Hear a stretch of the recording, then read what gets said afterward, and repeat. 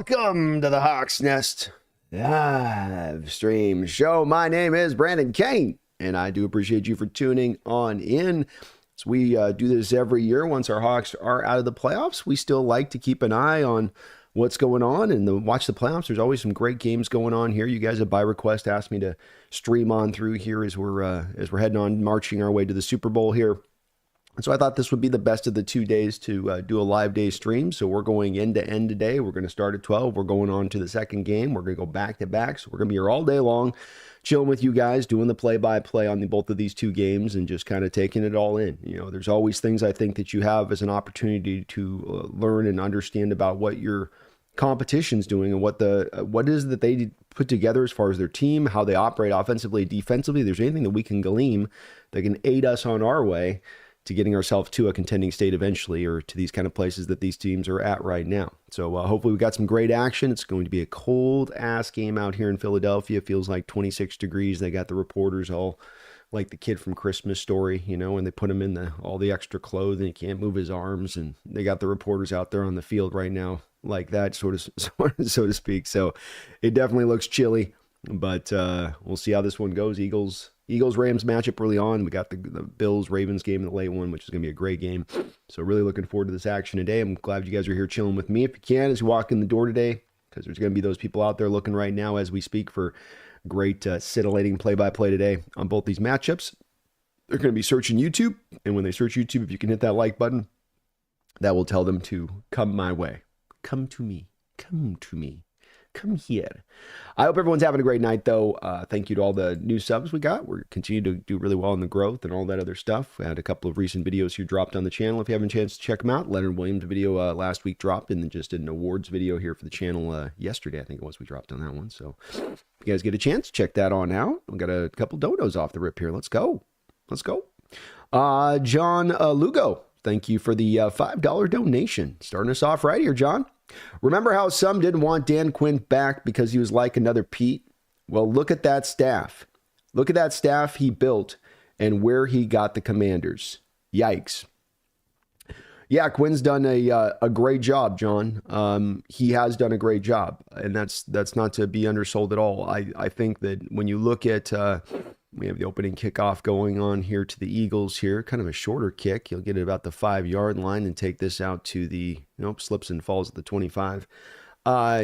He's done a really good job. He really has. And the Cliff Kingsbury hiring, I think, is one place that's not a hiring you'd see Pete Carroll make. A willingness to, throw the ball that much or to be that sort of pass happy. And that's a little bit of there being a unique difference between him and Carroll versus what we were worried about in getting him, which would be more of just kind of getting the retread. So he's done a good job with that.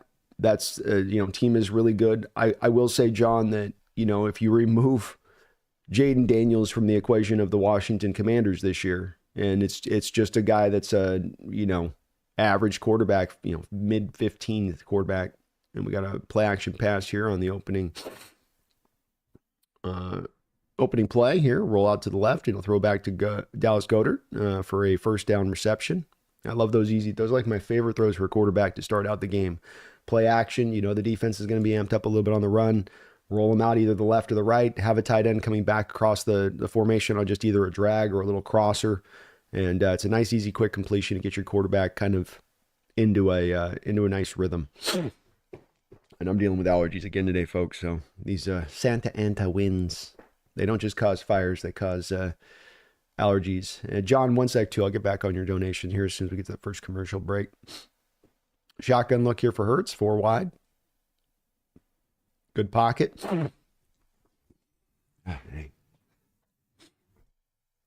Completed for a very short pass to Devontae Smith for about 4 yards. But I that's the only thing I'd say with her, John, is that if you remove out Dan Quinn from not Dan Quinn, but Jaden Daniels, he wouldn't. And the reason I say remove that out, John, is because if you bring Dan here and he doesn't have a Jaden Daniels, does he take the defensive performance as far as Mike McDonald did this year? I'm not sure that he does. Second down and 5, inside give to Saquon, and he's going to be wrapped up and brought down for a third down and short.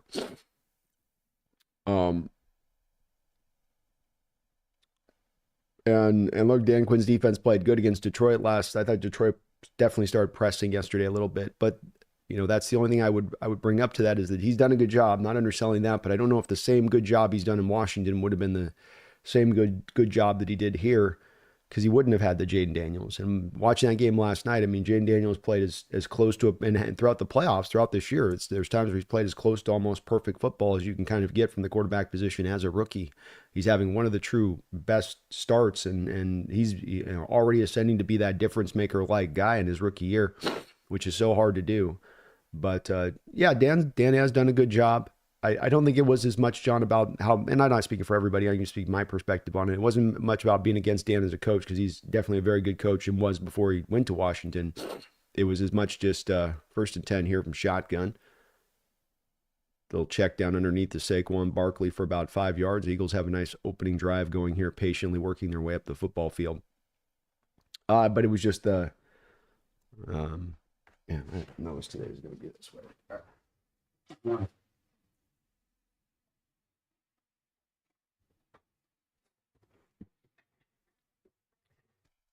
Second down and 4, shotgun look, 4 wide. Read option keeper here by Hurts. He's still on his feet up the football field. Still on his feet. Jalen Hurts is loose. Down the field, touchdown. Wow. Just kept his feet, kept him churning, fought through the tackle. Poor tackle attempt at that. And the Eagles march right down the field with a 6-play, 74-yard drive for a touchdown. Little gap. Little counter kind of gap thing here. So you pull the lineman back in space. You go with Saquon. The 2 linemen are pulling in front of the quarterback, not in front of Saquon. So Hurts gets an envoy. That's where you sort of take advantage of the attention that Saquon's going to get on the read option. So you give him the read option. All eyes go to Saquon, and then you pull the lineman back here to where you run it with the quarterback, back the other way. Great piece of kind of misdirection there. But a fantastic run by Hurts. And then a missed extra point. Yow. So yeah, he's done a good job, John. That'd be just the one thing that I would say with Dan is that this is definitely heavily driven by Jaden's impact and what he's brought to that team and how good of a quarterback he is, and that would have been missing here, And I think he would have done probably a good job here. This one's a place where probably you go with a couple of different coaches here, John, and potentially have success with it, a few of them on that part of it. But I think we got the great hire here with McDonald, and Jaden Daniels is kind of magical. He's not even in the way of like he's just making so many sensational plays. To me, John, it's been the decision making that's just stood out so heartily, in that he's so smart with the football, so careful with the football, yet able to still be so dynamic with the football. He's got this balance thing going that's usually so hard for quarterbacks to find. It usually takes him at least a couple of years to kind of get to that place of things. But he's a monster. He's a little monster, but he's a monster.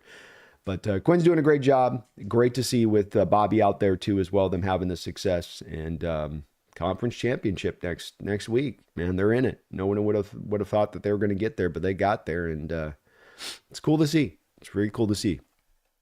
Dan's doing a hell of a job, John. Thank you for that donation. Hand Grenade has been celebrating 2 months as a Hawks Nest member. He says, not saying it's your fault, B, but Rams are 3-0 when you stream their games. Just saying. Well, they end up winning the Super Bowl now if this holds true, because I'm going to be streaming next week the conference championship game too. So I might be bringing the good vibes to them, as much as I would not want that to happen. It may be inevitable. Phoebe with Phoebe Moore Seahawks with a $2 donation. Thanks, Phoebe. It says, Ben Johnson also at fault, 43 passes and 24 runs with Goff, shaking my head. That's that panic thing that I felt was a little bit at play with Detroit on this one. It's hard in this league to week in and week out have to outscore your opponent. We've kind of run into this at times when the defense hasn't been playing as well. It's to maintain that rate week after week after week. You start to press a little bit. You start to feel like you've got a Superman it as far as an offensive goes. And that extends to the quarterback, that extends to the play caller. You go, man, our defense isn't stopping anything. We gotta hang 40 points on the board here. But he did get away from it. He got away from it when the run game was working, Feed Me. And especially with how many interceptions they were having in that game, and I mean the trick play that gets intercepted, where I don't know that there was really a need to call the trick play at that moment. I was almost just like they called the trick play, not that they had really set it up. They just sort of called it, and I definitely felt like Johnson got a little bit panicked in that one, in the play calling and how he went. And it's odd because they were such a team that stuck so hard into being balanced throughout the course of the season. You don't want to walk into the playoffs and become unbalanced at that point when that's who you are. That's what your identity is, riding on the horse that brought you there, so to speak. Feed me. And it's hard. Washington was just putting points up like nobody's business too, but those turnovers in the playoffs, you can't have that many turnovers. You can't. You just can't. Tough look for Johnson though. Still probably going to get a job though. All right. LA starts out here from the 30 with play action pass. Ooh, almost picked up by Darius Slay. He undercuts the route there. Stafford tried to fit it in there, and he threw it right to the hands, I think, of Slay.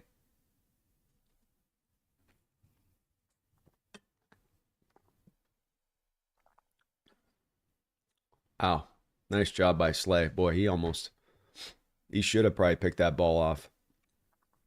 And I've seen him pick that thing off before. 2nd and 10, handoff inside here to Kyron Williams. He'll scoot around for a couple of yards there, pick his way through.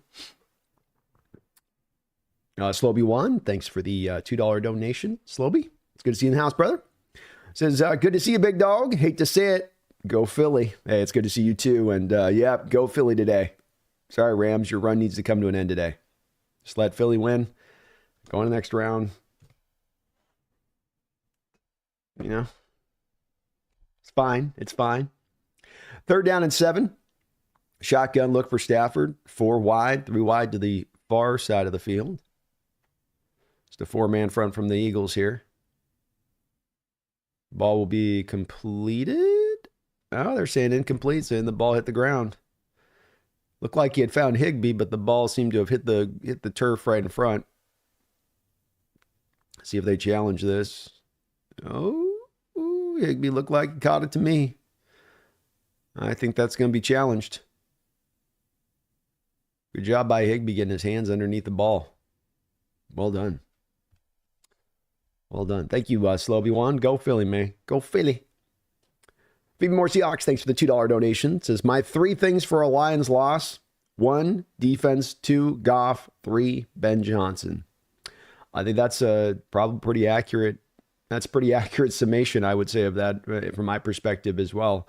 You can't blame the defense. You really can't for the staff. Like, they walked in that game with 9 guys on the IR. 9 guys on the IR, including by far their most important defensive player, Aiden Hutchinson. And they lose Eric Armstead, forget his name. He broke his arm in the game. There's no defense in this sport that's going to be able to lose 10 guys to IR and still be able to operate and function unless you are just so amazing at drafting. So the defense part was kind of understandable for why they've done a good job of just kind of, despite the fact they've got leaks blowing out all over that ship, they've been able to keep that thing, okay throughout, the back end of the year. But I mean, it was a little bit of smoke and mirrors there where you have almost no pass rush. You can't stop the run. Your secondary's beat to hell. So, they definitely deserve it, but that's an understandable excuse where with Goff and Ben Johnson, they played 2 games that they just had not played, from Goff's perspective and how he played the quarterback position, how Johnson called the game. You sort of did a kind of game where this is not how you guys have been at all throughout the year. Goff, you've been so careful with the ball. I mean, you have the one game I know where you had the 5 interceptions, so you do have that one game this season where that did occur, but more often than not, game after game, he's pretty careful with the ball. But just got completely wild with it in that game. Just completely wild with it. And talking about below where with Ben, just way too much pass happy nature in that, especially with your struggling in pass protection and, he's struggling with interceptions, help your quarterback out, read what's going on in the situation. But yeah, I think that's accurate. That's the way I would look at it too, Feed Me. Sloby1, thank you for the $5 donation. Oh, can you read the time on your clock after the commercial so I can sync up? Yes, I will for sure. Let me as well get this up here. That reminds me. Boom, boom, boom, boom. All right, I got that up. And yeah, I will do that for sure.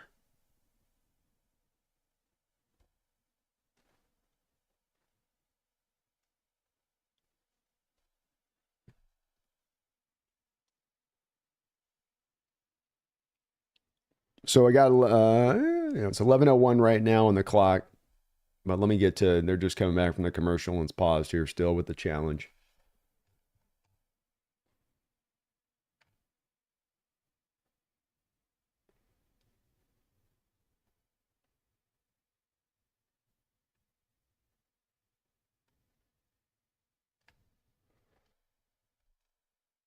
Looks like they're going to give him the first down.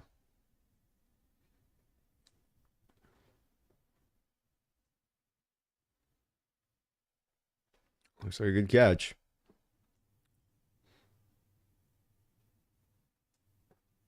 $10:51 on the clock right now. I'll give you a couple reads on that too, Slubby one. Handoff inside here to Kyron Williams. He's got some room. Kyron loose down the football field. Just picking his way. Little lateral, get upfield. Little lateral, get upfield. Little lateral, get upfield. Patient, using the vision.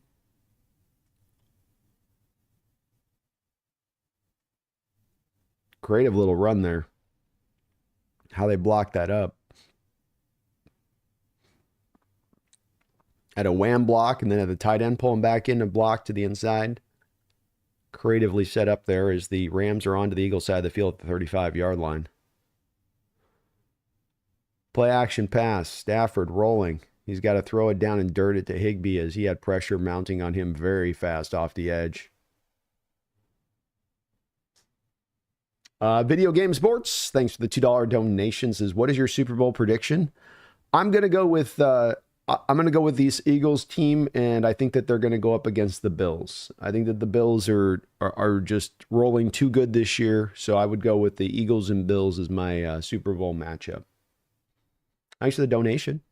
I just think the Bills, they've been able to stay in that pocket. We saw the Lions kind of fade a little bit there at the end, where you got the feeling with the Lions, especially with their injury situation. Shotgun here for Stafford. He's going to come back underneath here in the middle and find Puka for a first down. Nice throw by Stafford.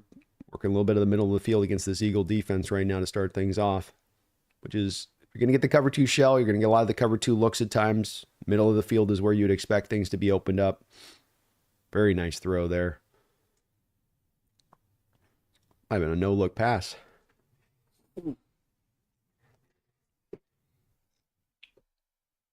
Six-play, 48-yard drive, answering the Eagles' opening touchdown drive.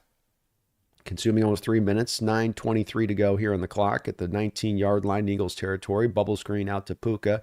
He'll gain himself about 4 yards on the play. But yeah, video game, I just think the Bills are locked in. They're not fading like the Lions. Their injury situation's in pretty good shape. That was a no-look pass in the previous one by Stafford. And this Eagles team, I think, is kind of in a similar state where they're playing good football. Their injury situation, absent a guy like maybe Brandon Graham, is, pretty good. And as good as Washington is, you do feel like a little bit of that pixie dust will eventually run out. Shotgun here for Stafford, dropping back to throw. Nice play there by the rookie, Quinyon Mitchell, one of your best corners last year in the draft. He's had a hell of a season here for the Eagles and comes up and knocks the ball away against Puka right there and lets him know about it. Good young player. The Eagles with Cooper DeJean and Quinyon Mitchell have a couple of really nice corners for the future on this team. Nicely done.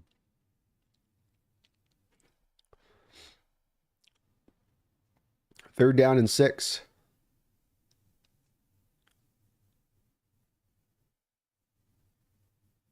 Stafford going empty here. Surveying, he's going to try to run for it. Oh, he got it too. It looked like he wasn't going to get it, but he was able to sneak through there and lean forward. He got hit a yard or two short and just kind of fought forward. Nice job by Stafford. Oh, are they going to hold him short on this? Well, that's a tough spot.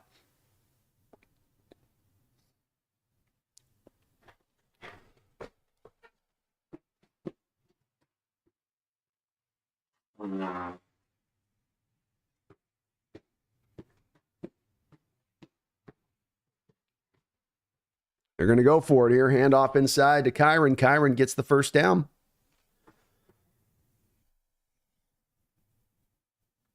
That was a tough spot.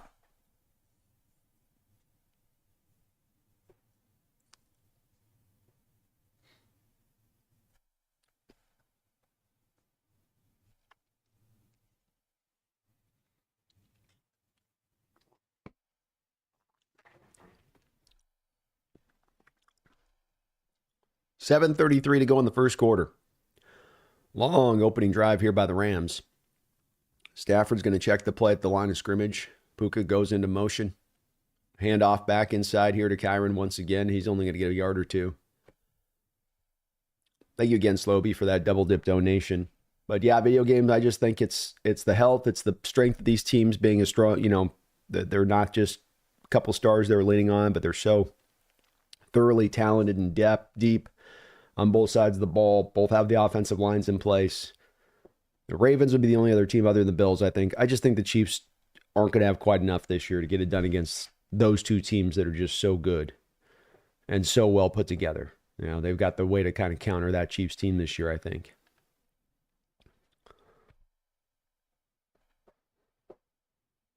Second down and goal. Heavy look here from the Rams. Play action pass. Tries to throw a slant route into Robinson there. Darius Slay played it pretty well there, right on the line of being a PI. But in playoff football, they're going to let those guys get away with that. Darius in press coverage and tries run a little out and in slant.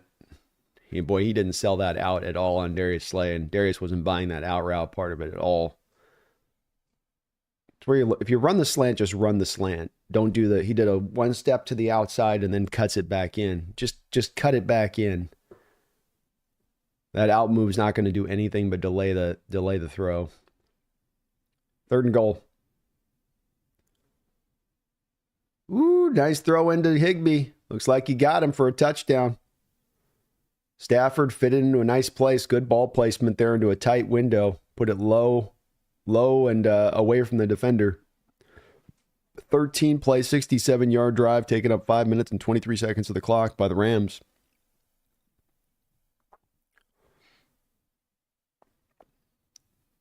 Oof. Very nice throw. He just fit it right between the two defenders. Wow, good job. D-Nugget, thank you for becoming a member again, my man. Appreciate you for that. Feed Me More Seahawks, thanks for the $2 dono. Says, does Ben give you Kyle Shanahan vibes? It does me. A little bit. I think that they're different type of guys in the way that they want to go about what they do. And as far as like they have different offensive systems in place. But I think what you're talking to is there's a little bit of maybe a feel that you get from a Shanahan that you also get from Johnson, where you go, okay, these guys are very smart. Like they're very good. They're very good play callers. They certainly are, some of the better in the league in that way. But they also seem to have that Achilles heel thing going on as well, where you're like, do they have this thing though that also is happening that's like kind of their blind spot, and it's not that it overtakes the good. It's just that it always exists with the good. It's always there kind of also in addition to that. And I maybe do feel that a little bit with Ben on that. And it seems like maybe some of it comes from stubbornness at times, which it's a thin line between being stubborn and committed to your identity. I guess it would be what they would probably tell me as far as that kind of criticism to them. But I do think that does seem to be a bit existing there with Ben. And I come back to, again, the fact that, he was such a hot candidate last year, and you had the Seahawks interview him and you had Washington interview him. And he just didn't seem to blow these organizations away with his vision.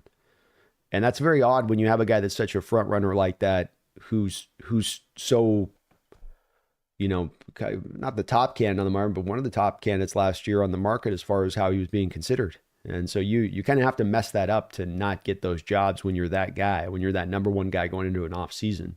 And that just makes me come back to go, is there something kind of there like that, Feed Me? And certainly the Niner fans often talk about with Shanahan on there definitely being that thing within him where he's just got that stubborn part where it's like, yeah, he's a good coach, but this stubborn part holds him back from ultimately ever being potentially a champion.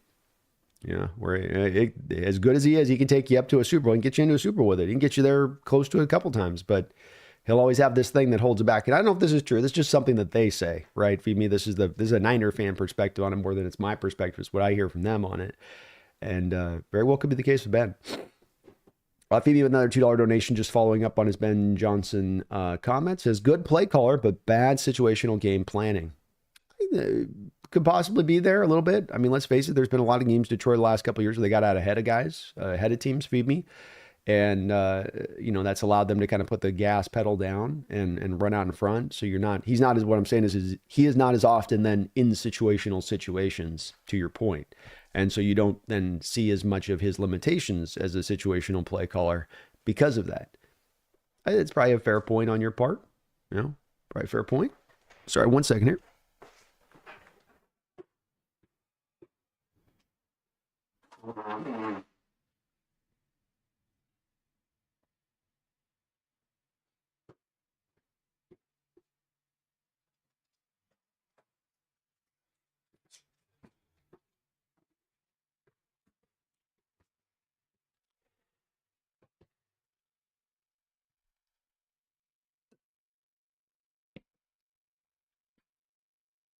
I think the Rams are going to have a long day stopping the run against this Eagles team.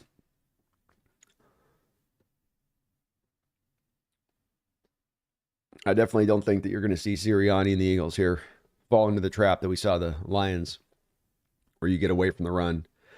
After a nice kick return to the 32-yard line, Hurts will take over there, 1st and 10. Shotgun look, hands it off to Saquon Barkley for a gain of about 3 yards. Thank you again, Phoebe, for the double dip donation. I think we did dodge maybe a potential bullet there with the Ben Johnson thing and not bringing him in.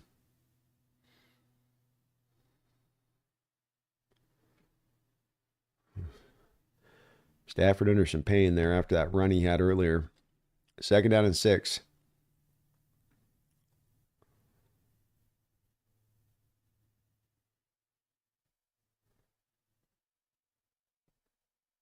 Another shotgun look here.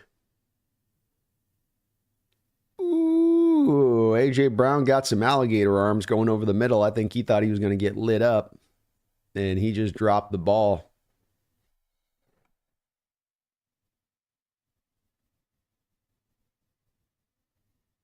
Jeez. You got to catch that one, bro. Got to catch that one, big bro. 3rd down and 6. Blitz look here from the Rams. Double A gap, mug pressure prior to the snap. They're just going to bring 5. Hurts under pressure. Nice blitz look there. Well, so I said they're not going to get away from the run. They got away from the run a little bit on that drive.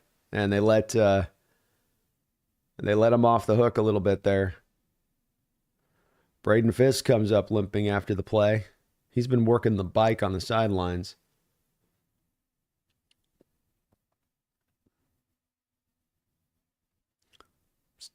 Tough read there where you get the double A gap pressure and you drop one guy back because you feel like they're both coming prior to the snap from quarterback's position. So you want to target the middle of the field with your hot. But then the mic drops out and takes away the hot route to the middle of the field. And now you got to come back and read it pure while you're still getting a 5-man blitz. And with the way the Rams rush the passer, nice return here by the punter. He runs into his own guy and then falls down. Nice return there by the punt returner, though. Jordan, thank you for the $5 donation. He says they need to start flagging players for asking for a flag. It's getting overboard with players.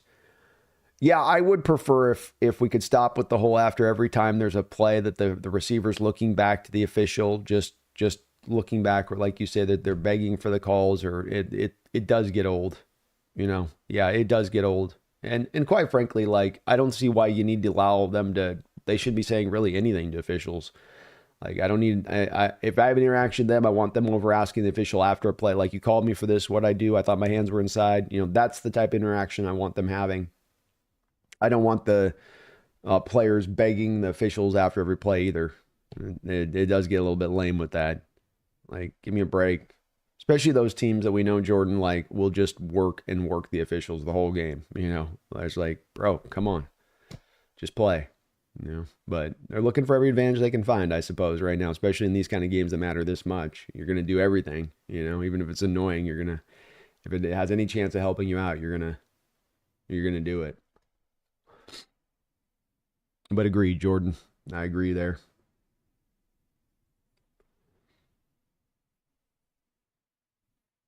Jake says it's weird I'm pulling for Rams as a Hawks fan. Well,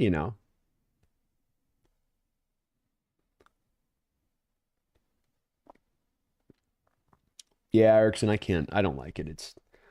It's just too much. Especially the working angle. The whole point is like you used to have people turn around and, official were like, come on, that should have been a flag. Now it's just like, well, if I can work you, if I can just show just the right deal with it. And I mean, let's not even get into the Mahomes stuff yesterday with the Chiefs. I mean, holy Lord. The NFL is just in a position they don't care right now, do they, with that? Like multiple calls in that game where you're just going, what? And he's one of the worst offenders. That's one of the guys that after every time he's sacked, he's looking to the official. Big old doughy eyes.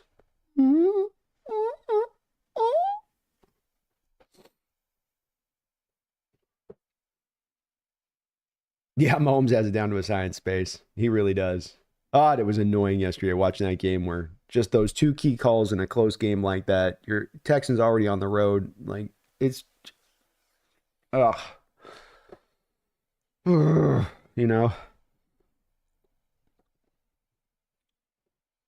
Stafford dropping back to throw. He's got his man on a little drag route here to Higbee. A nice catch. Rams making it work here. 4:35 to go here in the first quarter.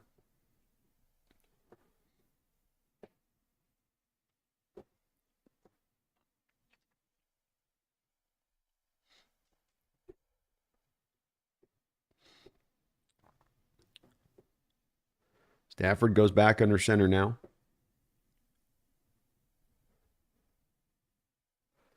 Play action pass. He's going to throw a screen back off the play action. Well deduced there by the Eagles. Nice job by Oren Burks there making the play. Stopped just short of the first down. So 3rd and out, 2 and 3 yards. Well defended there.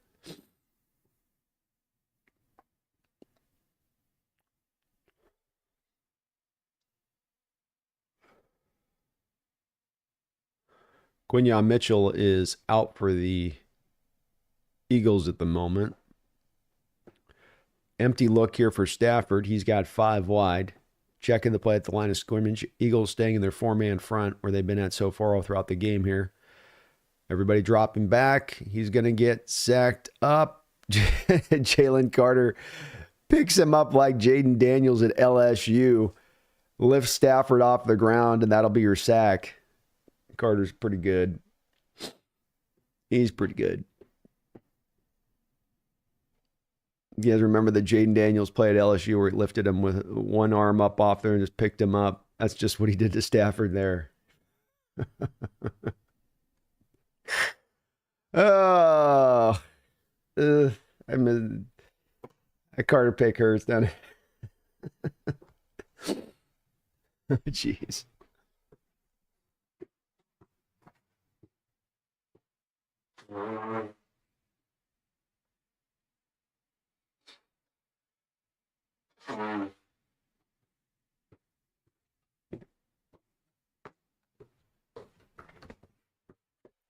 It's a lot more impressive doing it with Stafford. Stafford weighs like 225, something like that.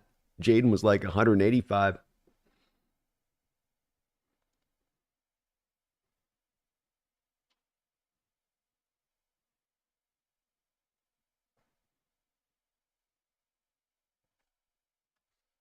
Like, I hate the Chiefs, but Texans fans need to be humbled. Calling their second day at Legion of Boom 2.0 is inexcusable. Well, that's a way to jinx yourself. We've seen a few defenses try to take that moniker on.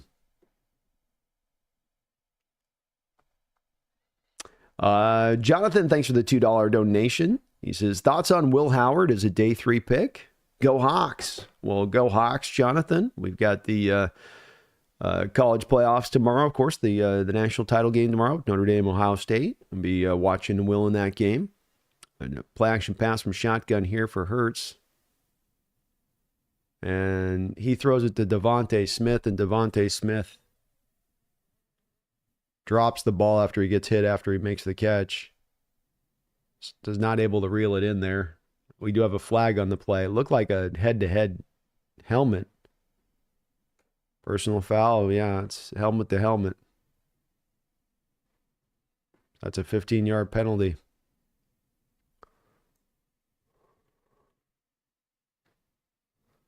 Yep. You know what I get about that play, though, is like a couple of years ago, we had an exact play like that with Quandre Diggs in the Patriots game, and he got ejected for that. Like, what's the difference between that and the play where Quandre got ejected? Like, why was Quandre's more egregious against N'Keal Harry 3 years ago versus that play? It's 100% a flag, and he launched himself, Jordan. I agree with you. Like, that should, but then isn't that also the whole thing that they said about, I guess because it's a playoff game, you don't eject guys. I don't think they eject anybody for the record. I just think that it's another one of those arbitrary rules where it's like, well, this one will be ejected, but this one won't be for reasons.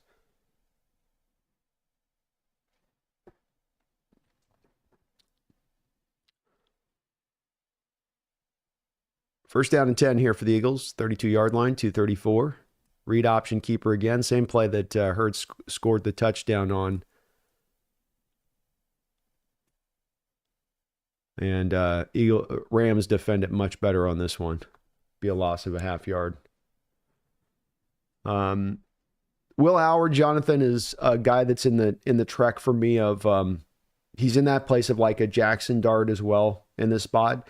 I think that they're going to be third round guys is my instinct on this, Jordan. It certainly depends a little bit on how they test. And with Will, in Will's case, I don't think he's going to necessarily test. Well, he'll have a good 40 time. He won't have like a good 10-yard split, but he'll have like a good he'll run like a 4.55, 40. Shotgun here, 2nd and 10. Dropping back to throw. The ball will be complete, then knocked out of bounds. Boy, Eagles not using Saquon a lot here early on. Saquon ran for 250 yards in the first game, and so far to start out here for the first 3 drives, you've got 3 rushing attempts to Saquon, 5 passing attempts, and then 2 more rushing attempts to Hurts. 3rd down and 4. A little bit of a light snow starting to fall here on the field. Rams coming back again with that look and back to Saquon. Saquon loose in the open field. Saquon down the sideline, and he is going to walk into the end zone. Walk into the end zone. I was just mentioning, got to get back to Saquon here. Make this Rams defense stop you with that guy because they couldn't in the first action. I mean, this was what it was like in the first game between them, where he could just go run and get loose and just unstoppable is the word that I would use. And very much in the same way here. You get the Rams again in that double A gap kind of mug pressure. And the problem on this play is that then has your linebackers then get dealt with really quickly. Like Mekhi Becton just bent the linebacker in half right off the snap. So if you have your linebackers in an off-ball situation, they can get to the pursuit angle to get over to the edge on Saquon Barkley. But when you have your linebackers come up at the line of scrimmage like that in the double A gap, post-snap, your linemen are right on top of them. And that's obviously going to be a matchup that for your linemen, that's to their benefit. The Rams are counting on 3rd and 4, of course, the Eagles in that moment to pass the ball. So that's why they're willing to put that double A gap pressure up there. If they think the Eagles were actually running it there, they would keep the linebackers in an off-ball state. So a ballsy good call there by the Eagles to go to that there on 3rd and 4. And they're going to have a hard time, I think the Rams are, in stopping the run here today, especially with seeing already they got Braden Fisk a little bit gimpy. But Will Howard, Jonathan, Jackson Dart, Will Howard. There's one other guy in that range in there who's kind of an interesting cat too. That are guys that I think are going to be 3rd round kind of guys, Jonathan, probably late 3rd rounders. That was where we'd have to take them. But being that I know that John's had this want to do this in recent years, it just hasn't because it hasn't lined up where there's been really the player there that's deserving of taking the 3rd round at the quarterback position or the 2nd round at the quarterback position. This is the one year where I think he's going to have one of a couple guys he'll probably like in there. And I could see him then make that pick on that day where he goes, okay, Will Howard is definitely the kind of guy that I think would appeal to him. And John, for the most part, when we've seen him go after guys or look at guys, he likes the bigger guys. He likes the bigger arm guys. He likes a guy with a little bit of mobility. Will checks off those boxes. His arm is, I think, just a little bit better than kind of average as a prospect. So it's not sensational, but it is a little bit better. It's certainly an improvement over the guy that they had there last year. And he's got a lot of moxie, throws a good ball, excellent on ball placement, throws with a reasonable amount of anticipation. He'd be a fun player in the third round, Jonathan. But I think you'll have a hard time getting to day 3 necessarily with him. He might slide there because, again, I am thinking he's a late day 3 guy. But with the way that the needs will come into this draft with teams looking for a quarterback or at least trying to find a flyer kind of quarterback in that third round place, I think the need will drive this more than necessarily where his pure talent would warrant. But he's a fun player. He's a good player. I think Ohio State's going to win that game tomorrow. They had so many guys come back this year, though, too, with the who didn't declare for the draft. Philly Commie Championship. It looks like it, hand grenade. It looks like. Charles says the Rams were looking weak against the run last week. Yeah. Just weren't able in that game to stay with it as much, right? Wasn't that the whole thing with that game last week was I want to say that the Packer game. I guess they didn't completely go away from the run. I felt like they didn't stay with it as much, though, in that game. So 13-7 Eagles. See what the Rams got here.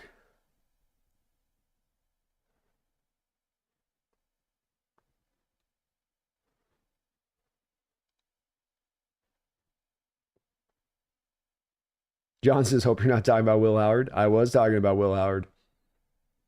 Not a fan, John?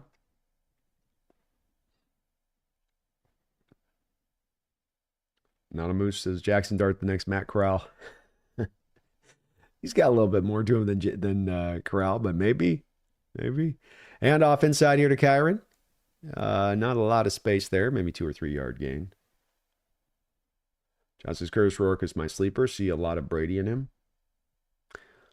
Yeah, he's interesting. There is no mobility there with Rourke, but he's got a real quick delivery.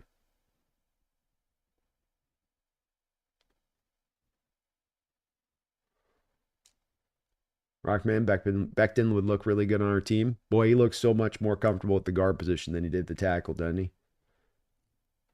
Way more comfortable over there. 2nd down and 7, play action pass. Dropping back to let it loose deep here. Stafford. Oh, he completes it to Robinson. The ball was intercepted for a moment, and then Robinson just ripped the ball free of the cornerback. Stafford slightly underthrew it, and the corner came in there and had his hands on it, and the other guy just ripped it right out. Yeah, 34 right now, man. You start doing some more of those squeeze weights with your hands, right? Oh. Ooh.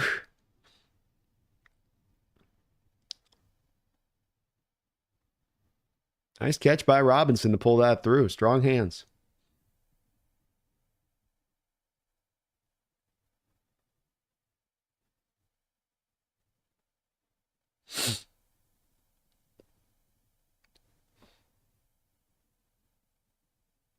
Yeah, Misfits mentions, oh my God, Eagles blew 2 interceptions already. Something that I often mention here about Stafford that has me a little worried watching this game from an Eagle perspective on this is that Stafford's the kind of quarterback that's going to play good through you for the course of the game. He's going to make those throws, high-level throws, good decision-making, but he's going to give you like 2, maybe 3 a game of opportunities. And he's not going to give you 5, 6 opportunities a game. He'll give you like 2 to 3.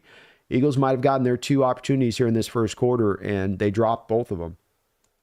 And this may come back to bite them in the butt. John says Jackson Dart's 220, definitely not Corral, unless Corral was trying to run over linebackers. Yeah, he's got a little more. Corral was a lot more lighter. I think Corral was more in that sub 200-pound place, John. Agreed. That's the thing I I think that Dart's got a stronger arm than Corral, and I think that he's a better runner than Corral, and I think that he's got about 20 to 25 pounds on Corral as well. Nimblehack Stafford with a horseshoe in his pants today. Yeah, he's getting away with them. And Bauer says, hey, Hawks Nest, been a minute. Glad I'm able to tune in. Love the shows. F the Rams. Thanks for hopping back in, man. It's good to see you in Power.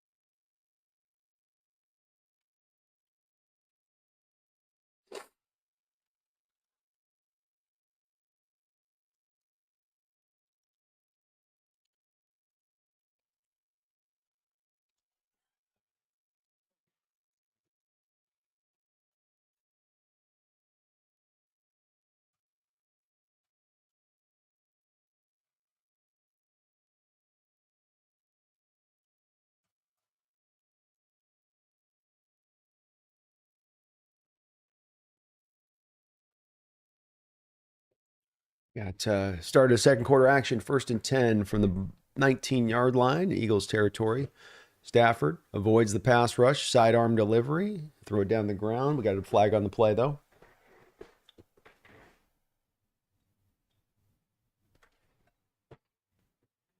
Holding on the Rams.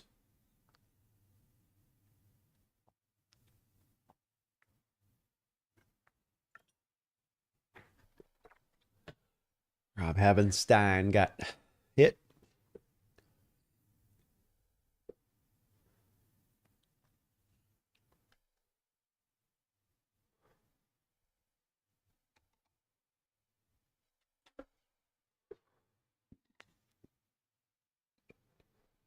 Stafford back under center now, 1st and 20. Handoff to Kyren Williams. Kyren, nice couple of cuts there by Kyren Williams. He's running really smartly here early on. And the snow is starting to really come down here in Philadelphia now.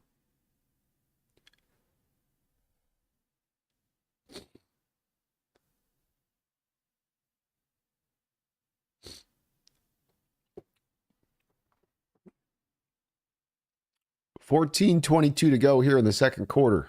Eagles up 13-7, 2nd and 11, ball at the 21-yard line. Stafford shotgun, two-man backfield to his left and his right. Drops back to throw, finds Cooper Kupp there, wide open. Nobody picks up Kupp, and he's going to get a nice almost 10-yard gain there on the play, bringing up 3rd and short.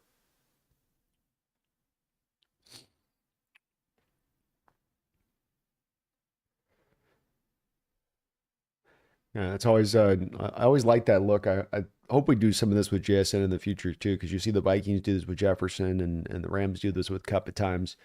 Just put him back in the backfield prior to the snap out of shotgun, and then just have him leak right out of the backfield. And a lot of times the defense just won't pick him up. You'll just see that where it's just an easy completion for whatever reason. 3rd down and 2. Stafford.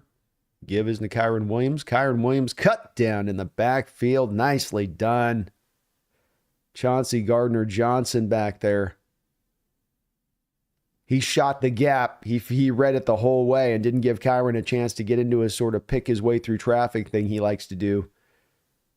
Kyren started to engage his vision, and Chauncey Gardner was right there in the backfield the whole way. Great job by Chauncey there.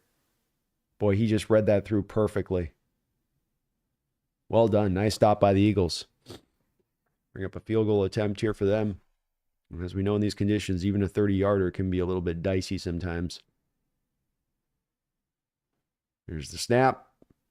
Kick is up. Kick is snuck it inside the upright there. So 13-10. Rams inch just a little closer.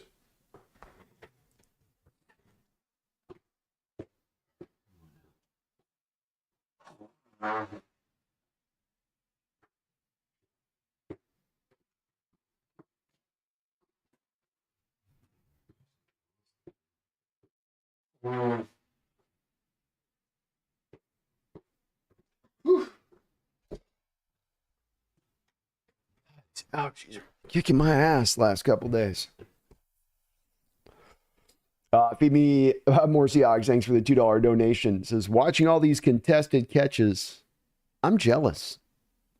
Indeed. Yeah, indeed. I think we were 31st in the NFL this year. Our receiving core was in contested catch situations. And I think you definitely felt that at times, especially because Gino's a guy that can put a ball in a very good spot for a receiver to make the grab. And give them an opportunity at times where it's okay. It's a little bit of an awkward angle. It's going to be a contested catch. Okay, it's not going to be easy, but make some of these. Don't have it all. 31st just is almost a guarantee every time it was go into a contested catch situation. It would be almost a drop or ball knocked away. And it's a place that we definitely need. The two places when it comes to receiving core is we do look to having a possibility of looking to change that and upgrade or improve it. The place that stands out to me on this one is really getting guys that, contested catch, yak. Two things that would be two skill sets I'd certainly like to see for the next receiver that we look to bring in here. And have that as a part that we can add to this receiving core. Thank you, Phoebe.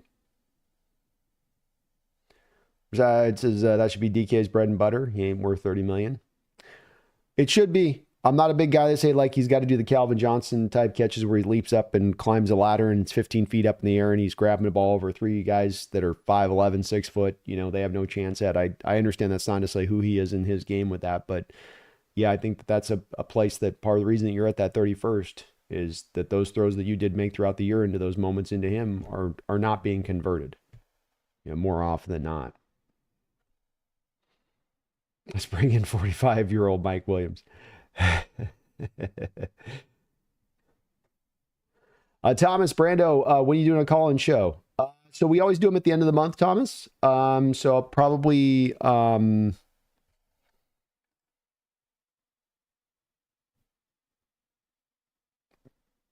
like next Monday.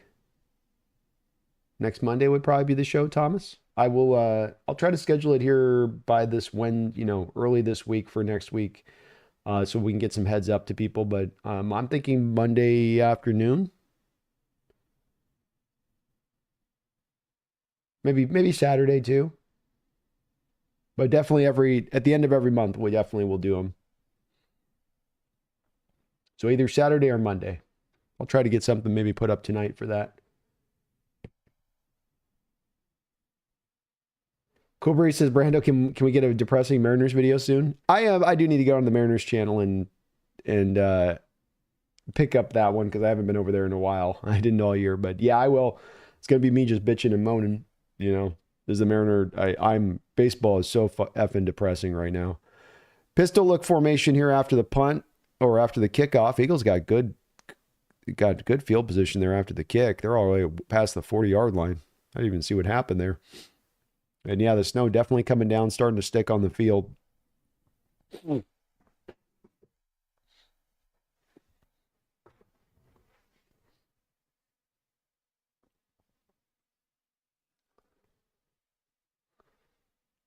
Braden Fisk on the sideline for the Rams. Not good with him. 2nd down and 9. 12 minutes to go here in the second quarter.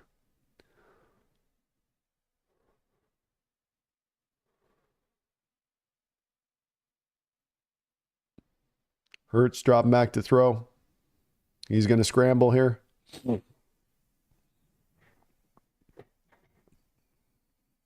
I'll tell you what, these conditions are just awful for the Rams defense. This is not the type of team that's built to play in the snow. Like, this is a defense that wants to play fast and quick, and this is with an Eagles team that can get after you with just hitting you with the really good offensive line and can be physical with you. Just this is exactly the kind of conditions that they're built to play in. 3rd down and 3. I'd go back to the run if I was the Eagles there. No, they didn't. They're going to try to throw it here. A.J. Brown with the catch on a nice little slant route. 1st down.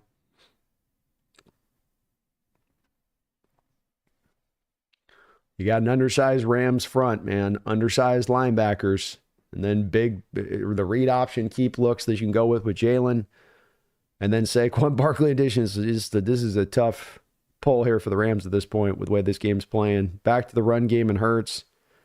And see, this is the tough part too, is in a playoff game like this with Hurts, you're in the regular season, you're going to run Hurts 3-4 times maybe in the game in a regular season game. It's a game like this and it's for the conference championship and it's for the playoffs and there is no tomorrow. You're going to run him just loose and wild, where he might end up in this game with 12, 13 carries when it's all said and done. Already 4 carries for 56 yards. This is going to maybe be a long day at the office here for this Rams defense. This keeps going like this. They got to put the brakes on this quick. Saquon with a handoff inside, first down, 7 or 8 yard run. This is why this was such a tough matchup for the Rams to pull, but also this too in addition to it.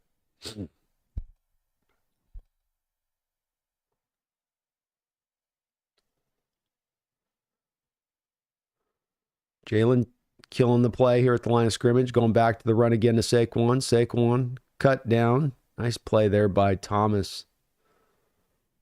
The Rams defensive tackle there. That looked like that play was maybe going to go for something, and the defensive tackle was able to cut it down just before it got to starting there.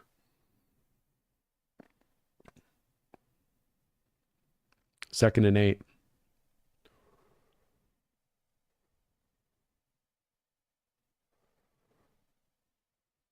See, I'd come right back to Saquon here.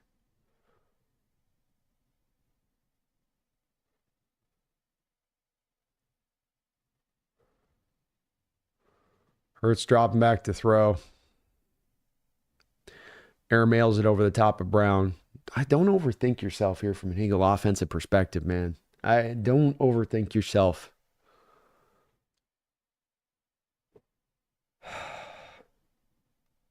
Like, would you guys go against the? Wouldn't you just run like hell right now? Like, I'm making Rams stop me in the run game. Like, show me you can stop me.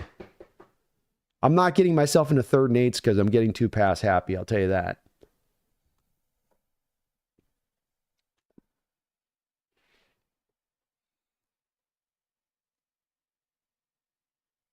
Third and 8.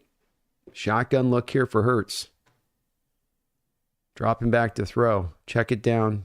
Oh, takes a sack there. Hurts back-to-back plays, not playing the quarterback position well. First air mails the first throw way over the head, and then this one takes a sack where you can't take a sack there. Now you knock yourself out of field goal range. Poor decision-making there from Hurts.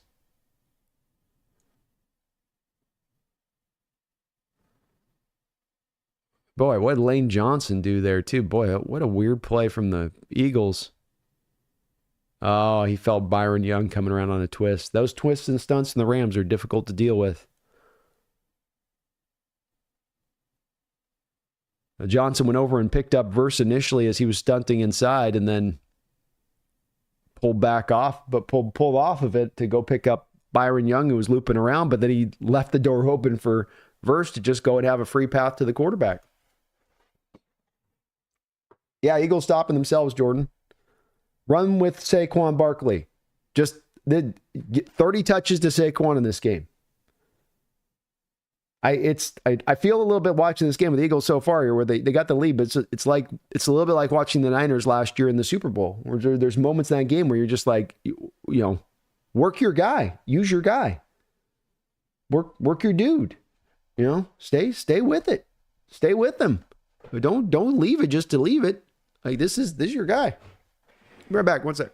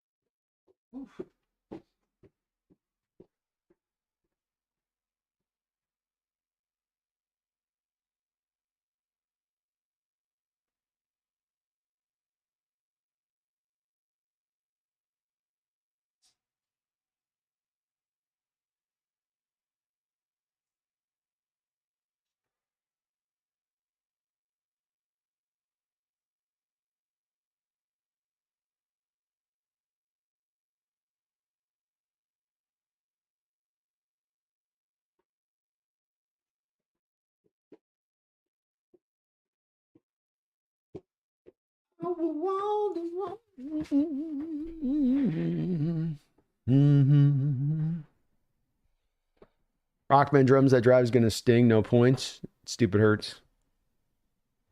Yeah, I don't like that decision making by Hurts. I hate the play calls back to back there on second to third down, but then Hurts there not being aware in the situation as a quarterback. And this is what playoff football is as a QB at times. You know, is recognizing conditions and situations and what's going on in the game and where you're at on the field. And hey, you know, it's going to be hard to kick field goals in this game. We want to just get as close as we possibly can every time. We'd love to get the points. I'd love to convert this first down, but when he dropped back there, he had a check down to Barkley there where he could have taken a 3-4 yard check down to Barkley. Now, you know, does he maybe not get the first in that moment? Maybe not, but you're 4 or 5 yards closer to then getting the field goal, at least coming away with some points in that situation rather than no points. And that's where you got to be smarter as a quarterback in that situation and manage the game. And didn't manage it well there, did Hurts on back-to-back throws there. But stay with the run game. Eagles, stay with the run game. Like this Rams team is not going to stop you in running the ball if you do stay with this all game. 7 carries, 81 yards for Barkley, and no 62-yarders, the main one that got it done. So you remove the 62-yarder, and it's 6 carries for 19 yards, but stay with it. 8-yard run from Kyron Williams on first down to give the Rams a little bit of breathing space here. Flea flicker. Boy, that was the weakest flea flicker I've seen in my life. they flea flicker to turn it into a screen to Higbee. Fumble! Belruski! I think they're going to call him down here.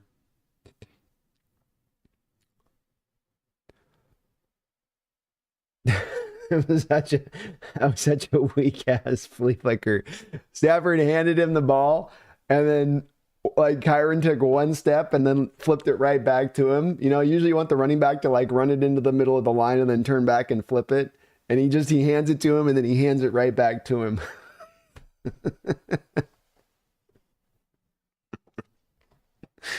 First and 10, ball at 35-yard line, 6:46 to go in the second quarter. Play action pass. Stafford dropping back to throw. Ooh, another dangerous throw. That ball just hung in the air. Stafford tried to throw that back to the long side of the field there. 34 for the Eagles has had his hands on a couple of footballs in this game.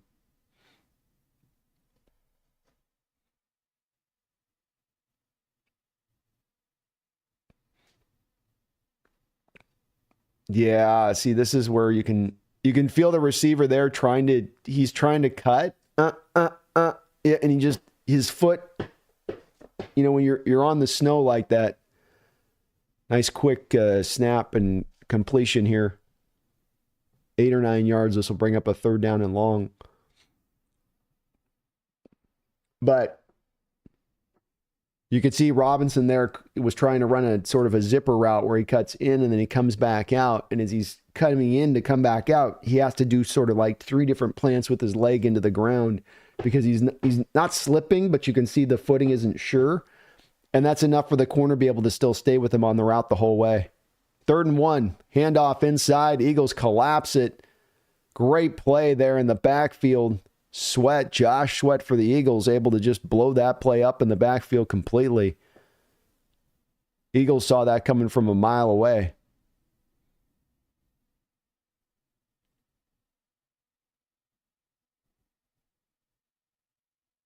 Wow, just completely unblocked. That's a tough block. You're having Puka Nacua come in off motion to try to pick up the edge on a play where you know that it's going to be a run play where they're going to sell out for the run.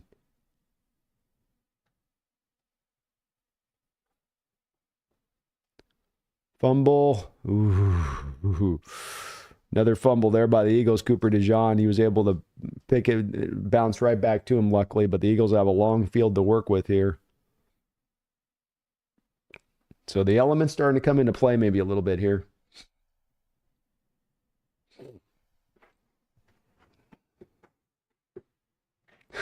Resides from the future.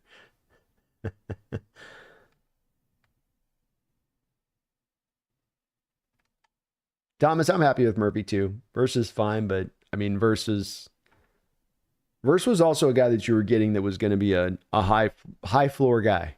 And so that meant that the guy that you had walking in was going to be very close to attaining what he was going to get to as far as even his, I think, ceiling when it was all said and done. I don't know if Verse has like, I think Jake, our guy there with the roundtable, will tell you that Verse is on this trek to be one of your next great pass rushers in the sport. I don't know if he's quite to that spot of it.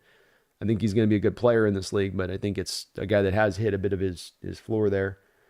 AI says, Brandon, remember when I said Verse was just like Khalil Mack before the draft? We should have drafted him. He's probably going to be in the Hall of Fame. So I can't quite get there on that, to me, on my perspective with Verse.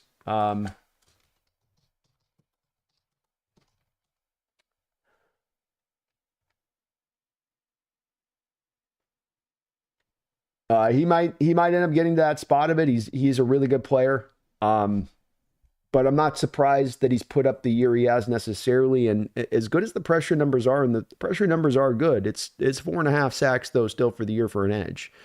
And I again, it's part of this just was the evaluation I had with him coming out. It's not shocking to see him have this year where it's a guy you go, well, yeah, I'd expect him. He could have come out the prior year out of college and gotten drafted in the NFL. It might even have been a first round pick at that time. He went back another year in school. So then you're getting a guy that you think is going to be a little bit more further along the alignment as far as his development as a player once he comes out. But I do think that he's also a bit more of a finished product where you take a guy that's got a little bit more of the high end physical upside to them and you're okay, well, there's still this and this as far as his ceiling goes. I think with Verse, he's more of a guy to me that's going to be more of a 10 to 12 sack a year guy rather than a 15 to 20 sack a year guy.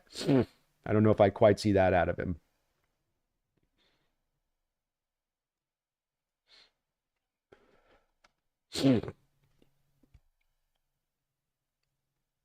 Yeah, I don't know if I see quite. I'm saying Ricard with you on. I don't know if I can see quite Khalil Mack, and he's had a great season. He has. I mean, the pressure numbers have been awesome, but I think that there won't be necessarily that extra, and I could be wrong on this, but I just don't know if there'll be that extra gear of now he takes this next step to get to that kind of place of things.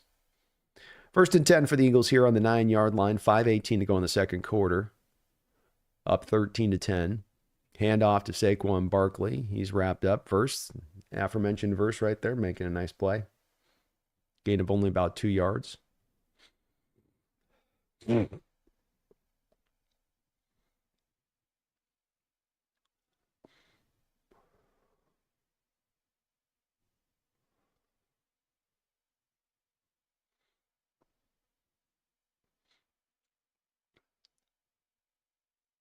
Am I the only one? I really hate self-help books. Can I just say that? They're showing the AJ Brown book thing. I'm anti self-help book. I hate that stuff. False start by the Eagles here.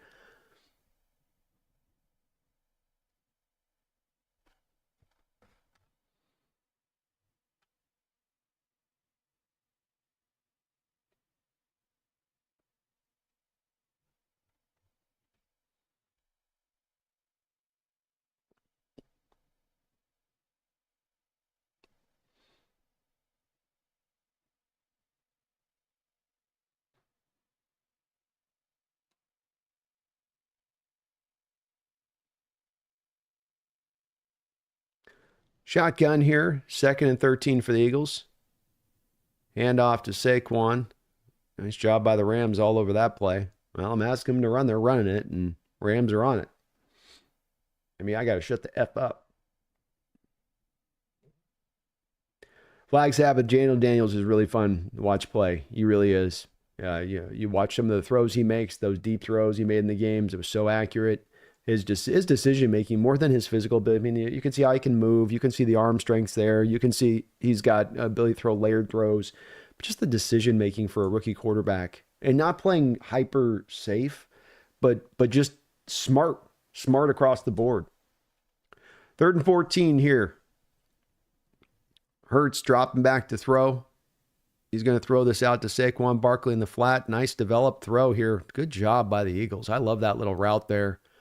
You got your quarterback dropped into his own end zone at that point, and he's, you don't want him holding onto the ball for long developing routes in 3rd and 13. Just Give him a quick little throw out to the flat. Let your best playmaker, Saquon Barkley, try to go make a play out there, which is what Saquon does.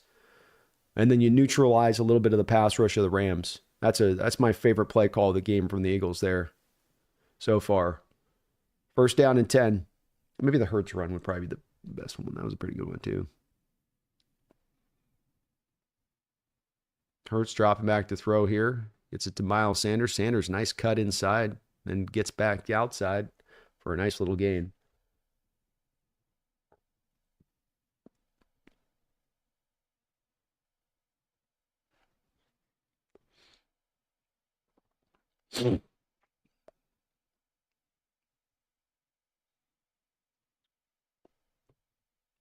I got an idea with Murphy. I'm hearing some talk about Murphy in the chat. I got an idea for you guys on Murphy that I wanted to bring up to you guys about potential usage for him going forward. First and 10. Hand off here to Miles Sanders again here. Gainwell. Sorry, I said Miles Sanders. Wrong Eagles team. Kenneth Gainwell. Sorry. He'll gain about 9 yards there. Nice run there by Gainwell. Hopefully Barkley's okay. He walked off the field there. And you cannot lose him. Yeah, he's having his... I'll take us down to the 2-minute warning here. Quick moving half. Eagles up 13-10. So, Warchie says, Brandon, Warchie says, Brandon, I like our pick with Big Murphy. I think we're going to get him playing the 3-tech a little more. Plus, he's the next Randall. I think he has pass skills we haven't seen. He's going to be a problem. I think he's going to be a problem too. It's Murphy had a good year, and I've seen some talk here with Murphy. Murphy was fine this year. He's just playing the nose tackle role, and he played it well. And you didn't get him over to 3-tech because you had Leonard Williams playing like a defensive player of the year for you at 3-tech. It was going to be hard for a rookie Byron Murphy to surpass a guy playing at a defensive player of the year quite level. You can understand why the coaching staff made that call. The idea that I had on this that I would bring up to you guys that I keep thinking about more and more is the thought processes of Byron Murphy as the big edge, especially early downs, filling in a little bit of the role of a Draymond Jones. Like, what if he took over we get a true nose tackle, and then Byron takes over more of the true early down Draymond role off the edge, and then you also don't have to then flip out. Obviously, you give him 3-tech snaps when you give him 3-tech snaps, right? But with Leonard Williams still playing how he's playing, you're not going to want to necessarily take Leonard out of the 3-tech. And there's sometimes you can move Leonard, as we saw this year, out to the edge. He's got that in his bag to be able to pull that off. But I've been thinking more and more about the fact that you still have Leonard Williams, you still have Byron Murphy stacked up on the depth chart. The 1-tech you'd like to get developed, the nose tackle, you'd like that to be addressed this offseason at some point. But if maybe you move him out to that edge spot where now he can be a power edge, he can manhandle tackles on early downs. You can use him on the stunt and loop game off the edge really well. He's well suited to do that type of stuff. Just something I've been wondering about, because it is going to be something they're going to look to address this offseason, being the Hawks, and looking for a guy that is a big edge, a power edge. You're losing that with Draymond Jones. You're going to probably lose that with Roy Robertson Harris. There's going to be a need to fill this in anyway. I'm just trying to think maybe there's a creative way to make this kind of work. Warchie Brandon, watching Jade and Daniels makes me sick. He was the guy I wanted if we were in the top, but we weren't. I just knew he was going to be the truth. That's why he went second. Should have been number 1. Probably should have gone number 1, yeah. And Jaden Daniels is another guy I was with you. I loved him a lot as well. Had a blue chip grade put on him. I don't give many of those out every draft year. He was the truth. He was the real deal. You could see it at LSU with how he played out there. It wasn't just a guy running around and just a sensational talent. It was a guy that was very far advanced along from the quarterback position, also from the neck up in a lot of ways. He's going to be a good player. A long time. Short little carry here on a short little throw on a little bubble screen for about 2 yards. Clock will continue to roll, 1:36 to go. Shotgun here. Jalen dropping back to throw. He's going to run with this now. Cuts it outside. Nice job in the open field by Hurts to get out of bounds after the run. First down. So tough on the defense in these kind of conditions. You're trying to stay back in coverage, take away things there, and he just kind of slides on up. Hard to bring down the open field from the quarterback position. Such a strong, tough runner.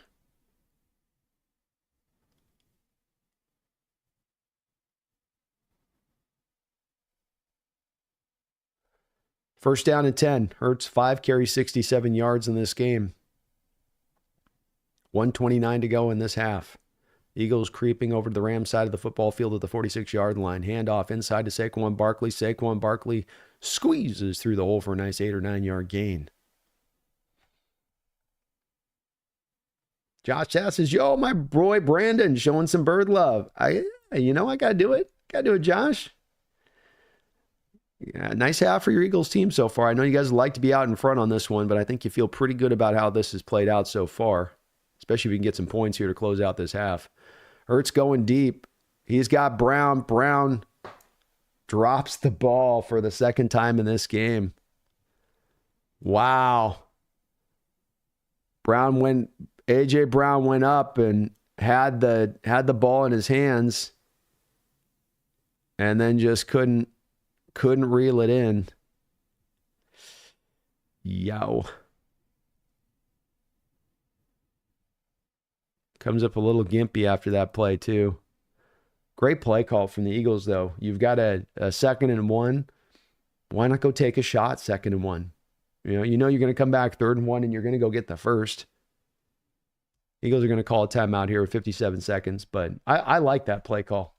That's a smart call there. That's what you do in Madden, man. 2nd and 1, you take your shot deep, baby.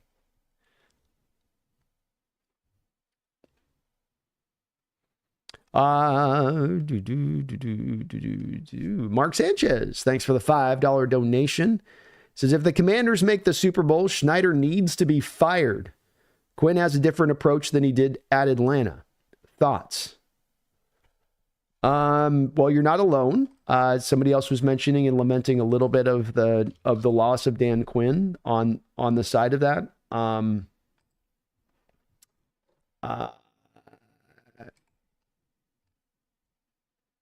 My standpoint on it is, I just got to give my perspective. So I get where people are coming from on saying, let me pick back up on that in just a sec here, Sanchez. It's kind of a deep question. So let me get. All right. 3rd down and 1. Handoff inside. And that's going to be a first down. So they're able to get it.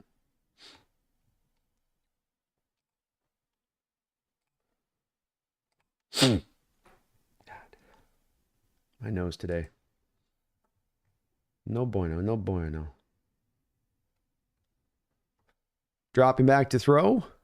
Back underneath here. And completion to Saquon. Almost a late hit there by the Rams. Boy, that was close. Rams have had a couple of tackles on this drive, been right on the line. The Eagles are almost taking a little too much time here on this drive. They're kind of almost overbleeding the clock down here rather than get down the field and go get a touchdown here. Don't just try to take 3 points off this drive.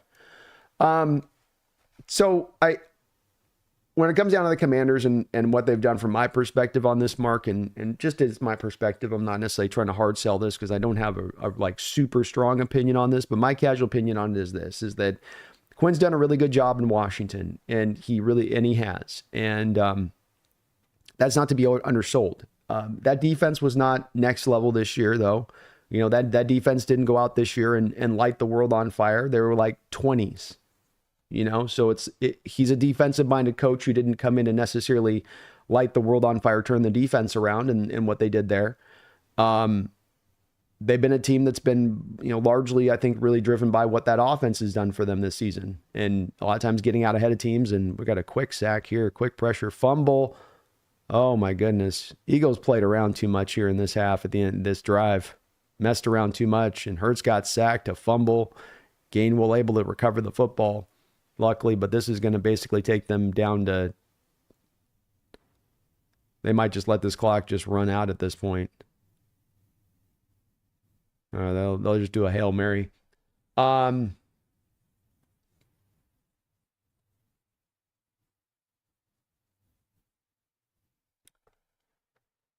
So I guess, Mark, it's every situation's different. And I think that Jaden Daniels, in my opinion, is a big driver of this success with Dan Quinn. If I take another coach, Mark, and I bring another coach in with Jaden Daniels there, can the Washington Commanders attain this kind of success? Or has Dan Quinn done something specialized there in what he's brought to get this kind of success? I think Dan's done his share of helping here, but I think the bigger part of the swath of what's caused this to occur for Washington has been Jaden Daniels walking into the door. We talk about there being 5 quarterbacks in this sport that are true difference makers, that are true separators for the position, that are truly those superhero kind of players for the position. Jaden Daniels in his rookie year has played like one of those superhero kind of players. And Dan's gotten the benefit of that. Dan would not have had the benefit of that here in Seattle. So while he's got the success that he's had here in Washington, I don't think it's an apples for apples to say because he attained this here in Washington, he would have attained the same thing here in Seattle. And I wouldn't have been raging mad if Dan was hired on, Mark. He was one of the guys that was, you could see why he was a possibility, and certainly he had earned the right to be looked at as that guy who should be, considered. But I think that what you were trying to do as well with the move and how you're looking to make there was that you're looking to move off of Carroll, which it just didn't make any sense to go and say, okay, we're moving off of Carroll to then go for a Carroll acolyte. At that point, then just, stay with Carroll a little bit at that point. But that's just my thought on it. Is there a slightly different approach? There's definitely, he's updated his defense. He's willing to let things go a little bit more open offensively than Coach Carroll was ever able to let go in that part. And that's been a boon to him and part of what makes him a good coach and that he's not just learned from his mentor and just taking those exact lessons and that's what I'll pull away, but constantly expanding, constantly growing. And the future is very bright for that Washington team. Boy, Hurts can get sacked again here on a Hail Mary play. So tough end here at the half here for the Eagles. They will come out of this with a 13-10 lead, but from the Rams' perspective, you feel pretty good about keeping this thing close through the first half. I mean, you're in striking distance on this thing. Yeah, you're not the only one to mention this so far on the mark. So there's a couple folks that do feel the same way you might feel on this. But I mean, McDonald was a really good hire. I mean, he got you to 10 wins. You had a successful year. So I don't know. I mean, I guess I'd understand this a little bit more, Mark, if we had somehow had a bad year here with the new coach and somehow the coach that you had hired was not the right guy. But I don't think that if Dan comes here, Mark, I don't think that Dan Quinn gets you to 10 wins this year. I don't think Dan Quinn takes you from a bottom third defense last year to a top third defense this year. I think that's the unique ability of what McDonald's brought in his hire and what he's brought into the play here. It's great to see what Dan's doing there, but I don't think that you can undersell the fact that Jaden Daniels' impact there is monstrous. If he just has a Sam Howell quarterback or some other quarterback, like if he has a Sam Howell quarterback there, Mark, if Dan walks in and they're like, well, we can't get a quarterback this year, we'll go draft some defensive guy high, and Sam Howell's our quarterback this year. Does Dan win one more game than the prior coach Ron Rivera won last year? Probably not. Maybe one more game, maybe. But that's just kind of my thought process on why I'm not as much on that with Dan. I think we made the right hire, and Dan's doing a great job there, but I don't think I think we can't give necessarily Dan also the benefit of having a Jaden Daniels, like you're getting the benefit of that magical quarterback that can elevate and control the game almost on his own at times. That guy that so many fans are looking to try to want to eventually go find their Mark, Thank you for the 5 though. Tough too on the Schneider firing thing with it. I get where you're coming from with that. There's a lot of folks that are on board at this point of being tired of John and wanting to see him out the door. And there's a lot of 12s and growing amount of contingent of 12s that are at their wits' end with Schneider and have had enough. They want to see him gone. I just maintain that this is a move that you had to make last year if you were going to make it, Mark. To make it 1 year after you have him hire a new coach who just had 10 wins in his first year, I think that's a hard move to make right now. It's like that had to be done last year a little bit, and they chose not to do it. They made the determination that the ails and the problems of the organization come back and track back more to the head coach than they do the general manager. And so you got to kind of live with that decision now as it is, because the time was to make it last year, you know. But again, Mark, on all these points, you're not alone in making them, and there's many people that have brought him up to me many times. There's so many fans that are so done with John Schneider and so ready to see that guy sent out on an effing rail. I hear about him all the time, every stream I go live now. I think I get at least about 7, 8, 9 messages of fire John, I'm done with John, F John, tired of John, get him out of here. So I get it. I hear it a lot. And it's part of why I've come to want to see this thing kind of pull back a step on this, is that there's so much of this player and that player and this general manager that is, you know, individually wise from fan standpoint of, you know, no to DK, no to Geno Smith, and just John Schneider needs to get out there. And we've got so much tumultuousness on at times on not being fully sold on everything we have in house here from the fan base. And it's tough to see in doing this, because that's where I end up coming back to when I hear so much of this from the fan base on there's so many different directions and so many people wanting this over here and let this guy go. And I want this guy. And I go, man, this is where we got to get back to in my opinion, the pulling it back a step to push 2 steps forward, rather than trying to, like, it's just not working, you know, Mark, on this. It's like, when I hear so much from so many fans on so many, like, I don't want DK, can't get him a new contract. I don't want to, or Geno Smith's not the guy. We got to find our quarterback, and then, or John's got to get out of it. Like, I'm like, man, we seem to, even after 10 wins, like, based on what I'm hearing and the feel that I get, I'm kind of at that place just on how much of I hear from folks of just saying, just pull it back a step then. Just pull it all back. Pull it all back. Let's take out we can't do anything about John right now, but if this guy's divisive to this degree and that guy's divisive to that degree, and we can't get a succinct outlook on it, then roll them out, you know, roll it through. Reset the thing down. You know, I'm completely in favor of doing it at this point, because I just think that there's so much differentiation between opinion of where people look at this team and where they're at. And it just, if this team was this close and this ready to go on it, and I don't know if we'd have this much divergence of opinion on what is good and what is bad and what's working and what isn't working, and whether our general manager is trash or whether or not he's capable and able to, you know, put this team back together again in the right way. It's real tough right now, Mark. I think there's, as much as any time right now, a very big separation of opinion in the fan base and what they think it will take for this team to get to a place of contention, as much as ever. And I understand that. It isn't clear to me either on it. Slobby1 says, Murphy as a 9 tech, laughing my ass off. I don't know if I'd roll him out to the full wide 9 Draymond Jones side of it. I would probably be more of you move him into more of like a 5 tech, like you would have with a Red Bryant back in the day.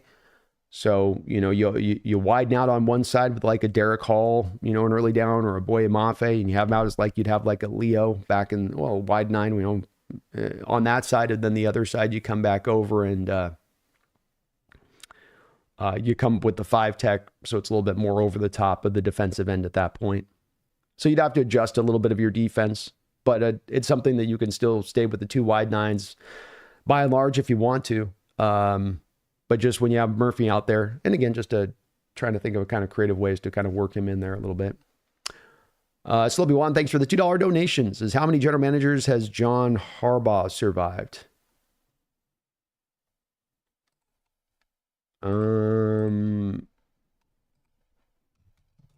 Not very many. Ozzie Newsome was their general manager there for a lot of years, Slobby1. And then they had a, DeCastro or whatever the guy is in there right now is, I think, the guy that took over for Ozzie. So I think that he's only had 2 there for during his time period. And with Ozzie, he just retired, I think, if I'm not mistaken on that one. Thanks for the donations.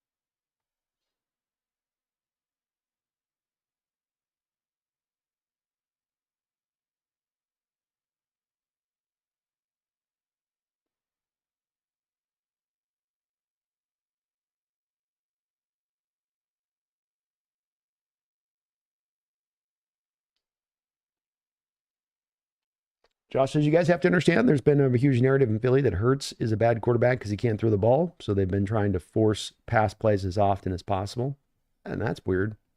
I can understand that maybe in the regular season too, but doing the playoffs, it's like there's a time and a place, Just run the ball and then once you get in. Of course, again, I'm hammering on run the ball, but, and Barkley's got 94 yards in that first half, but it's 10, 62 yards is the big run there. You get 10 carries and 30 yards on the other 10 carries, essentially. I would like to, though, in this half, stay with the run. Just get touches. Barkley needs to come out of this game with 30 touches. He's got 14 in the first half. You got to come with 30. Got to in a game like this. You come in a game like this without it, you're kicking yourself in the butt. Mana says Jaden doesn't even have much of an O-line. Pretty crazy how well they manage the offense. He really has. I mean, that's that magical property he brings, because you're right. He hasn't necessarily had a good offensive line. It's just that and Kingsbury's a great coordinator to pair with him. I mean, that's just a perfect pairing between those two guys too, because he can run that offense.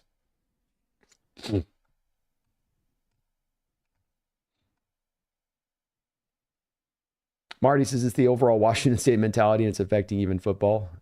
Maybe so. I tell you, it's tough for me on this because it's just I get hammered with messages on, this guy's got to go, that guy's got to go. And I know that's a bit of the fan base with all this stuff to a degree, but I also am like, if I'm just taking like a pulse and not saying like I'm trying to drive and saying, here's my determination, here's my judgment, just say like, if I'm just taking a pulse of the fan base and what I'm hearing from people in the chat about this team and the outlook of this team, there is no uniformity about this team at all. There's no uniformity about the quarterback. There's no uniformity about the number one wide receiver. Mike McDonald has 10 wins this year. There's still people that I see, that I hear about that are, should have gone a different direction with the coach. We got unhappiness with the GM. And I just go, man, I wonder how we're going to get, if there's this lack of faith overall down the line on this, how do we get to a contending state? And does the thing just need to be pulled down a little bit? This is the thing that, oh, sorry, Sanchez, I missed your dono, my bad. I'll get right to it on that. I just don't, that's where some of this comes down to for me. I feel like if we were this close to being on the edge of taking the step forward, then there'd be a little more uniformity. And maybe it's just the nature of the modern day, fan a little bit with it. But man, I see so much driven in so many different directions from the Seahawks fan base right now about what each individual fan wants. And every individual person sort of got their own outlook. And when it seems like in years past, when you've had a team closer to being ready to go, to being a contending team, to being right there on the edge, there would be more uniformity of opinion that we're all seeing it in the same way of being that close, where it's just now, it's just everything is all over the place. My head's spinning a little bit on trying to kind of keep up with the different directions people want to see, fire Snyder, fire McDonald's not the right guy. Let this guy go. Don't sign this guy. Pull it down. No, drive forward, re-sign this guy. No, this guy's got it. And I don't know. I don't know, man. We're in a very weird place, and I keep coming back to again, feeling like, man, this is a little bit of the symptoms of being stuck in purgatory, and that being a little bit of my instinct on this with this team a bit right now. That, man, we are in purgatory. This is why so much of the divergence of opinions out there in the fan base is because you aren't in that contending star. You're not bad. You're not bad. You're more good than you're bad, but whew. It ain't clear. The way forward is very murky and foggy, and it is very unclear. Sanchez, thank you for the $2 donation, and I'm sorry I missed your dono on that. Says, why don't we have our OC yet? The reason that you don't have your offensive coordinator yet is that the Seahawks applied a model last year with John Schneider, a guy that doesn't do a lot of hiring, and this was the first time where you were going to see him truly do hiring, and that they went through a very exhaustive process looking for that next coach. They wanted to be slow. They wanted to be steady. They wanted to do it right. Some teams want to go faster in this way. So what they're doing, Sanchez, is they're applying the same model to the OC position that they applied to the head coaching position last year. We're going to take it slow. We're going to take it steady. And we're going to just, make sure that we're going through all of the candidates, that we're interviewing them thoroughly to make sure we got the right guy. And I'm in favor of that. You take an extra week and a half, 2 weeks. Is there a price to be paid on that to your team on the damage done by not? No, there is no damage done on that at all, especially as we're still not even to the off season yet. I don't even know if you can do much more than call players up on the phone as a new OC, send them your playbook. So there's just not a lot of, there's no loss to taking the extra time there, Sanchez. And if it means that you're exhaustively going through all the candidates, I love this, because didn't we not have a lot of times here in recent years where, especially when we're looking for in-house candidates at DC, or when Carroll was looking for OCs who would be willing to kind of accept coming in and OCing for Seattle, where you're going to have a head coach who's going to have some control and it's going to have some oversight on stuff, where you were going to look at not always the best and brightest candidates or all the candidates that were there to be had. And now we're actually able to do this. And I'm in favor of that, because I think that's what ends up allowing you to land at the best one. You look through all of the possibilities, you'll probably land at the best one at that point. So I think it's a good thing that they haven't. I think they're just being thorough, Sanchez. But we should, I think, also probably have an answer on this one within, I wouldn't think no more than 4 or 5 days at the most. You'll get an answer on this, on that side of it. Thank you for the donation, though. Appreciate you guys. Sorry I missed the dono.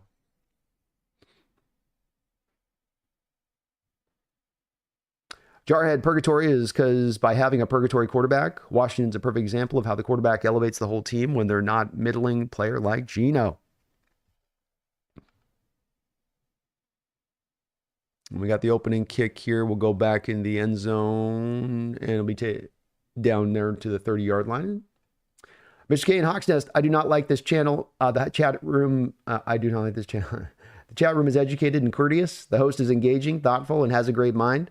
Where's the train wrecks and arguments? Hit the like button. Go Hawks. Well, thank you. Please do, folks. Very kind of you to say, Mr. K. Thank you, man.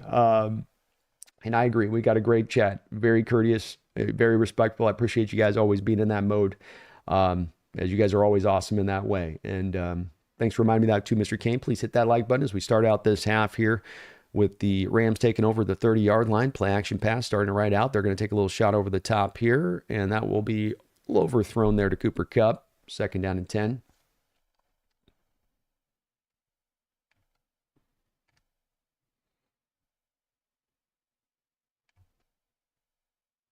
Brian says, since I was a kid, I was a fan of the Hawks. Now you get people who are more fans of their opinions. That's a good way of putting it, Brian. That's a good way of putting it. Boy, very good way of putting it. And people definitely get their strong opinions on this one. It's weird. There have been times in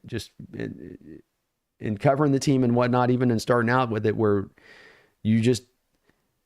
there is a lot of inner consternation and sort of this just a wide variance of opinion right now on the team on this. And things aren't as clear.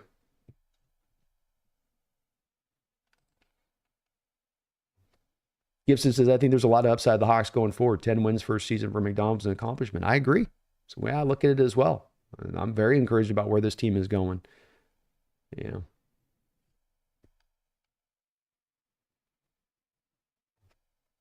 All right, so we got 3rd and 8 after a 2-yard run here. Stafford back in an empty look, 5 wide. Dropping back to throw. He's got time. Completes it, but that's going to be far short of the 1st down to Parkinson. 4th down. Power says, perhaps the bigger issue is there's too much diversity of opinion. That could be good, but evidently it makes your head spin. I just want all the 12s to be bought in and on the same page. Yeah, I'm always usually very much in favor of diversity of opinion. I think it's a good thing overall. And I don't think it's a bad thing even with there being so much difference of opinion. It's more of just what's my takeaway from that is that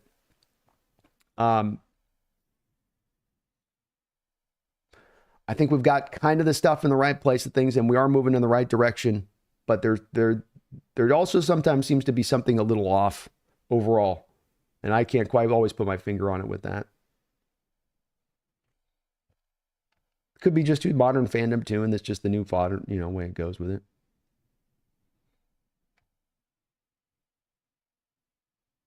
C.D. Woods, 2 O-line free agents I could go see John go for is Dylan Radins and Patrick McCarry. Super versatile, played everywhere. Don't look to be too expensive.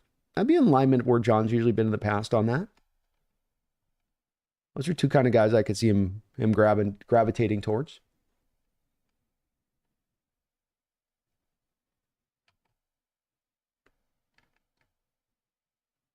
And Power says, I think the fan base is tired of being in the state of upper tier mediocrity. I also think we got too attached to the Super Bowl era personalities to embrace the new. Great thoughts, guys. I agree with all that. Yeah, I think that's... Hurts dropping back to throw here. Slopey Wild, thanks for the $2 donation. Laughing out loud. I tried to get Tom Grossi to raid you. He's raided me a couple times, Slopey One. So I know he doesn't, he usually likes to try to raid the smaller channels and go after those ones that are, folks that aren't having very many views and whatnot. So he probably looks at me and he's like, he's fine. He's always streaming. He don't need no help. He's not wrong. He's not wrong. He's giving me he's given us some love in the past. 2nd and 3 here for the Eagles. Hand off here to Saquon, and Rams doing a good job here. A lot of props you got to give to them on. Yeah, Saquon's got that big run and Hurts has got that big run, but you take those runs out of the game here, and they've done a really good job in taking away this run game for the Eagles. Thanks for trying to make it happen, man. Jacquas 2 cents. Should we hire Clint Kubiak? Clint Kubiak is my pick, Jacquas. I like him. I think he checks the boxes for what I'm looking for in OC. I don't think we have a landscape where there's a lot of great, just supremely amazing options out there. 3rd and 3 here for Hurts in shotgun, dropping back to pass. Ugh. Yeah. Brother. Ooh. Ooh, brother. Did he get blitzed? He must have gotten hit when he threw there. Jared Verse playing a whale of a game.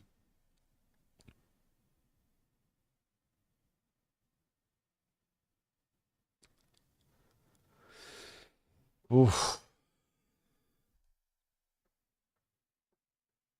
Ugly series there for the Eagles.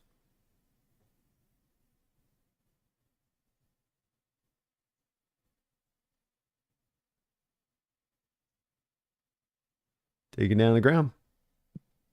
Nice job on the punt return there by the Eagles defense there, stopping it. Rams will take over. Mana says, do you think Ben Johnson will take a head coaching position this offseason? I do, Mana. Yeah. I think that there's somebody who's going to hire him. Now, look, the one part that's hard to predict on this Mana is that he doesn't seem to give the best of interviews. And he failed a couple of interviews last year, I think, with both the Hawks and the Commanders. So, I don't know. Maybe he's a little bit of a live wire in the interview process or something, but I would think he would.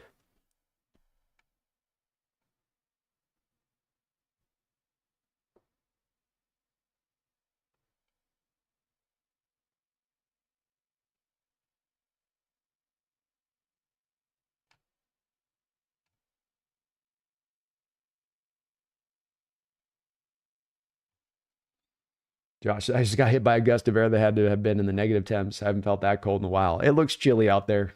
I'm glad I'm down in the South watching a game like that today. I'll tell you that. Cool Breeze says the hangover from the Pats loss is still weighing over us. Could be a bit of that. I don't have even really trying to take any conclusions from it perspectively wise. I'm just trying to more mention to you guys just kind of something I'm seeing from it. And it's, I get to be in kind of a unique territory and doing this channel with doing, so many live shows as we do and having so many interactions with people in the chat as I do to kind of get a feel for the 12s overall and where the mindset is of the team. And I have been just a little bit struck by just how much there is such a difference of an outlook of where the fans are right now. And that's without I'm not drawing judgment or any bad fans or anything like that. None of that's what I'm trying to say on this. It's just more of just taking here's a snapshot of something I'm just kind of feeling a little bit. And, you guys have some great thoughts here in the chat on maybe where you're thinking some of this is coming from. I think that these are some valid things you guys are saying on this as to, why this is what we're seeing a little bit from it. But it is a little bit right now, kind of a bit of a cloud hanging over things just a little bit. Not in a bad way, just in an uncertain way, I guess, maybe is the way to put it. Hans says, nothing wrong with opinion. What's so effed up is the pure hate from some fans. I think the same fans like Salk, the BS radio hosts, like to see the Hawks burn. They rather suck for years than have a 10-win season. It could be a little bit of that. I think the same fans like Salk, BS radio hosts. It could be, definitely could be a little bit of that. It's very hard there where I don't know if there's like that's probably a vein of it, Hans, there's a different vein of it's over here. There's a vein of the fan that's here. First and 10, ball on the 26-yard line, 11:59 to go here in the third quarter. Nice cutback by Kyren Williams. Good job on the patience and vision there by Kyren. Took just a beat to kind of find the right spot of where he wanted to go. Jarhead John has picked 2 quarterbacks in his whole 14-year tenure as general manager. Teams don't take risks, will never contend. It's time to take a risk and start young and preferably first-round at quarterback. I completely understand that standpoint of it. I would be okay with it if they wanted to take that,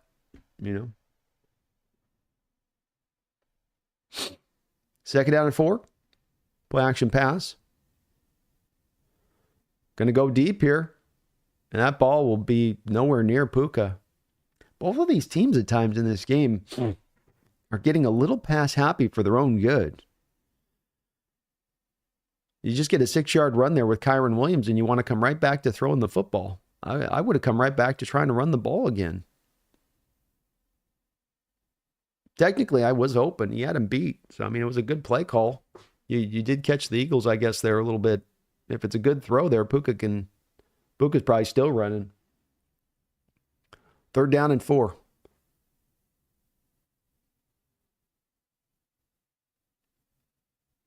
Stafford is going to go deep again here.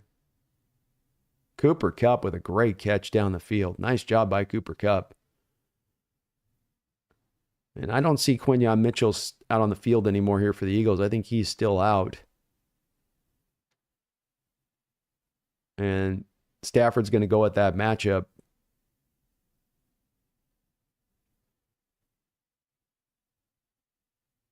Boy, Kupp probably got pass interfered with by Rodgers there. He got pulled on before the ball even got in there and still made the catch. First down and 10. All the way onto the Eagles side of the football field now are the Rams. Handoff inside to Kyren Williams. Kyren Williams has got some room. He's still on his feet. Kyren down the football field, the 19 to the 10, down to the 8-yard line. Kyren Williams running well this drive. Finding some room.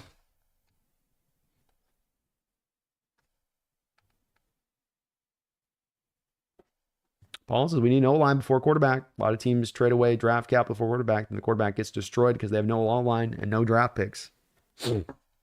That's my outlook on it too, Paul. This would be a good draft to set the stage for that too, for next year's draft or for a next year trade to hammer that line this year to get this thing fully taken care of, especially if you can get your 2 pillars in place with Lucas and Cross moving in the future. Fumble! Ooh, all right, negative play, able to get in. We've had 4 or 5 fumbles in this game. I think every team has recovered every fumble. So the ball's bouncing back to the team. But not what the Rams wanted to see there on first down. Oh, just Stafford lost the ball. Stafford usually has the glove on his left hand. He likes to wear usually that glove, but in the cold conditions, he's taken off the left glove for some reason. Maybe should have gloved up.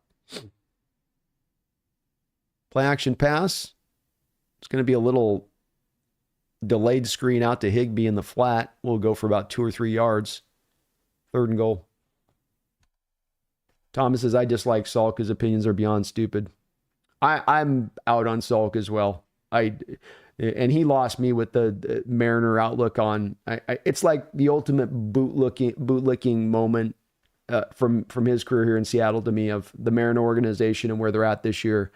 And he's on an interview and he's like, it's just baseball. It's just baseball. It's just baseball. And it's like, I'll cover in a second here. Third and goal. Stafford shotgun. He's rolling out. Stafford cuts back the other way. He's going to be pulled down to the ground for a sack. Fourth and goal. Nice job by the Eagles defense there to stiffen up there downside the 10-yard line. Helps when you get that fumble on first down, but big moment there, especially with your offense kind of scuttling on the other side. Boy, Rob Havenstein just fell down. The footing conditions are not great right now with this. Snow has stopped, but it's still slick out there. 7:46 to go here in the third quarter. Field goal unit out for the Rams. Snap, hold down, kick up. Good.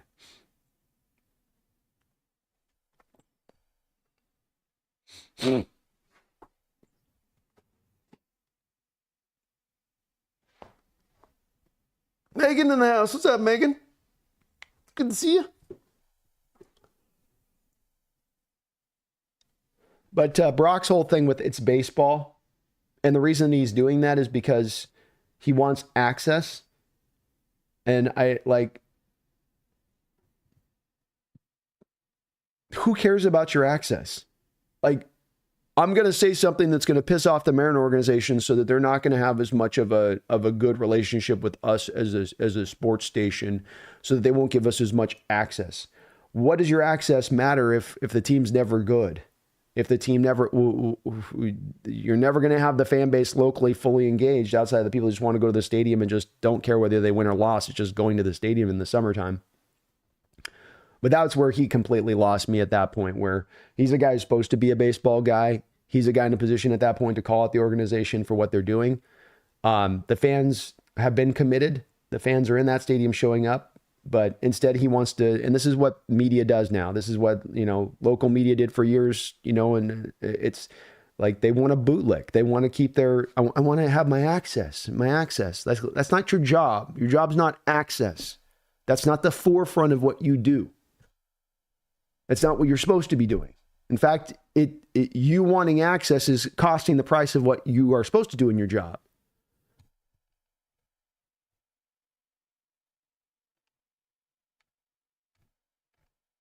Yeah, Salk's an interloper, and it's fake as hell to me. He don't care about Seattle. This is where he could land. If he had his druthers about it, he'd be in Boston covering local New England sports radio. That's what he'd rather doing. Stimpy, thank you for being a member for 17 months. Says you're awesome and go Hawks. That's all I have to say. Well, thank you, Stimpy. That is very kind of you to say, man, and I appreciate the well over a year, working your way to almost 2 years as a Hawks Nest member. Folks, if you are a member of the channel, we'll be back tomorrow, Monday. We're going to be doing a kind of a new thing I'm doing for members of the channel here is we're going to build up to the draft and free agency, and that's what we're going to start doing some film study stuff. So we're going to be looking at some of these guys that would be possibility of guys being drafted or that free agency. On Monday, we're going to be looking at both two Tylers. So we got Tyler Booker, and then we got Tyler Warren. We're going to be doing a deep film study look at both of those two guys, take you into a little bit of process on those two guys and what I think about them, why people are liking them, a little bit of what they bring to the table. But we'll be doing more of that stuff for members of the channel, so do keep an eye on your community post. The link's out there already for the Monday show, but I'll be sending that out again tomorrow. And thank you, though, Stimpy. Appreciate you for that. Jordan, thank you for the $5 donation. Says, this will ruffle some feathers. I like shooting for the stars when things look good. I really like Grant Udinsky from the Vikings. The 28-year-old kid, Jordan, that they interviewed this week and we're looking at as a possibility. He's supposed to be a wonder kid, supposed to be like a Sean McVay as far as just only a matter of time before he becomes an OC and maybe only a matter of time before he becomes a head coach beyond that. So his star is very much on the rise, Jordan. And look, if he blows him away in the interview process and they're doing this thoroughly and he has separated himself in that way, I'll trust in their process with this. He wouldn't be my number one candidate, but the thing I like about this and do trust in what they're doing here, Jordan, is I think our Hawks are being thorough in this search. I don't think that they're just being flippant or quick. And that's, to me, if your process is right, then you're going to more than falling in love with one particular guy. Another short run here that's quickly drug up. Boy, the Eagles' offensive line is getting no push on this Rams defense right now in their front. Then I think you land at the right guy. Then it's less about it's got to be this guy or that guy. It's more about if the process is thorough, if the process is approached from we're not coming in this with a dog in the fight that we want to win the job, and we're going to get a hurry up look here from the Eagles. 7-11 to go here. Ball on the 30-yard line in their own territory.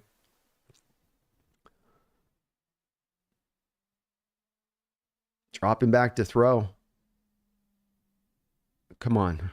Hurts breaking pocket. He'll get about 4 or 5 yards. Eagles offense is disjointed right now. it's out of sorts, and the Rams are taking it to him defensively to make it happen a little bit. But you can just kind of feel the Eagles' offense is kind of searching for it here at the moment.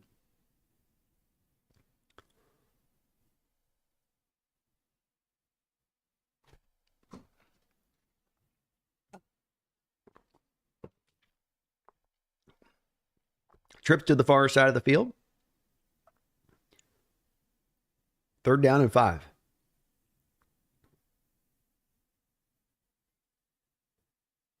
Hurts, a lot of time. Finds Dallas Goedert wide open down the football field.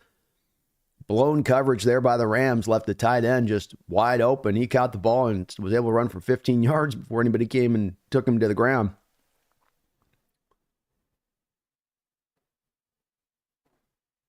Oh, the Rams player slipped and fell. Footing is becoming more and more an issue here. They're sliding more now. I don't know if it's maybe the Josh, you were mentioning in here, our Eagle guy out there in Philly. Maybe it's starting to get colder where that snow is falling, and now it's starting to crisp up a little bit and just get a little more slick. Back to Dallas Goedert after play action, gain of about 4 or 5. Jordan Udinski's an interesting guy though from that standpoint. So he wouldn't be necessarily the guy walking this I'd be in favor of. He doesn't check the boxes of the guy that's had success in the past or has done OCing before. But at the end of the day, if the process is a thorough one, and we got another Eagles going a little hurry up on this drive to maybe kind of jumpstart some stuff here. 5:09 to go here in the 3rd. Snow starting to refall again here. Handoff inside to Saquon. Saquon knocked down, but not before he gains 7-8 yards there. 1st down.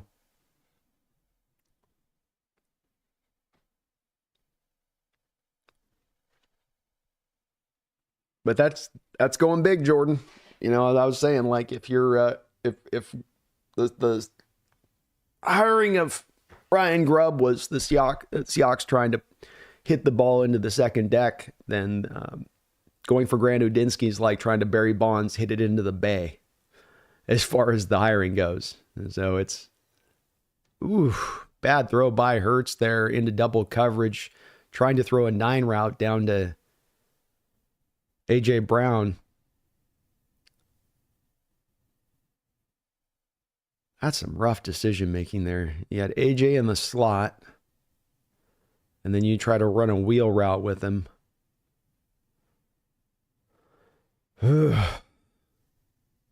I don't like the play calling the Eagles in this game at all. They've had like a couple of play calls, been really nice calls, but boy, the sequencing and they're just kind of running plays. They're not really setting stuff up here. Screenplay here out to Dallas. This will work good though. And Dallas Goedert gets it all the way down to the 2-3 yard line. That was well set up there on the Rams team. We do have a flag on the play though. Ooh, ineligible man downfield. Eagles offensive lineman got too fast up the field there on the screenplay. They're going to get Micah Becton with it. But yeah, Jordan, I think you'd have, like I said, about that, strong opinion you have in the 12s right now that's kind of in every different direction. Boy, you'd have some angry folks if he was the guy that did get hired. But that would be a big, you can't deny it would be them going big on that, them looking essentially for that McVay-like guy. And Micah Becton does look like he was a little bit too far down the field there on that play. So a good call by the officials. 2nd down and 15. 3:53 to go here in the 3rd quarter. Tied 13-13. Blitz here from the Eagles. Hurts, got to get rid of it. Got to get rid of it. Got to get rid of it. And Jalen doesn't get rid of it. Holds on to the ball and is drugged down on a sack, and he's hurt. So he's coming up limping. He's hard to watch play the quarterback position because he's just not back there. He's not reading anything. He's just free-flowing in the moment on every play. And he makes it work. But boy, is it you're not watching an artist play the quarterback position when you're watching Jalen Hurts. 3rd down and 17. Here's where, as a quarterback, we need 10 yards here. Yeah, I know you don't push for the first unless you're sure you can get it. They just hand the ball off. Just take it out of, yeah, probably smart to do that there. But I think that's a call they make as well because they don't trust him to just find the 10-yard completion and take that there versus the potentiality of maybe he takes a sack there if you try to throw it there on 3rd and 17 to get more yards to make this an easier field goal. This is not going to be an easy kick. You only got about 3 yards on that carry.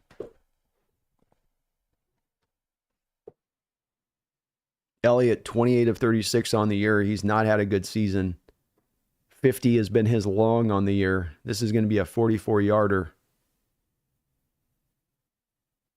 Snaps down, kicks up, kicks drifting just inside the upright. And he didn't have a lot of extra. There was not a lot of extra distance on that one getting through. But he makes it. They take a 3-point lead.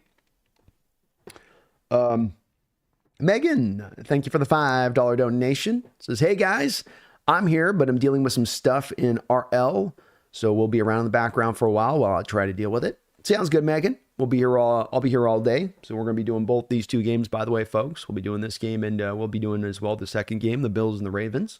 But we'll be here all day, Megan. Thank you, though. Appreciate you keeping me on the background. Nolan, thank you for the $5 donation. Says, all I want for Christmas is for Jake to not wear sunglasses on the next round table. Glad Mac is getting to take his time and find a fit. Me too. I think it's good. Thorough processes like this are always good. There's never a negative into doing them unless you're on some sort of time frame where you're costing yourself getting things put in. We're not costing ourselves anything on that. So I like that as well. I want Mike to be with the right guy, have multiple interviews with these guys. Don't just let them sell you on the first time experience like they were doing with these guys in the second interviews. Get them in person, really probe, really get to some depth with them on this stuff to make sure you got the right one. And so I say, as Jordan mentions Grant or whoever it might be, you just trust in their decision-making with where they're going to go with this because they have been pretty thorough on it. I don't think that they're just jumping on one guy to just get a hot name. Here's the your name of the day. I don't think that's what the team's doing at all here. So I think they will land on the right guy. But I hope not, Nolan. I hope there are no sunglasses for Jake here. I'm getting mighty nervous because I'd kind of hoped that the Eagles would have extended this game by this point. They've kind of let the Rams kind of linger around and hang around in there. And that gets me very, very nervous in this game, especially with the fact the Eagles have not been able to run the ball anywhere near as well as I thought they would. I mean, the Rams are running cover 2 shells out there, so you can't even say that it's the Rams that are driving down an 8th man in the box that's stopping the run. They're staying cover 2 shell, and the Eagles are just not able to run up against that lighter box. It's a kudos to the Rams. They're getting that job done there. Slopey Wallen, thank you for the $2 donation. Says, did you see we might get a Hard Knocks this year? I did. I'm not in favor of it. I think it doesn't help teams to be on Hard Knocks. And I also think that Hard Knocks is not as fun as it once was. I don't know if it's that the teams have enacted a lot more control and a lot less of allowing the access they once did or some of the good moments that you once used to get. But now it's just sort of like kind of lame. They end up covering some undrafted rookie free agent nobody cares about. And it doesn't give you a lot of insights into anything like it once did. And to me, so it just kind of makes me shrug. It's just more of a pain in the butt than anything else at that point. From my perspective there, Slowby One. Thank you for the donation.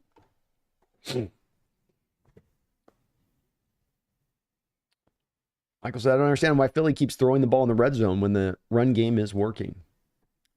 Yeah, I would expect a little more run in this game from them, yeah. 22 carries, 186 yards, 8.5 yard per carry attempt.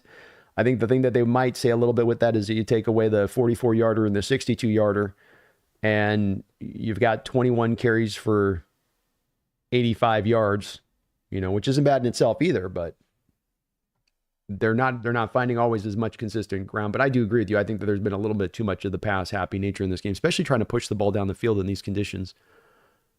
Oof. 1st and 10 play-action pass thrown into Higbee. Higbee drops the ball. Conditions definitely playing a factor in this game.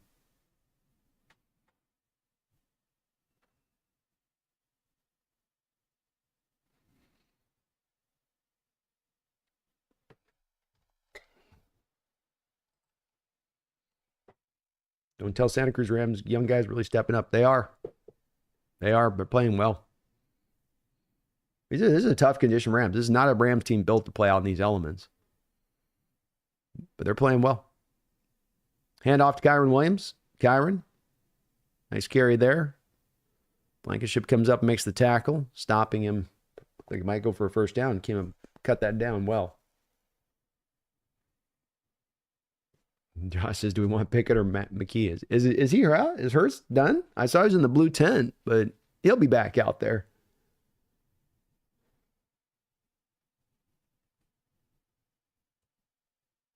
I guess you're going to go with you don't want baby hands Pickett in these elements, Josh. You don't want baby hands Pickett in these elements. That's a fumble waiting to happen. 3rd and 2. Shotgun look here for Stafford.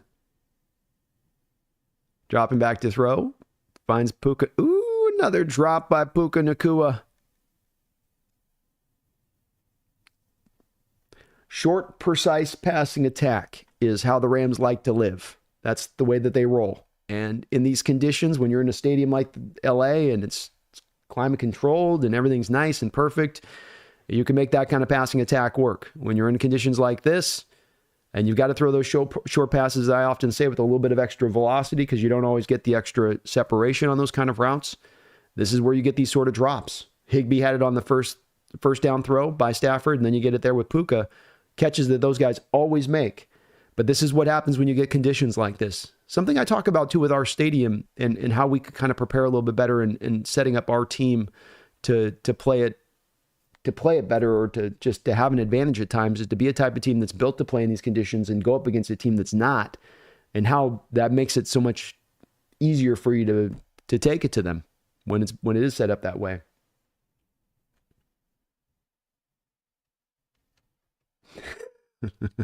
Baby hands Pickett, slowy one.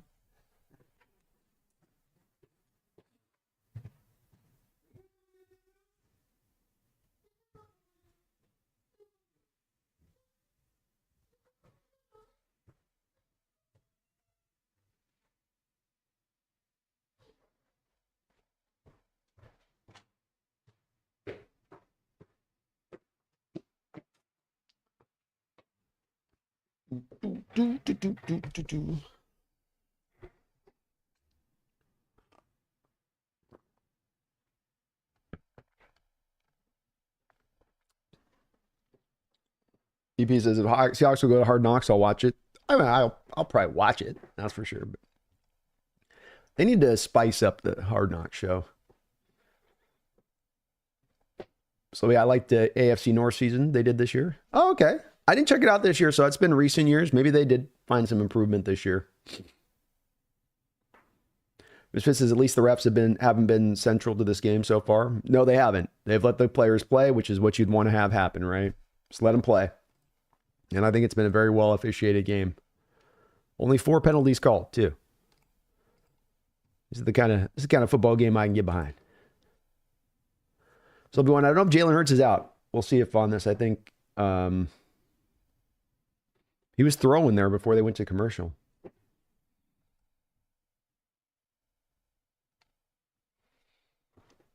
This one says we're in for the best game of the season later today. I hope so, man. I'm looking forward to it. I really want a good game. It's going to be a hell of a matchup. Tom says, I don't get the appeal of Carter. He is good, but Witherspoon creates more problems in the secondary compared to Carter.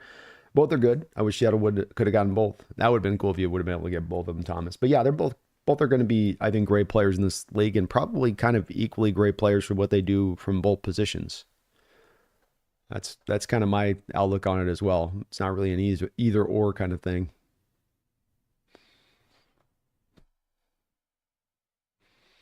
All right, Philly's going to be taking over the ball here deep in their own territory. Deep in their own territory.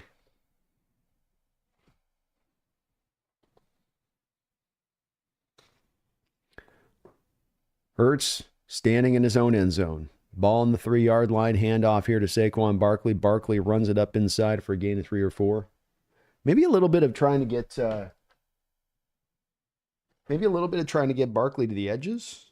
You know, there's a lot of read option runs of Barkley up the middle here. but maybe a little bit more of maybe a little bit more outside runs, pitch plays and stuff. Seems like that inside stuff's getting eaten up pretty good here by the Rams. 2nd and 6. Nice 4-yard run there. Gives them a little bit of breathing room.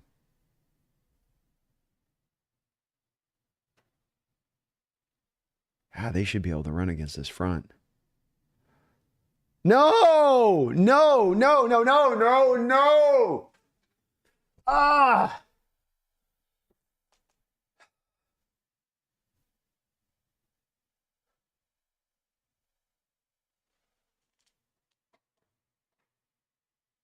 Safety.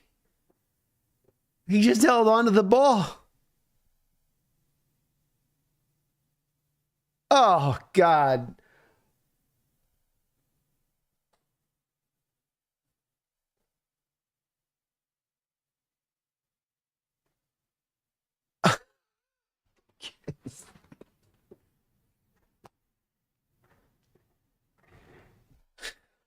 Oh, my God, this guy playing the quarterback position.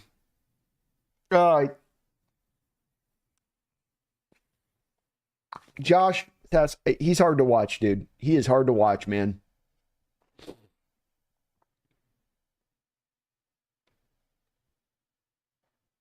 Quarterbacks with no plan standing in their own end zone. Just you got 4 yards on the carry with Barkley. Come back and run the ball again. Run the ball. Run the ball, Oh, Lordy, that was tough. William Leonard, thank you for the $2 donation. Says, what's up with Big Dom? Laughing out loud, mob connections.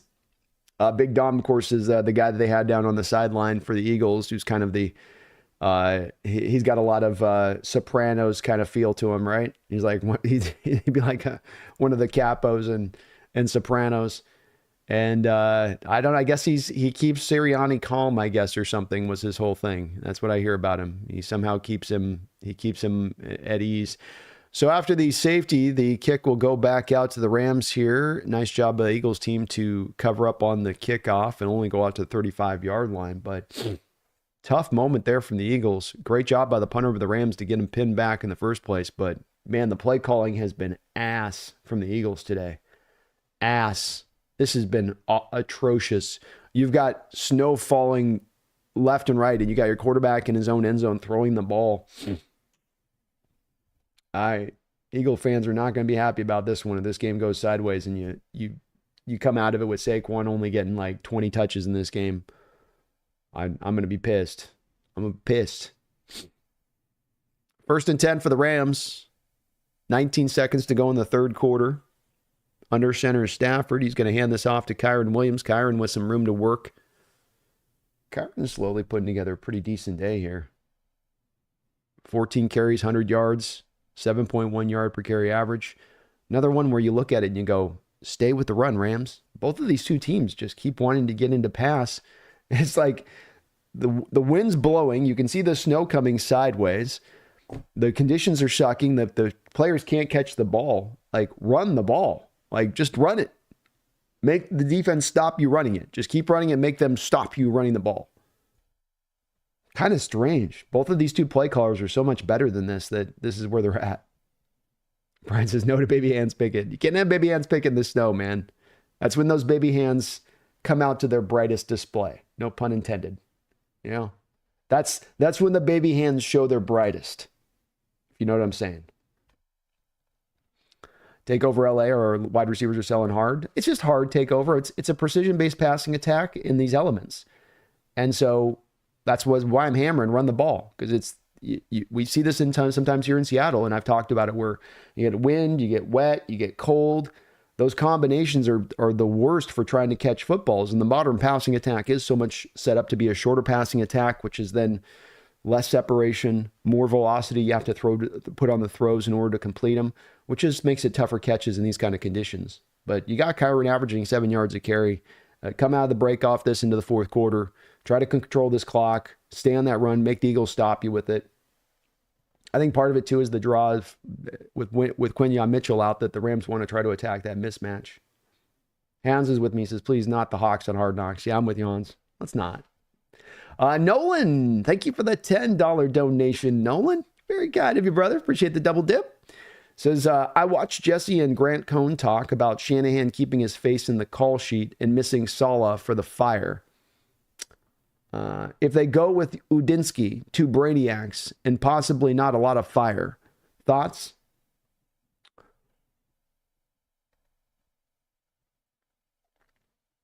I think it's the fire thing is more of something that you need for more of the defense. I think the offense becomes a little bit more cerebral, and that there's a little bit more of even keel nature, less about the emotionality and just, playing on fire, and more about, are you thinking about where you need to be? Are you contemplating the right place of things? There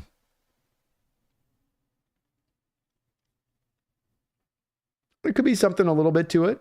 I think that Dirty gives you a little bit of, I don't know if he's full fiery, but he gives you some emotion on that side of it to maybe help keep that defense amped up to their end of it.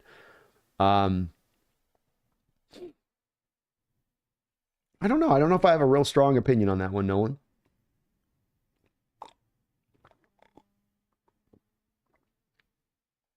I definitely think the Niners should come back to Saleh. I think that's a great hire for them. I know that Jesse's had some worries about retreading through, but I think that'd be great. It's not like Saleh got a great shake there with New York, and the snow is really falling now here as we start the fourth quarter off.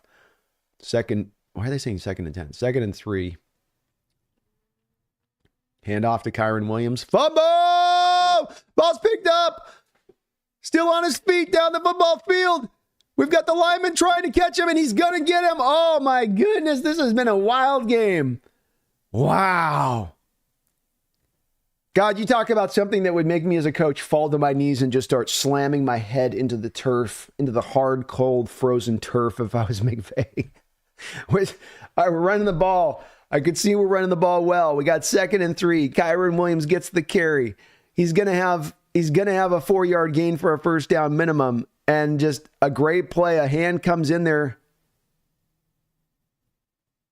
Was that Carter again? Was that Carter again?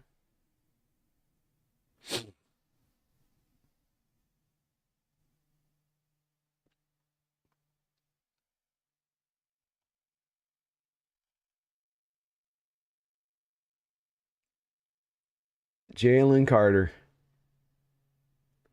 Jalen came in and Peanut Tillman punched it out. Big play. Huge play in the game. I'm going to be hearing about Carter all night. Chad's going to be blowing me up about Carter for the rest of the evening. Handoff inside here to Saquon Barkley. He'll gain a gain of 9 down to the 1-yard line, 2nd and goal. And this is just a huge blow to the Rams. I mean, that's just a huge momentum, just gut punch. Just a gut punch. And I would just be sick if I'm McVay. Like, oh, we had him right there in the palm of our hand. Pistol look here for Hurts on 2nd and goal.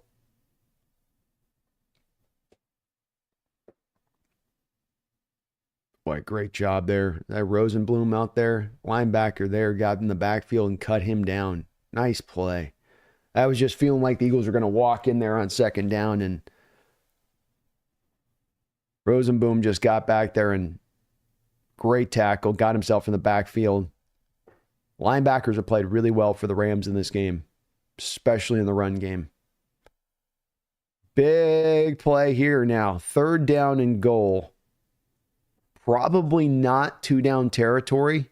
You can't do kind of a tush push thing. You're still about 2 yards, about a yard too far away to do that. Handoff back to Barkley here. Barkley slips through a crack. They're going to give him a touchdown. Woo! They're going to have to review this one. It's close. It's close.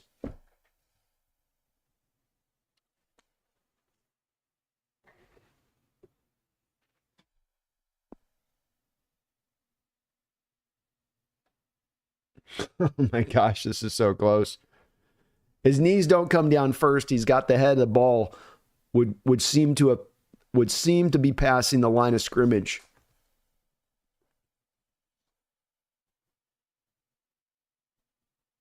Ooh, maybe his elbow comes down first. Right elbow might come down a little bit short. Oh, this is going to be a crazy call if this is short. Yeah, I think it's short. I think it's short by just an inch, but now they're close enough to do the brotherly shove. Probably why they went to the run there is they said, okay, if it will be 2 down territory for us. Let's get it into the brotherly shove zone. Let's get it in within a yard. Even if Barkley just gets us a yard here, he gets us to the brotherly shove. Kind of seems how it is. So Nolan, yeah, thank you again for the $10 donation. There might be something kind of to that a little bit. I think that's more of a better counterbalance maybe to a Shanahan type because he's so much in that even keel point. But I think it's okay. I think with offense, it's a little different from defense. I do. Interesting though, Nolan. I hadn't also thought a lot about it before, but man, there could be something to that. The Real Cheese, thank you for the $5 donation. If Eagles dump Sirianni, would you look at him? Seems like a choker in the playoffs, but a solid regular season. If I'm the Eagles, I'd probably move off. Well, Sirianni's not a guy that I've really liked a lot. Now, I got to admit, he's done a fantastic job with the Eagles. And offensively, they've been very impressive, and they're typically are a balanced offense. I think that Sirianni's also gotten the benefit of having a general manager that's set the stage for him with the talent up front to allow him to really look good too. The offensive lines that have been built, bringing in A.J. Brown, Saquon Barkley, Jalen Hurts is something that you have to kind of work around a little bit, but I think that he's been aided in that way. But there's just always, and I can't even specifically point to something, it's this or that, but there's just something about Sirianni with me, Real Cheese, that just would have me not interested. Something about his personality, the punchable face. I wouldn't want to do it, but I don't think that I could see the Eagles moving off of him either. I mean, that's a team that did move off of Peterson really fast. That's true. But I hadn't heard that he's sort of in any sort of shaky territory there either. But no, I probably wouldn't. There's just something about him. It's kind of, he seems like a pure East Coast guy.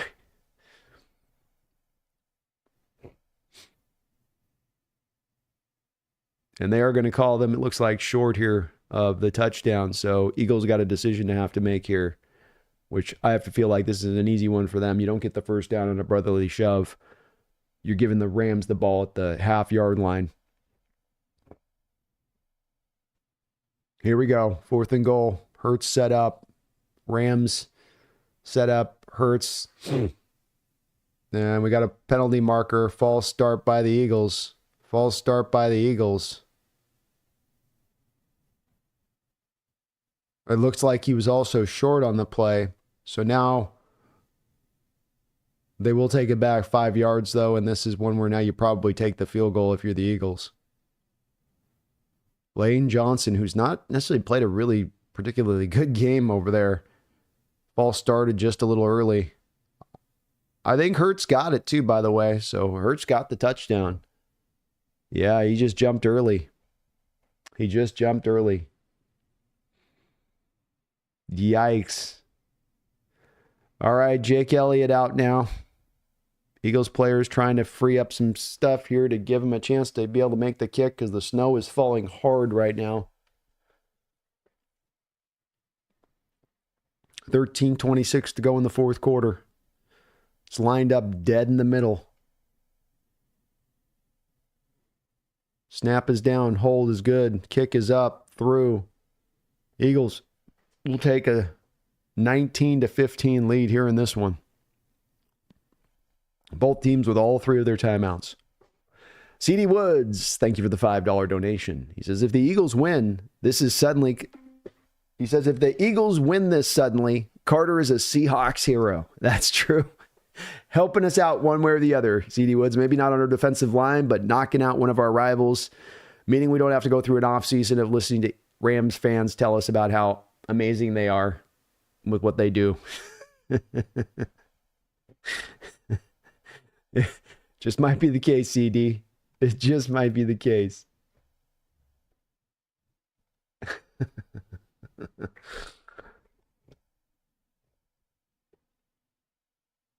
Flag says they're finally calling on Lane Johnson. It ain't the kick step flag. He's not doing, it's not the kick step they're calling him on. They're calling him on the, he definitely flinched down there in the goal line. He definitely got that flinch. And boy, yeah, the snow the snow is really coming down. And it's got some wind to it too. So it's coming down hard and it's got a bit of a sideways keel to it. I love these conditions.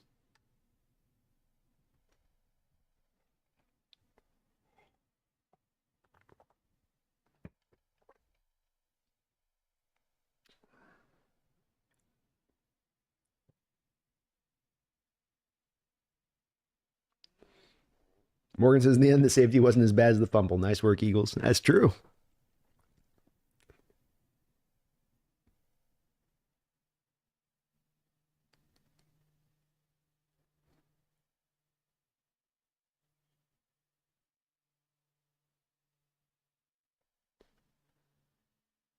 Kevin Kirby, I hate the Rams, but I have a $2,000 bet on them to win. Ooh.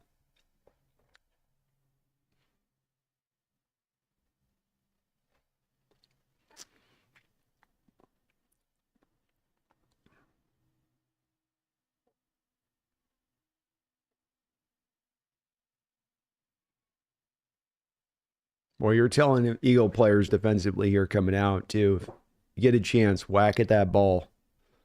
Whack at that thing. Rip it out. Likewise, you're telling your backs to put both hands on that ball when you get through that hole. Yeah, he's got a good secure grip on it. Hand off here to Kyron Williams on an outside zone run. Gain of about 4 yards or so. Clock will roll here at 13:06 to go in this football game. Punt, field goal, punt, fumble is how it's gone in the second half possessions for the Rams. They got their work cut out for them on this drive.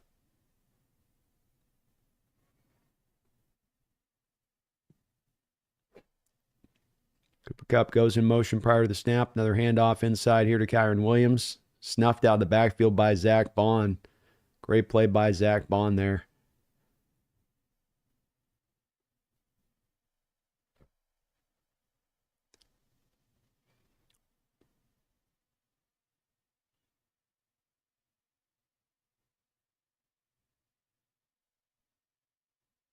Very instinctive play by Bond. He just shot through that gap before the lineman could get to him. Third down and long.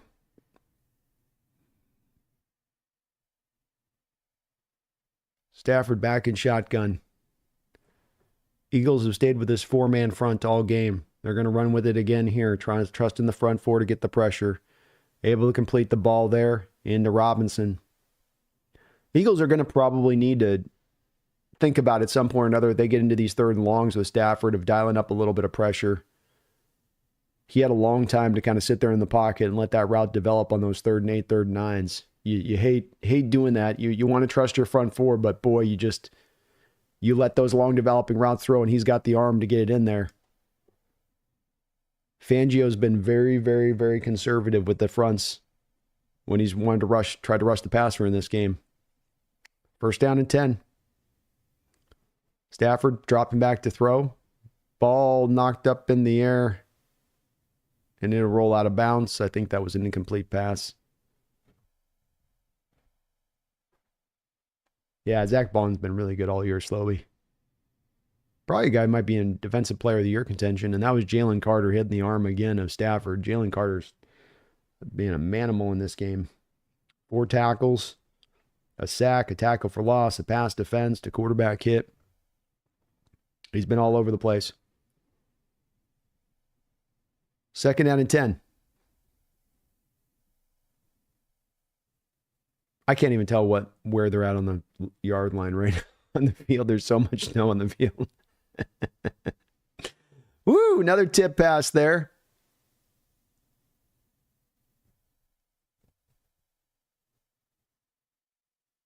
Was that Bond? I think Bond again got in the backfield. Boy, he's all over the place here. Coming alive. Just drove off the edge there really hard. Stafford wanted to throw this bubble screen, and he just got into the backfield too quick for the bubble screen to get completed.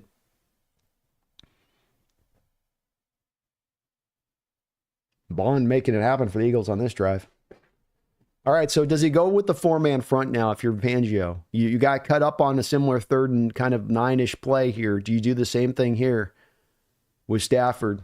And then McVay, do you think about, if you see the pressure, look, having kind of a screen call in the back pocket if they did? Yeah, now they're bringing up the pressure. That's what I thought here. If Fangio saw that last 3rd and 9, he's like, ugh. They're bringing it. They're bringing it. There you go. Fumble, sack, recovered. That's why I say, there you go. Like, don't run with the front four. This is something McDonald does so well.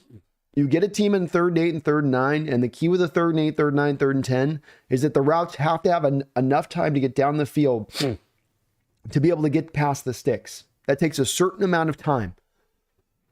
Excuse me. Sneeze my butt off here. Hold on.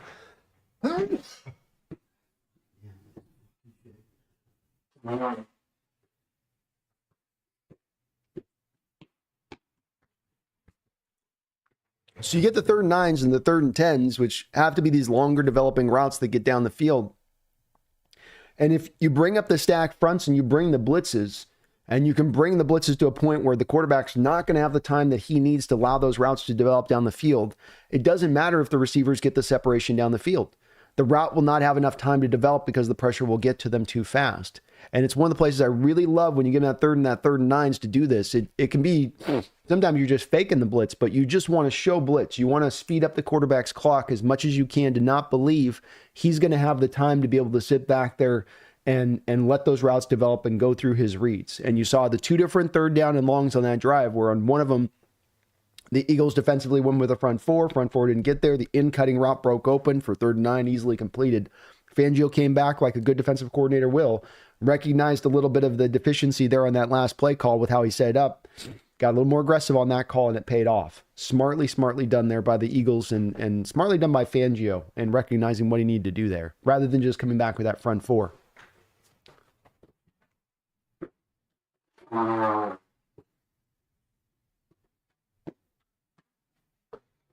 All right, Hurts drop it back to Bass on 2nd and 8. He'll complete this out to Barkley, who will fall out of bounds. Close to a first down, but just a little bit short. 10:09 to go in this football game. If the Eagles get a touchdown here, this game's over. A field goal would take it to 22-15, so Rams can still stay in this game.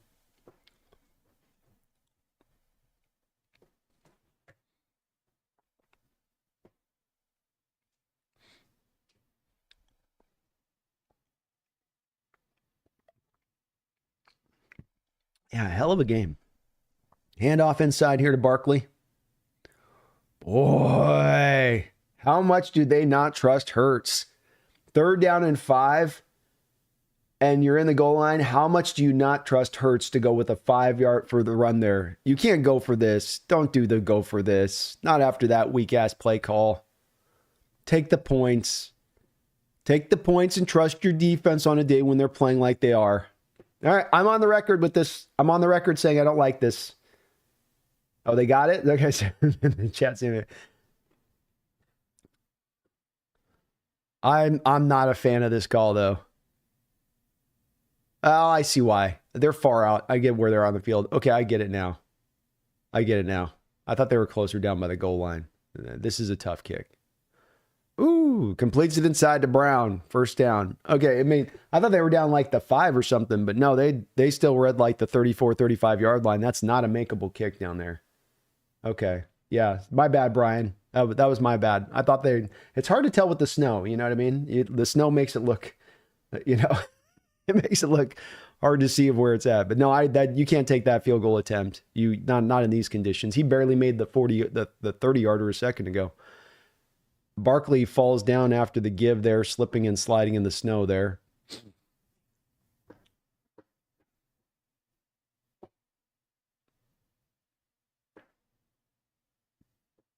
Yeah, it's hard to tell, Space. I thought the previous throw to Barkley, I'm like, yeah, he's down there around the 3. I was like, no, he's at the 34. Oh.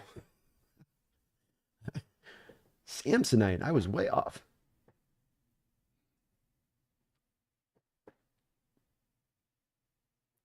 Second and 11.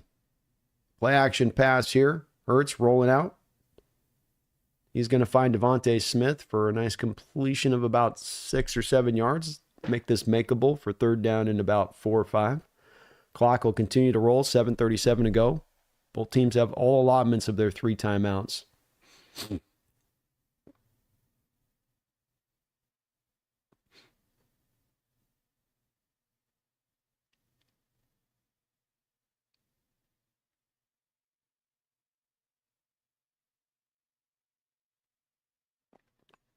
Pistol look here.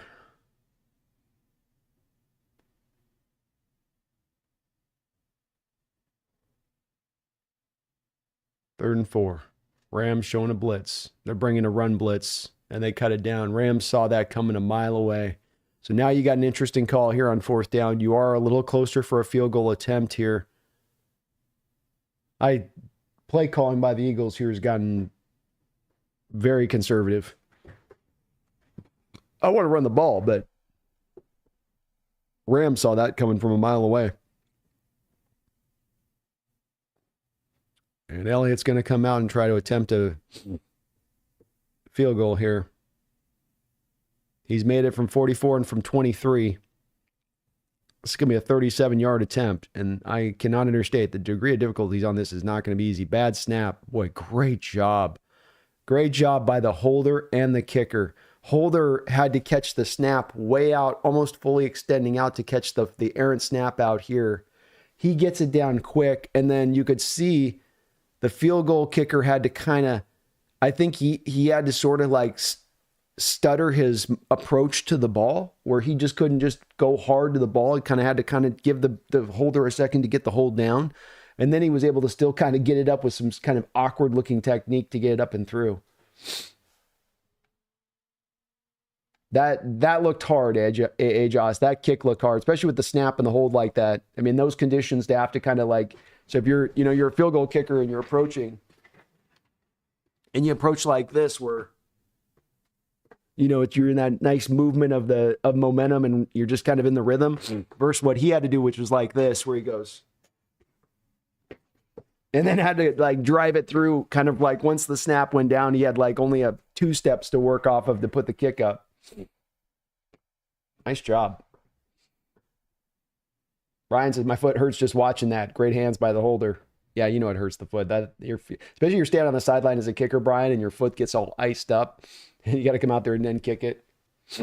How badass were those guys back in the day, though, that would do that in these conditions, and they'd go out there with the bare foot? The barefooted kickers that would do it back in the day, like, ooh, you knew that hurt. You knew that would hurt. I'll be right back.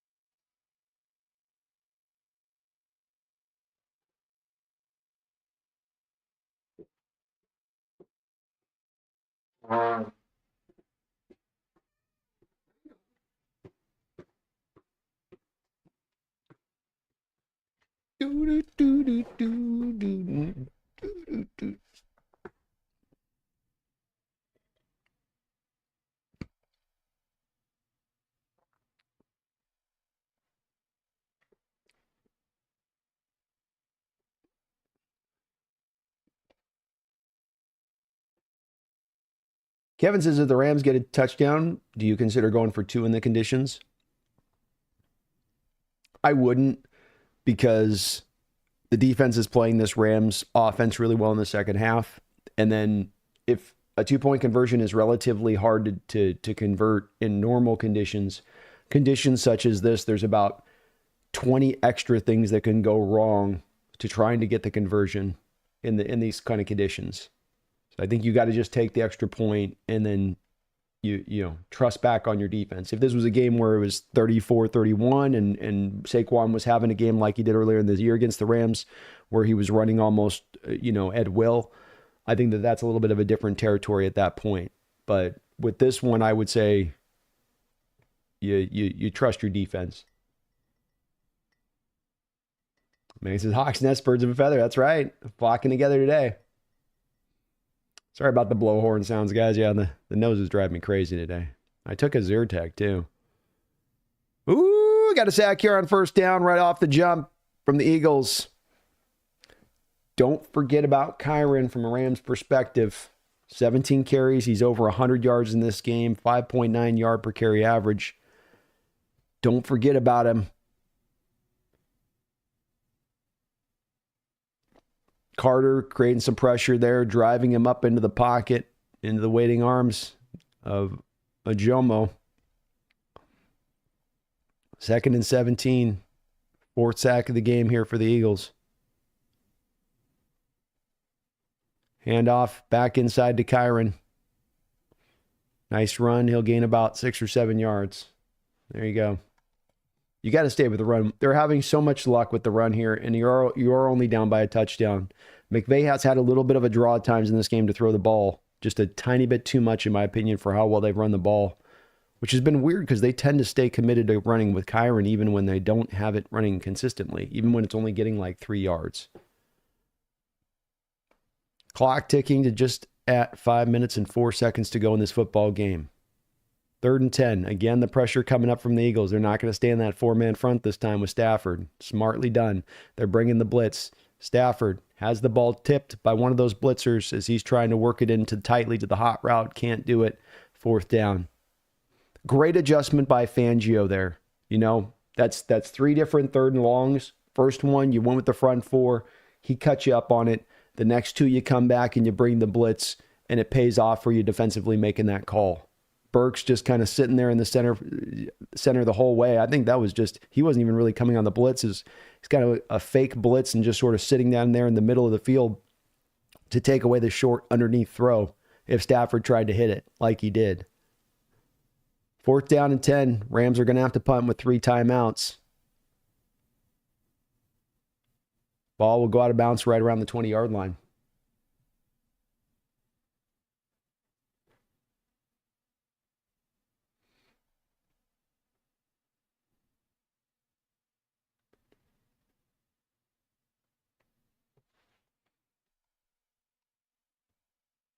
Morris does also have a cold. My wife is over the coughs and nose stuff.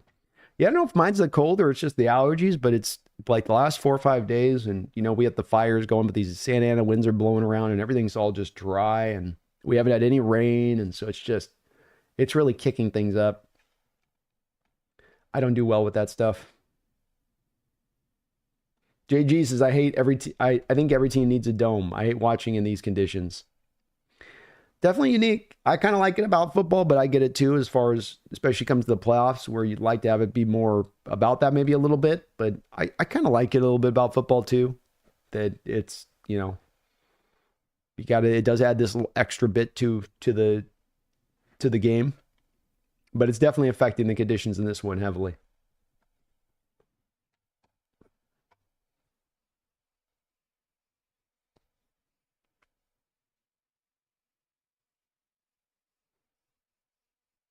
Morgan says Matt Stafford's like 1-8 in the snow, by the way. Career-wise, doesn't like it.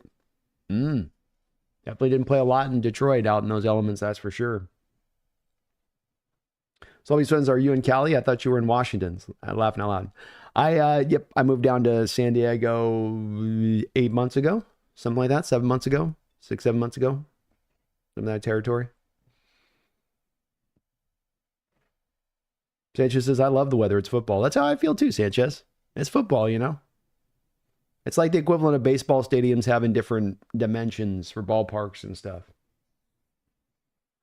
I kind of like it. Thomas says, Jake will blame the snow for losing. Laughing out loud. I won't let him do that, Thomas, because he was the guy that said that the snow conditions would help them stop Saquon, because Saquon was better fitted to be on the fast track of LA. And that's how he cut him up on LA last time. What's up, Kendrick? Josh says, the one thing I love about my team, we get weather. I couldn't imagine being in a dome or just sunny and warm all year. That would suck for sports, honestly. Yeah, it gets a little, I think if you had just all stadiums everywhere, it just gets a little bit, I can get the thinking on, you get to the playoffs and you'd like to see maybe there to be the equivalent factor of the weather not being a driving force, just who's the better team. But I think what's all said and done, I do have a preference towards it being like it is. I like this, that there's differences and different stadiums, different conditions, different elements.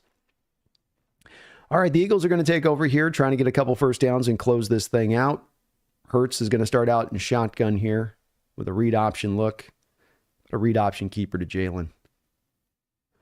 They go to Saquon. Saquon in the open field. Saquon loose to the open field. Saquon's down to the 40, the 30, and they're not going to catch that green demon down the field for a touchdown.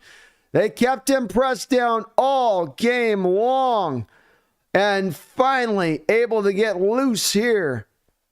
He had a big run early in the game, but aside from that other big run, they did a good job to the Rams, just finally buckling there on that read option give. Barkley with that open field speed getting loose. I don't even know if he was but barely touched on that play. And the Eagles are going to put this game away. Big time run. They signed him as probably one of the best. I mean, has there been a better free agent running back signing in NFL history than Saquon Barkley and what he's provided to the Eagles? I don't know if I can think of one. He's added such a dynamic element to this team. And that extra point will be missed. So 15-28 will remain the score. So much for the snow holding him up.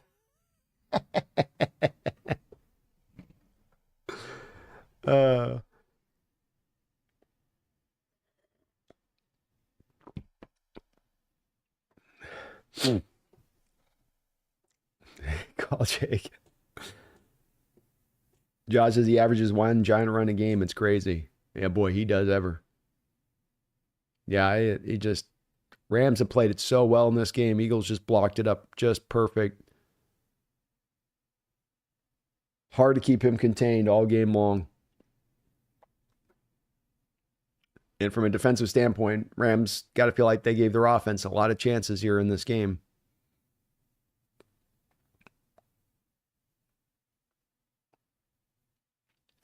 Right angle beast mode signing. Well, right angle beast mode was a trade.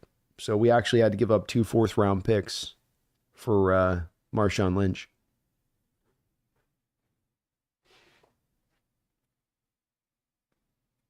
Thomas says, man, imagine if Seattle gets a decent O-line with K9, McIntosh, and Charbonnet. What a beautiful thing that would be. Rondaz, Giants fans hate seeing Barkley run all over the NFL.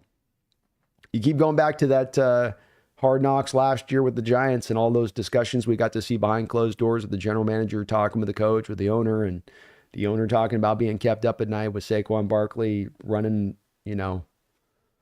wild for the Eagles and what. The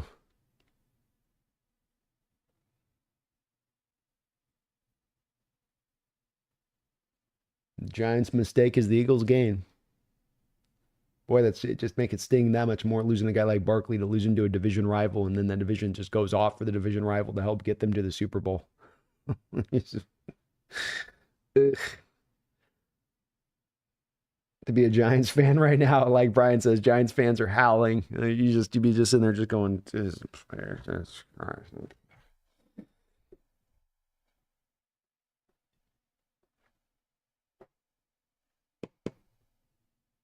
Hey, Josh, Saquon, both of Saquon's big runs, the safety took an insane angle, comical. He's a hard guy to get a read on. It's part of the big thing is that you don't think, you think he's this fast or that fast, and you take the angle you typically take, and it's like, oh, I needed to take a more wider angle on this than I do, and oh, he's gone. I missed it. It's the tough part about a guy that quick, that fast. 1st and 10 for the Rams. They're getting right up on the other side of the 50-yard line quickly here. Another drop. Is that another drop? Allen Robinson, I think, had that in his hands. Show a replay so we can please see this.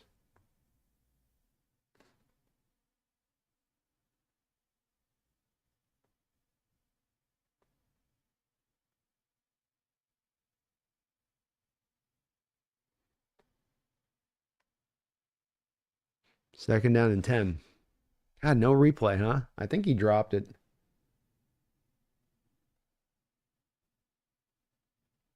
Throw it out to the outside for a 1st down by Stafford. No, Marshawn Lynch wasn't a free agent signing. We had to trade 2 4th-round picks to Buffalo. Yeah, Josh. Okay, he did drop it. Why wouldn't they show us a replay, Josh? 1st and 10. Ball at the 39-yard line, 4 minutes to go. Dropping back to throw here is Stafford. Sails it a little bit over the head of Robinson.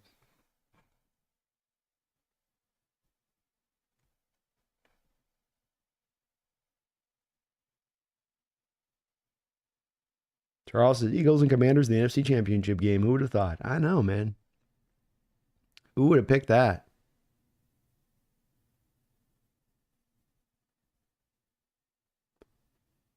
Man, Robinson back-to-back plays some weak-ass effort for that ball. Like, he didn't even try to make a catch on that throw by Stafford. Stafford just threw a dime, and he didn't even get his hands up because he determined that the ball wasn't going to come in.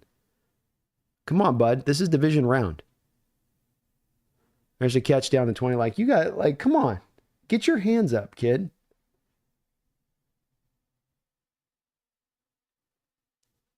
I'm so mad if I'm Stafford. You dropped it earlier in the drive. I hit you right in the hands, and I put it right over the top of the defender.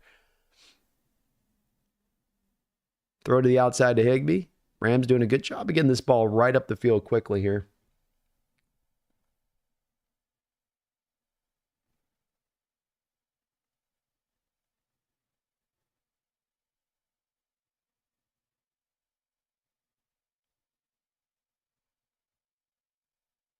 Kevin Kirby Disley's on the Chargers. Parkinson's on the Rams. That's who you're thinking of. Completed in here to Cooper Kupp for about an 18-yard gain down to the 2-yard line. Clock will continue to roll.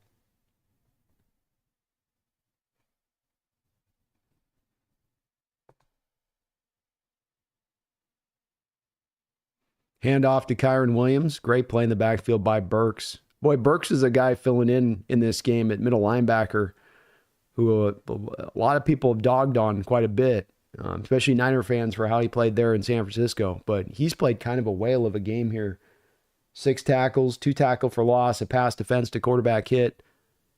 Throw out here wide to Higbee. Be 3rd and goal. Boy, I think Puka's out of the game. I think Higbee's coming back out of the game now. Boy, he's limping.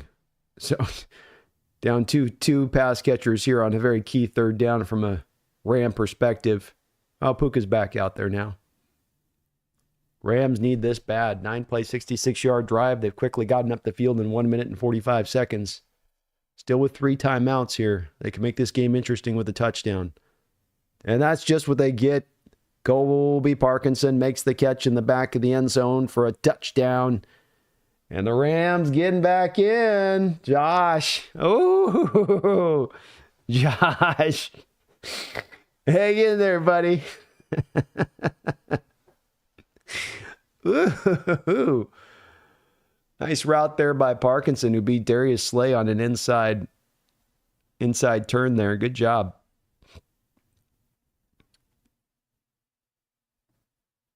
That was a great drive by the Rams. They've had a hard time offensively making anything happen fast. And they got right up the field there.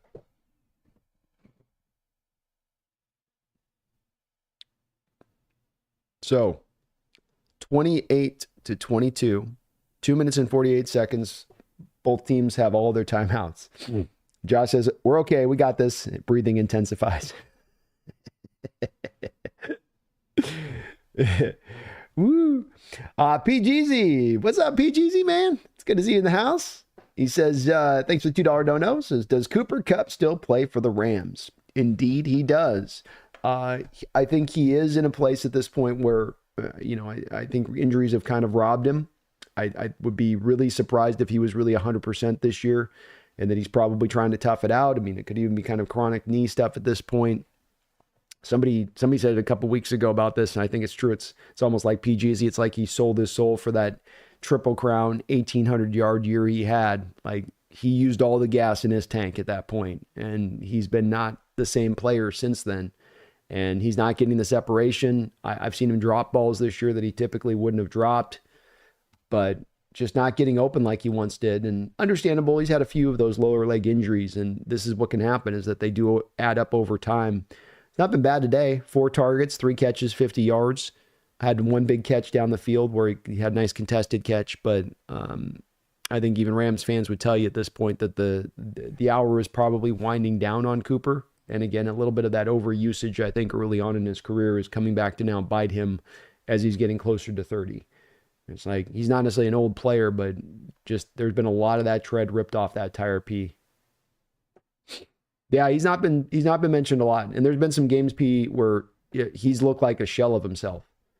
And that's where it's been so obvious on that part where it's like he's not where he once was. And you have enough of tear an ACL and have a hamstring and then have a groin and then have another torn MCL. And then you get those things just adding up a bit. It's like the thing with Adams. This is sort of the equivalent of Jamal Adams a bit, where he maybe didn't have as much of the horrible injury as Jamal did, but just the cumulative is kind of the same.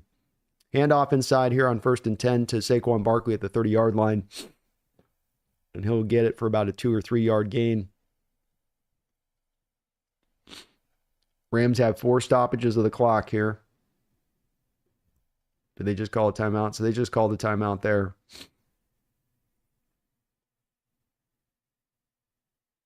But I think this is his last year with the Rams, PGZ. We'll see if he does the retirement thing, or if there is a team out there that would look to then sign him at that point. Probably there would be a team that signed him. He's 31, Margaret. Okay. That's right. He was an older prospect coming out too. So he's kind of an old 31. Josh says the one thing Hurts does well is limit turnovers, knocks on wood. Don't you know, jinx yourself right now. Don't want to jinx yourself right now, man. 2nd and 7. Play action pass. Hurts. Sacked. Yeah, Morgan, just run it, right? Why are you throwing the ball with Hurts here?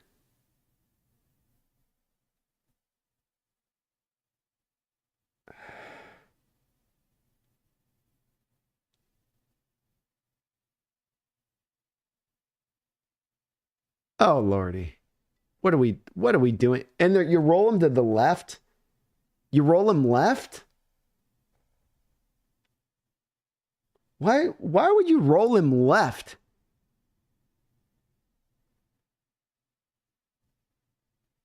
Oh.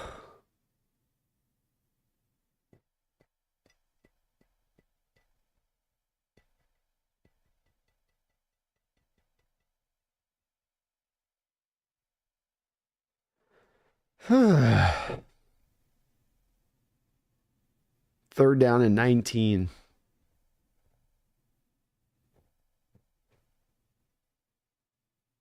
I'd call timeout. This thing is all disjointed right now. Nobody knows what they're doing right now on the line. Okay, they're just going to hand it off to Barkley.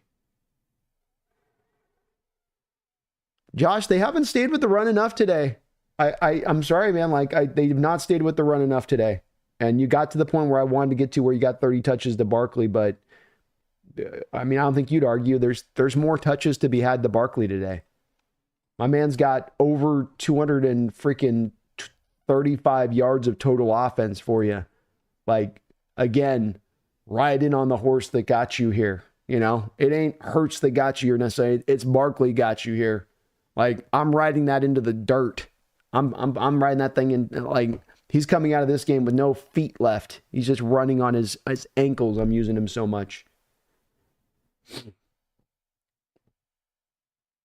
Yeah, Josh, you don't care in games like this about preserving. You don't care about 40 touches I don't care. Like, when he's doing what he's doing in this game, it's the one thing if he's got 120 total yards at this point in the game, you know, that'd be one thing to say, well, he's not been as good as he's been through this year through the game. But my man's got 240 yards in the game.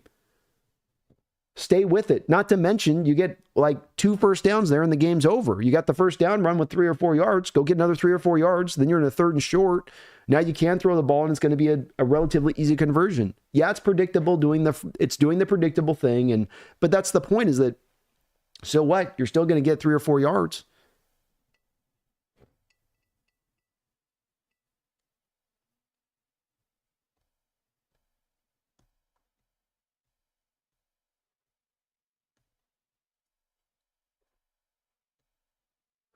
All right, so after a nice long punt, ball will be taken over from about the 16-yard line. Quick throw, quick completion here to Parkinson.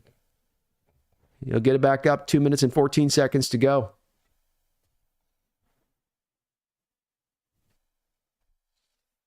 Shotgun here for the Rams, dropping back is Stafford.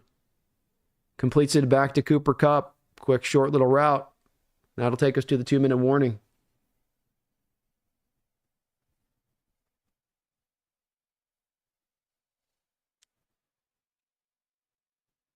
I would not, Josh, if I'm in your position as an Eagle fan right now, I'm nervous as hell. This is exactly what I do not want to give Stafford a chance in my home stadium to have, which is 2 minutes, 2 minutes, and I guess they don't have any timeouts, so he's got to do this in under 2 minutes. But this is where this guy could be at his best. This is where the guy is like locks himself in at his best. I hate having my defense in this position. Yeah, confident. Rams look confident, says Mana. And they do. They look confident, and they look that touchdown is football is a sport of momentum too. That's the part about this as well. On top of Stafford being so good in these moments, is that you're getting a bit of this momentum pull back in your side.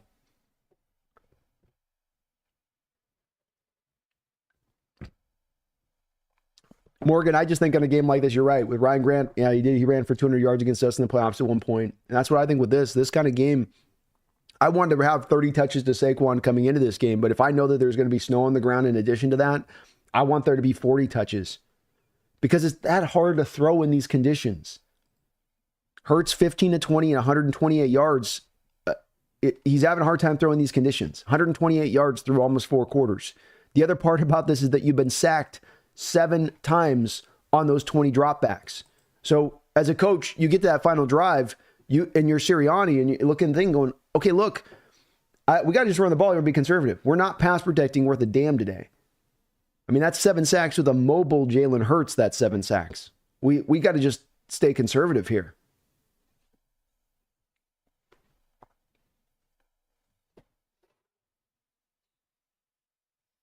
Eagles are gonna be kicking themselves in this game. You imagine if you come off the loss of this and you will kick yourself hard for an offseason. You're going, oh, that great free agent signing that we had with the guy that had the 2,000 yards, who had a 230-yard day.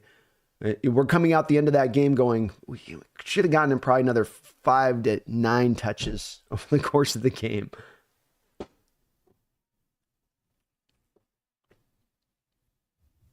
Snow is coming down in sheets. I mean, it's just a whiteout almost on the field. So it is not going to be easy. And you can be patient here on this final drive from a Ram perspective, but you can't be hyper patient because you have no timeouts. So while it's 2 minutes, it's still a fairly long field you're working with here from the 31-yard line in your own territory. Stafford dropping back to throw. Eagles bring a blitz. Stafford almost throws an interception there. DeJean had it in his hands. Cooper DeJean. The Eagles have had 3 interceptions in their hands in this game and have been not able to reel them in.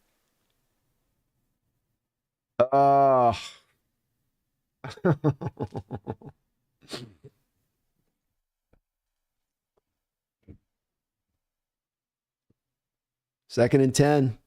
They blitzed on the last play. They're blitzing again with that fire zone. Stafford again taking the shot down. Great job by Darius Slay. Slay knocks the ball away from Puka Nacua. Boy, he's played a great game too as Darius. The old vet, 6 tackles. That's his 3rd pass defensed in this game. Smartly just understanding the routes the Rams want to run on you. This is just the type of route they'll run. And Puka just not able to cut as sharply on the snow. You're having to round your routes out on those kind of in-cutting routes, which is just something that it does not work well with the Rams offense. You want to cut that sharp. Cooper and Puka, they can cut that really sharp. 3rd down and 10. First down catch to Allen Robinson underneath.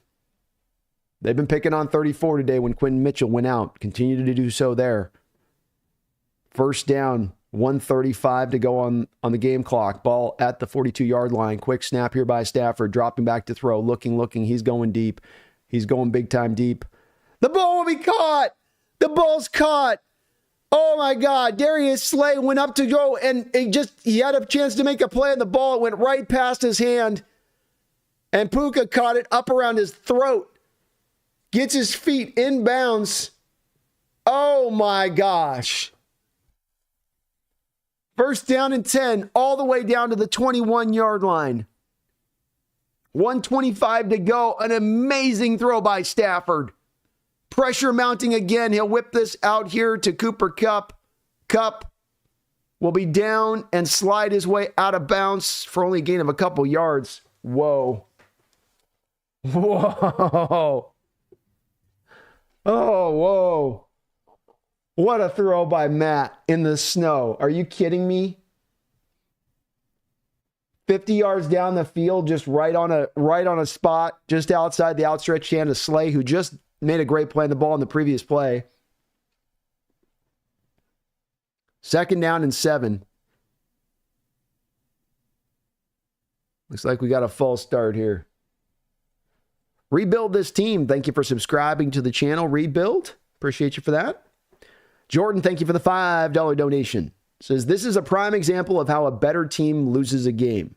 Trying too much and beating yourself. Great point, Jordan. Absolutely fantastic point. Yeah, I agree. This is where you trying too much, overthinking it, Jordan, right? You overthought this a little bit in this game, I think, at times from an Eagle perspective on this. And I agree. Better team loses the game. And because you lost the game as much as the Rams took it here if they do. 2nd and 12 here after the false start penalty. 4 wide for Stafford. Dropping back to throw. Eagles staying with the 5-man zone, 5-man blitz package. He's able to complete it on an out route here for a gain of about 7 or 8 yards. So 3rd and short. Obviously, this is going to be 2-down territory. But I feel that exact way about it too, Jordan. You have these moments in this game that stand out, and just your approach in this game that stands out over and over again of doing too much. 3rd down and 2. Stafford goes down on a sack. Jalen Carter. Great job by Jalen on the sack. If I'm the Eagles here, I might call a timeout, 4th down, and get my defense set right.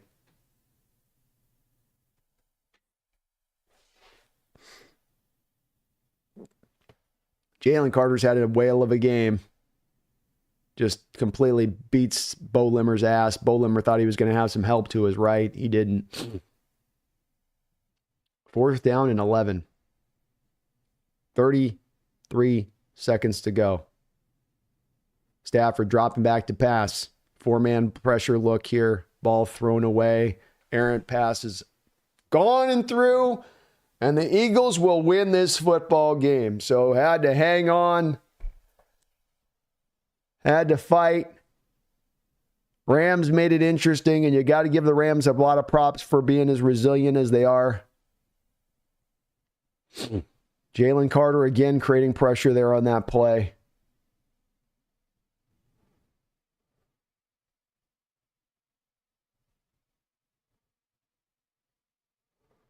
Rams want to hold there on Darius Slay. I don't think you're going to get that call, though, in this kind of game in this moment.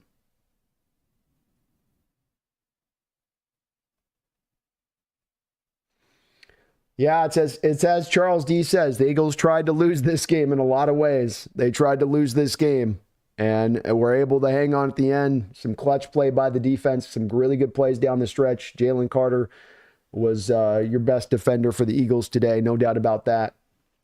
Caused the fumble, sacks, tackles in the run game, passes defensed. He was all over the place for them.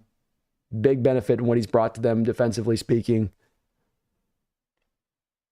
But whoa, Nelly. Whoa, Nelly, that one was close. That one was very, very close. Props to the Eagles. You got it pulled off, and that wasn't an easy win. You had to fight your butt off to get it to make it happen, but could have made it easier. Back to Jordan's point, you kind of lost this game as far as how you tried to play it, rather than just staying true to yourself and staying with what's working. And next week you go up against that Washington team. If there's a lesson to be learned from the Eagles' perspective on this one going into next week, it's that I don't know how healthy Jalen Hurts is, but I can see where the pass protection is on this offensive line is not great. You're running the ball really well. You need to me, there's got to be the commitment next week of trying to get the ball 35, 40 times to Saquon Barkley's hands. And really, really, he's the focal point at that point. It's kind of the focal point in this game, but you really kept drifting to trying to throw too much too often, and it almost bit you on your ass. Strike, thank you for the $2 donation. Says, yes, go home, Rams. Go home. Go home. They don't have a home right now. It got burned down, Strike. So it's go back to your state. You can't say home. So you got to go back to your state. That's how you have to say that. Thank you for the $2 donation, man. And yes, thankfully, no more Jake telling us about the Super Bowl that's en route this season for the Rams. That talk now completely comes to a thorough finish and completion at this point. All right. Jordan, thanks for another $5 donation. He says, I want to see how Rams fans try to spin the narrative on this game. Yeah, it'll be interesting to see if they try to, where they try to maybe drift and change it a little bit with it. I got to say that I do feel like from a Rams perspective in this one, you end up with Matt Stafford with 44 attempts in this game. You end up with Kyren Williams with 19 attempts. And the plan for the Rams coming into this year by how they built the offensive line and doubling back down to the run game as they did, the plan was to try to get more of Stafford into, I think, that 30 attempt mode of things, and then really be able to lean on your running game a little bit more. And you weren't able to do that in this, as far as staying with it as well. Both teams really had a draw in this game, I felt like, too often at times. Not that it was like they were trying to become pass happy, but they just weren't being aware of the elements and what you were playing within, the slippery conditions, the drop passes, just hard to put the ball in the exact spot you want to put it into because of those conditions. And rather than recognize that, they just kept kind of drifting back to the pass in this game. And that was the case, I think, with the Rams in this one, where, you weren't running. And then finally the time in this game where they were committed to running it, then you get the fumble by Kyren Williams where everything's going good. And you get like, okay, we're locked in. And then he has that horrible fumble in that moment. But I don't know how you don't spin it past that, in that you didn't stay committed enough to running the ball for how well you were running it, that there was just too much of a draw to get back to throwing too much. And you didn't have a healthy Higbee in this game. You probably don't have really a healthy Puka Nacua. We don't think we really got a healthy Cooper Kupp. So it's probably not the best choice on a day like that in these kind of conditions to decide you're going to be throwing 44 times a game. And I know they had to in that one drive throw a bunch down the stretch, but this was a pretty close game through most of this game. It wasn't like you were down by 2 touchdowns and you had to bail off the running game to throw so much. You sort of chose to more often than not at times in this game. And that's got to be, to me, where the Rams fans come away with it on this one, rather than trying to dress it up as something else there. We'll see though, Jordan. Thank you for the double donation, man. We'll see if they try to come up with some weak excuse. And as a reminder, folks, we will be doing both games today. So we'll be starting up the other game here in the afternoon as soon as they start getting cooked up here. And get the game cast up on this one up here. So 3:30 we'll be starting up on that one. Jordan, I appreciate the donations. Charles says, you think Wagner retires if he gets another Super Bowl win? I think so, Charles. I mean, the guy's still playing at a really high level, though, too. And in Quinn's defense, he's got Quinn using him in the exact perfect way to use Bobby Wagner. But Wagner was your highest graded PFF defender in the NFL this year. Not in defender, but highest graded inside linebacker in the NFL this year, to put in perspective like how he played for Washington this season. So he's still at this really high level. I don't know if it's going to be in that spot to where it goes that way, really. It's certainly possible, but no, I think I think there's a chance he could do it, but I would say that I think he still wants to keep playing. That's my feel on it. It's always hard to say with this type of thing because it's a year-by-year thing, but when you're playing that well at that high of a level, why hang it up at that point?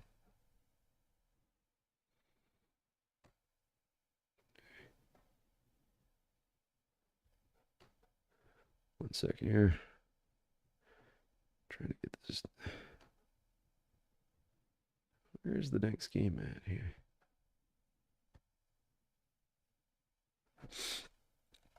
Trey Griff, thanks for the $2 donation.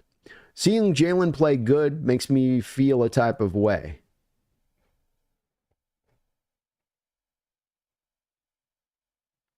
I don't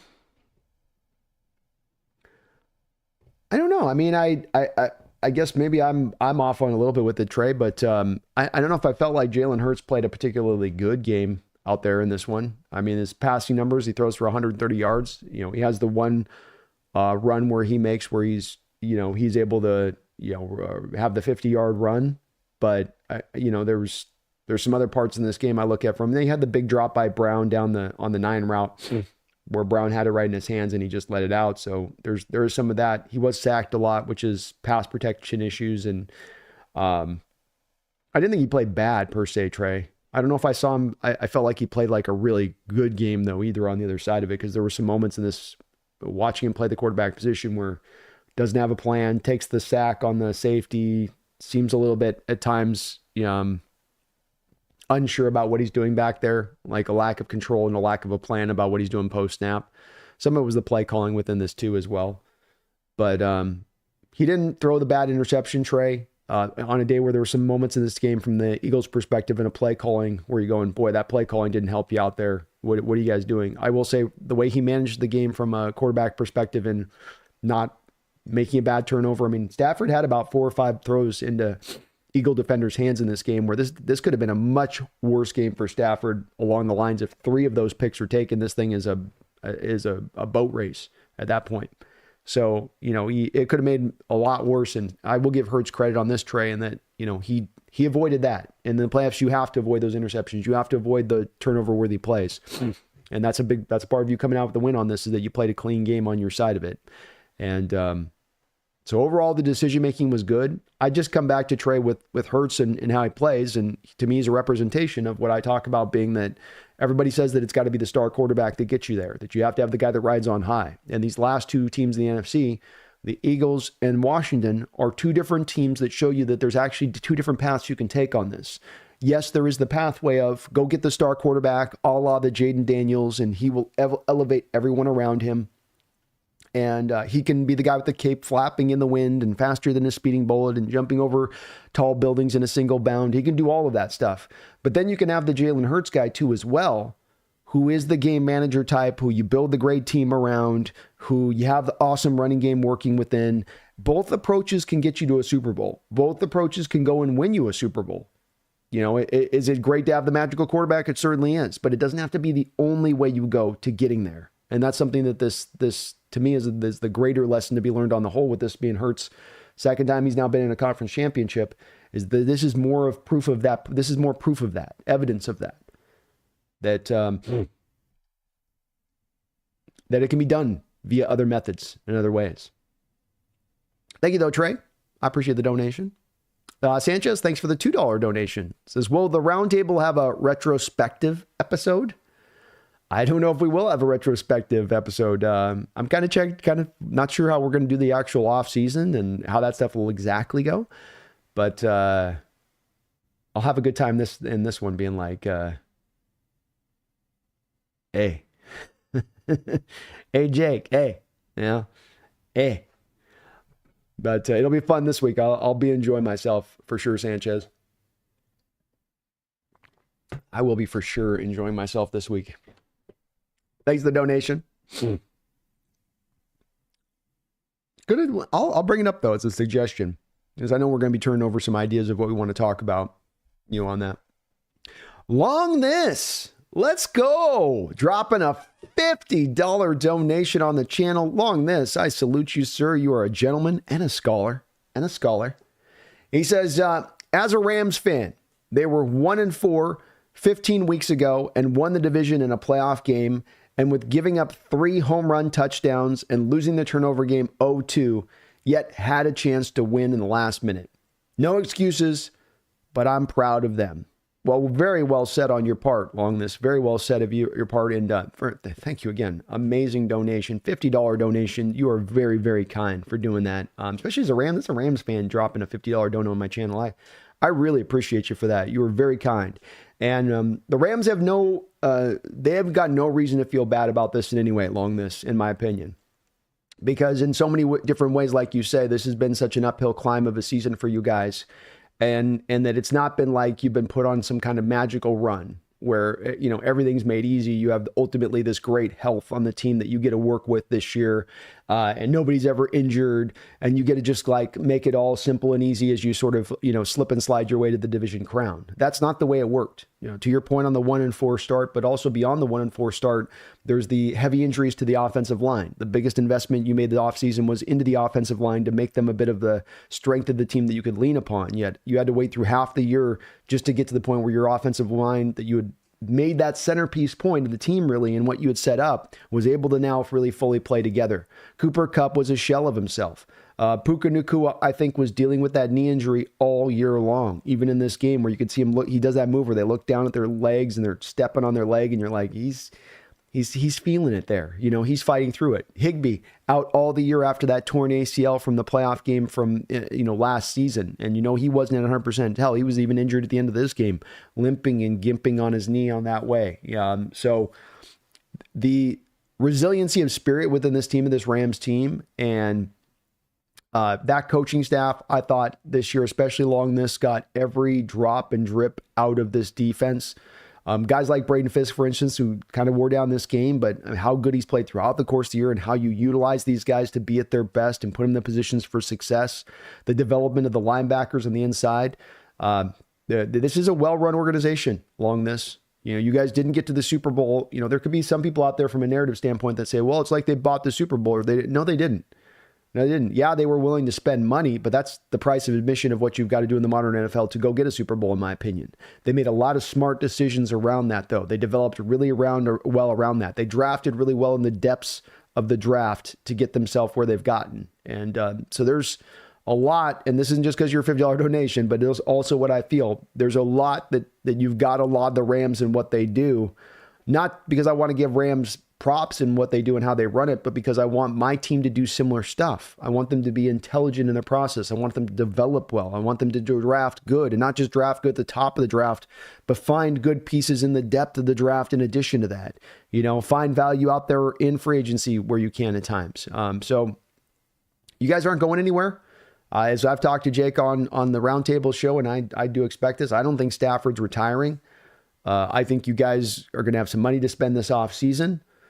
There's some things you're definitely going to need on the team. That defense probably needs some help into the secondary. You probably could get some more, nose tackle and get some more kind of big bodies on the inside to allow some of those undersized guys to really rush the passer and fit into those roles like a Braden Fisk. Early downs, you can have a run defender and then bring him out for pass rush situations. But there's a lot that the Rams are on as far as the forefront here along this that is going to continue to make them a problem in the future. Stafford's presence there, their ability to run the ball, their commitment to the offensive line, the way their front this year, and we've talked a little bit about it, but the way that you really have got to laud that defensive front for being at the forefront as well on the creative fronts that they're running up there with the stunts and the twists and the loops and all of that type of stuff, where they're able to generate pressure, just wreaking havoc in that way. It's a little bit of the carryover from Donald. I almost feel like where the end of Donald's career, they used a lot of Donald as sort of he'd be sort of the centerpiece of the pass rush, where he knew the offensive line, he'd be kind of like a black hole where the offensive line would be pulled to him, and then they could run a lot of their stunts and their loops off of that, where this is all getting driven here and we're going to loop this around through the backside. And I think that they learned a lot of lessons off that they still are able to apply to this defensive line. But I really do thank you for the $50 donation along this. And as hard as it is to have your season come to a conclusion like this, and with Stafford, the time is starting to wind down, and then, you'll have another year, you'll have another 2 years, but this is still a team that should be in every bit of a position to get into next year. And quite frankly, off of the offseason I'd expect them to have, should be still considered the favorite moving into next year as it stands. We're going to have to earn the right to get there, in my opinion. The Niners are going to have to, I think, bleed a little bit this offseason in certain places. And I think that you guys are set to be that front-running team as we go into next season. You've earned that right to be there. You'll have the best offensive line in the division. And that's no small thing, in my opinion. That's a big driver for team success along this. To me, it's no coincidence that the team with the best offensive line in this division, this is the team that ended up at the top that got the furthest into the playoffs because of that. That's why I often say it's like, make it a strength of your team. Make this the number one priority this offseason, because it pays off when you do so. The Lions' investment that they put into it this offseason paid off. It worked in their favor. They didn't look back at that investment and say, man, we shouldn't have put that money into it. Man, that was bad money spent on all that offensive line. And that's even with Jonah Jackson not working out for you. That's even with Jonah Jackson not working at all. Like that signing was a complete miss. But I still think that the Rams look at their situation and say that was still a smart approach of us to take, though, in regards to this offensive line. That was still to our betterment to do this. So you got a smart organization. You're moving in the right way. So adjustments to be made there for you guys, but you guys are standing tall here moving into next year. And along this, I really appreciate you for all that support to the channel, especially as a Rams fan. I know that's not easy to do, to drop that donation. So sorry for the loss, but you guys had a hell of a year. You earned the right to be there, and it wasn't by luck that brought you there. And that should only embolden you to feel confident in the future with this team. That, hey, we weren't here by happenstance. We're here because we know how to construct a roster. We know how to develop players. We know how to draft. And we're kind of at the top of the mark across the league in our way of being able to do that. Really appreciate you, though. Props to you guys, though, on a hell of a year, hell of a season. No excuses given from our standpoint. You guys took this division, and you did it by running organizationally smart, coaching well, developing great, drafting really well as well.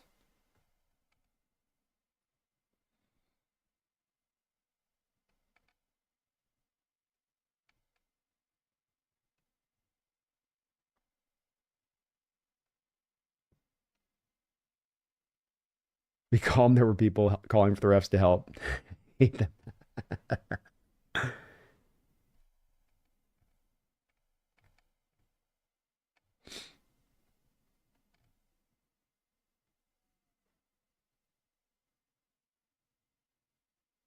Josh Sass, I think Quinyon Mitchell went down in this game, didn't he?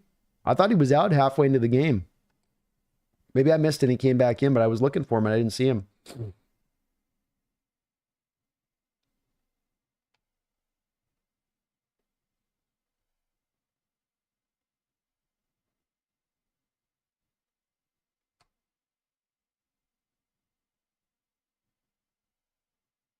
Josh says, we're pumpkin. I miss my girl. I've been trying to get her. She's out on the couch right now. She's just sleeping out there. I'm going to try to pull her in here if I can for the second game.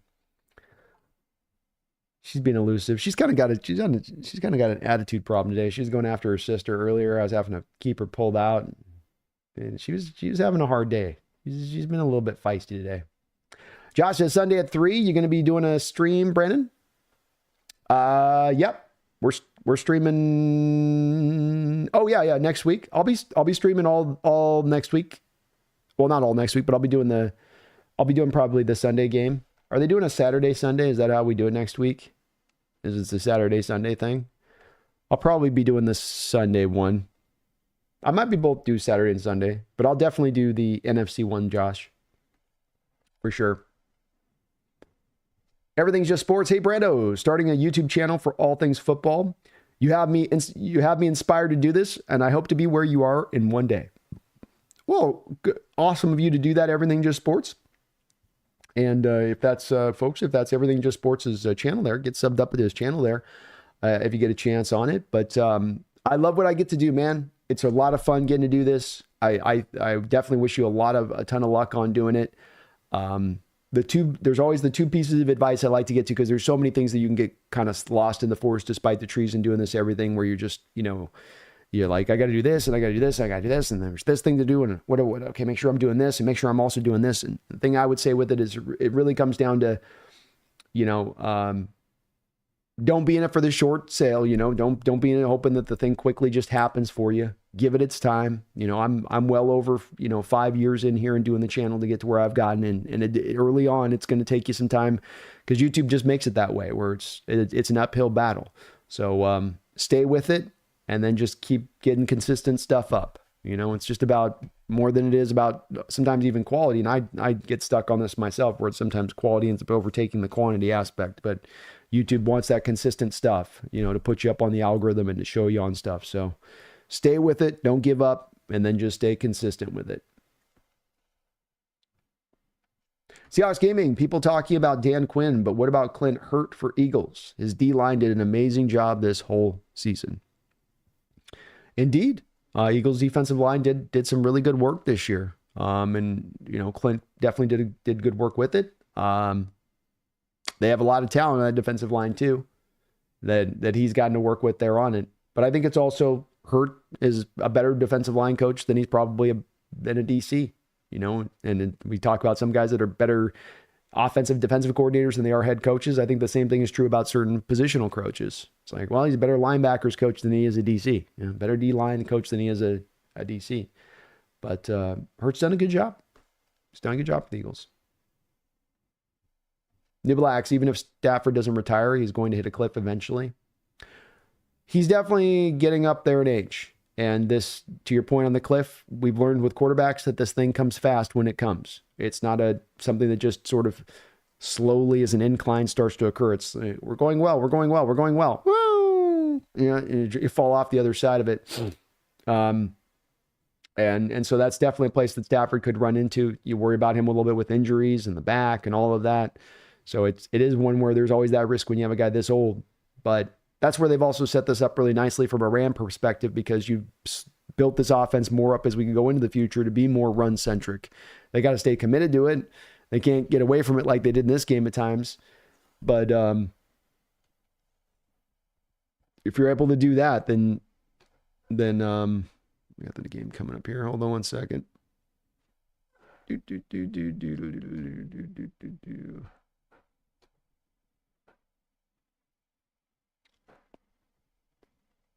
All right, we got that thing up there.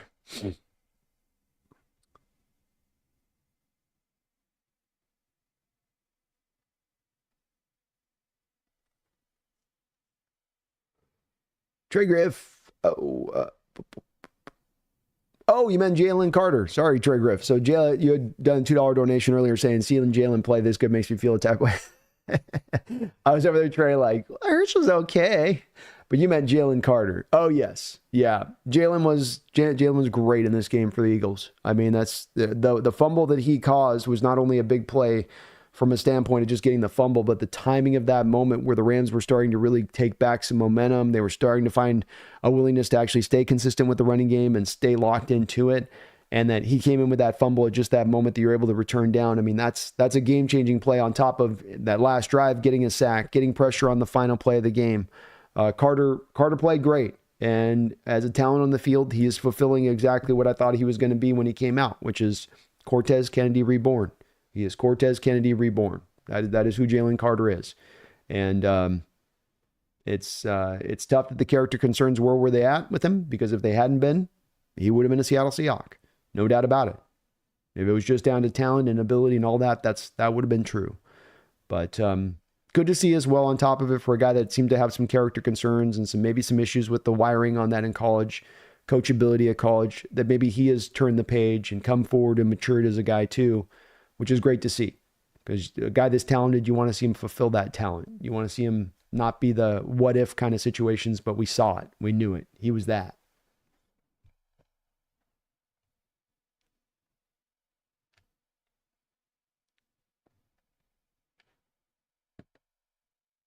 Becomes is sorry.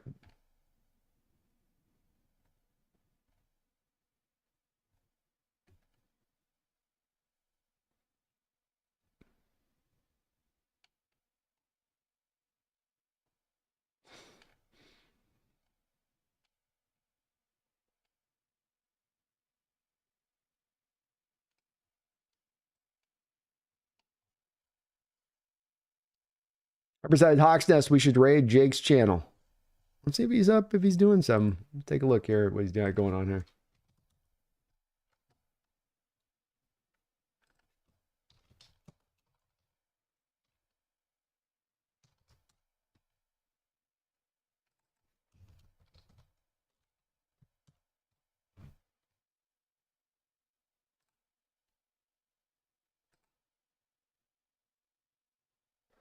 Yeah, we'll see if we can get over there too. They're not, he's not up right now, so they're still drying the tears over there.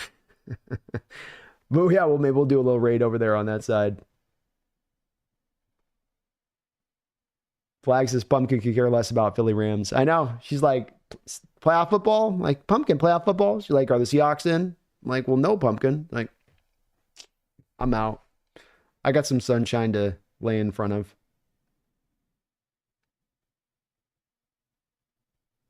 New Black Stafford's going to be 38 by the next Super Bowl comes around. Yeah, and he's an old 38. You can see it by his gray beard. That guy's going to be Santa by next year. He's going to have red cherry cheeks.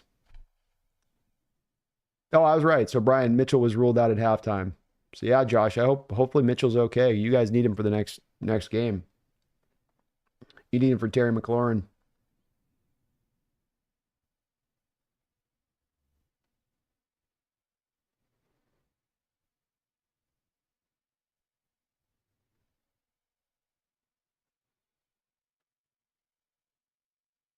Catalyst, I got this. If it's a Commanders and Chiefs Super Bowl, will the winner be the Commander in Chief?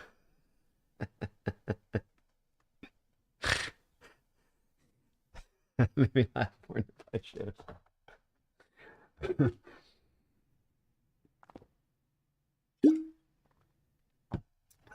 Be calm says, I feel no sympathy for the Rams. We've been dealing with the refs. And Sean, I need to call McVay. I feel so happy. Go Hawks. And Josh, he went down, did Mitchell on remember where Stafford had the scramble in the first half and Mitchell came up and hit him? Stafford took a little bit of a hard hit on the play too, but I thought he had only had a stinger, but it must have been a little bit worse. Megas is going to have some fun on the round table, B, at the Hawks Nest. Give Jake hell for all of us. I'll give him hell. You know I will. You know I will.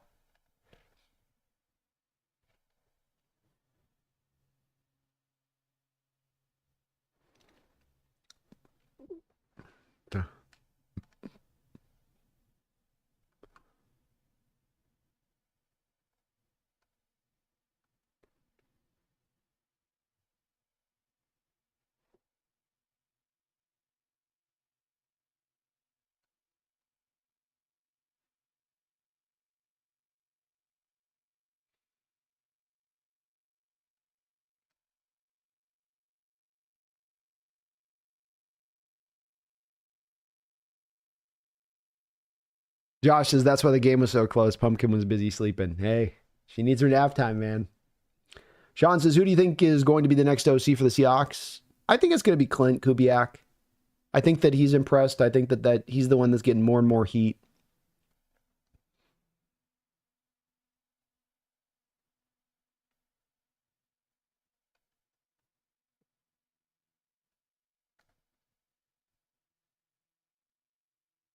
Fabrice says, hello, everyone. So happy the Rams are going home. These Rams fans were delusional to think they'd go to the Super Bowl.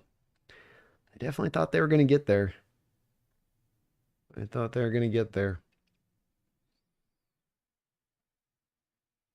Rick Zapata, thanks for the $5 donation, Rick. So going by your theory, in the Super Bowl should be the Eagles and Bills. They have the best offensive lines. Indeed. Yeah, indeed. I think that's the case. Yeah, I think that the Bills, I think, do have better offensive lines than the Chiefs. The Chiefs have a good offensive line, but the Bills probably have a little bit of an edge. It's close. The Chiefs and the Bills is a close one. Because you still do have the pretty good parts in there, but I think that's accurate. I think that's still accurate. And yeah, we'll see on this one. You know, the great equalizer offensive line could sometimes be a guy like Jaden Daniels and his ability to move around back there and do what he does. But I think this will be a good test, more evidence or lack thereof evidence. Either way you go there, Rick, of more evidence of, hey, build that offensive line. Good things happen when you put the investment in the offensive line. You rarely regret investing that much in the offensive line. You really do. So I come back to it time and time again. I think the playoffs has proven that by the teams that were in the playoffs. Just look at the teams that were in there and the investments that they've made into it, and that tends to be the case. So we'll get to see on that, Rick. But good point there. This will tell us a little bit about that theory, if it's got any weight to it, or if it's full of whatever. It's partially been proven true, at least by this point, Rick. Right? I mean, not fully proven true, but it's at least a partial truth.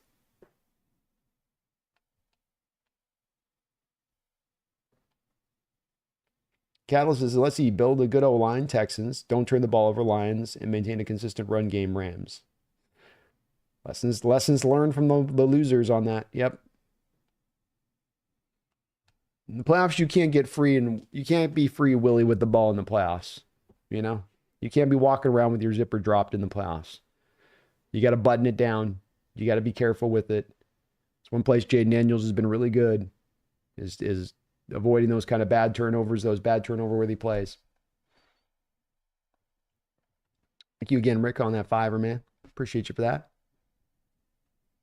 And we got the opening kickoff here, which is going to go to the Ravens. Cut down right there. We got a little light smattering of snow on the field here, though the conditions do look to be pretty dry at the moment here for Baltimore. Let's get the thing up here. Second game. Adrian X, I'm sure Jake still believes they're Super Bowl bound. He's like, no, I meant next year.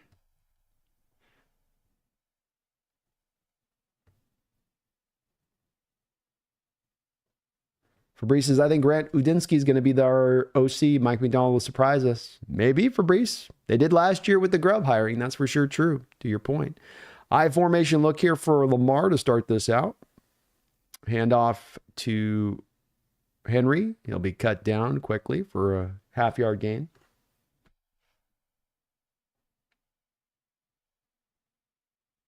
Metal Dragon, they hire Udinsky and it doesn't work. Someone is losing their job. Probably. Mike says, I think the Lions are about to lose their whole coaching staff. Possibly, Mike. McCown, you hear about Hank Fraley, Ben Johnson.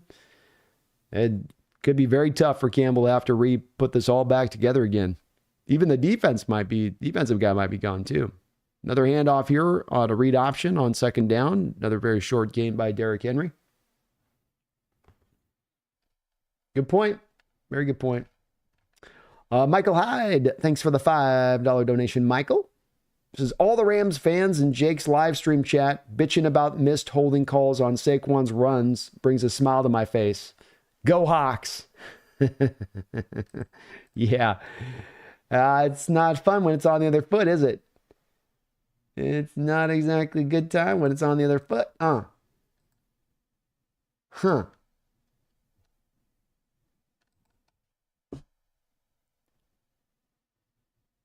I didn't see Jake was live. Lamar's going to run this on 3rd and 8 for a first down. Nice job by Lamar there on the run.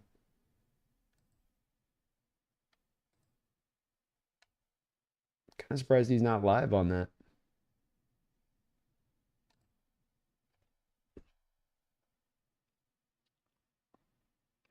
They had a spy on Lamar. It's so good. You can have a spy on Lamar on a 3rd and 8, and he still goes and gets the first down run. He's so hard to stop. Go Hawks, Michael. Yeah, I'm sure they'll find something to complain about in that, but, that was a well-called game. Oh, dropped out there by Derrick Henry. I think if he makes that catch, he's still running. Just couldn't quite reel it in. Wide open on a wheel route. It's a little bit of a low throw. He just couldn't quite bring it in there. And Lamar can't believe it. A little bit of moisture in the air now. It's not really falling. It's kind of falling a little bit. A little snowy. Ooh, wide down the field, open. Excuse me. First down to Isaiah Likely, a big play down the field. Boy, just wide open, blown coverage. One sec.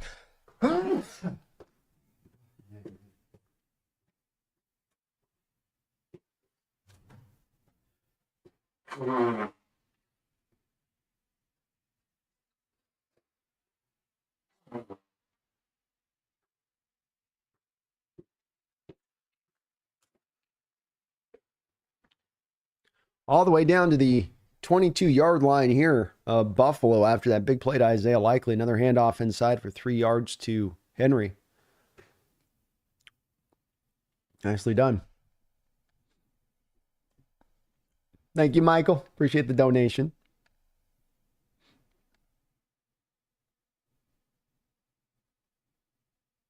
It's his pre-live stream chat. Oh, okay, Michael. I was wondering. I was like, man, they're not live yet. I don't see him in there. But yeah, you can't. You just can't if the Rams. I mean, they won't stop them. There's always going to be fans that do these in these kind of games, and I do it. I'm sure I've done it myself at times on some of the way these games have ended. But that was not an egregious game as far as holding calls go against your team. There was not. And again, understanding that play action pass here on first down. Another throw out to Isaiah Likely, makes a nice one-handed stab, gets up the field there for a gain of about 3 or 4. The thing you have to understand, not you have to understand, but the Rams fans have to understand about this with too, is that in the playoffs, the officials are going to let them play. The NFL does not want, unlike regular season games where the NFL is willing to let this happen, where officiating can kind of derive an outcome.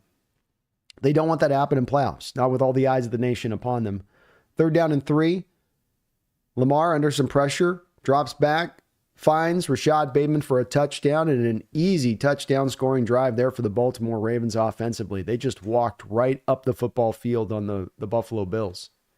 Very little resistance. Very little resistance.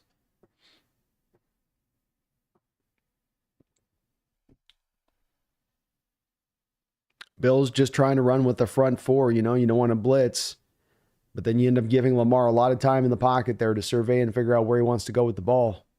8-play, 73-yard drive, taking up only 4 minutes of the clock. They got right up the football field. Lou says, how awesome are snow games? 2 snow games on a conference championship weekend. I like it. This is what football in November, this is football in January is about. My allergies are just destroying me today. Destroying me. Fire Poet says Jake doesn't like to do live games. They don't work for him. Yeah, it's kind of interesting. I don't know why not. I think they'd be freaking... When I discovered it, I was like, man, everybody should be doing these live streams. Where is that? I'm never going to watch a game alone again. Thank you, Empower. Appreciate the bless me. It's a struggle. The struggle is real today. One sec.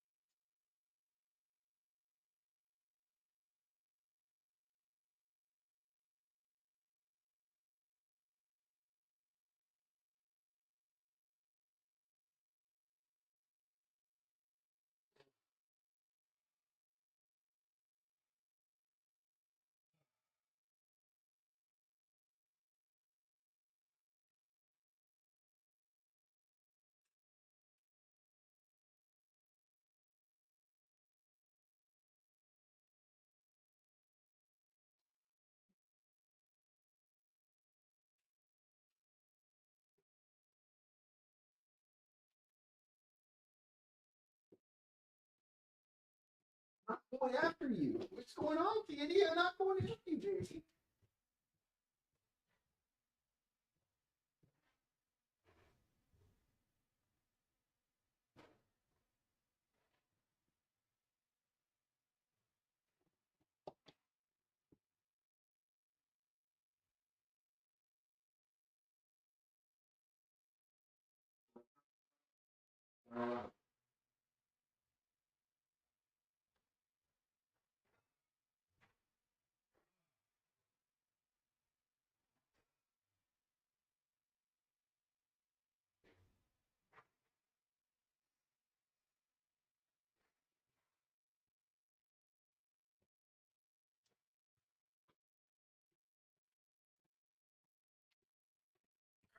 Y'all, I'm gonna get a little bit of something to eat. We had the earlier game today, so I want to get a little bit of food here because I'm starting to get a little bit hungry. So I like eating with you guys on the thing, making you suffer through it, but I gotta eat, so y'all are gonna have to deal. Give me some yogurt.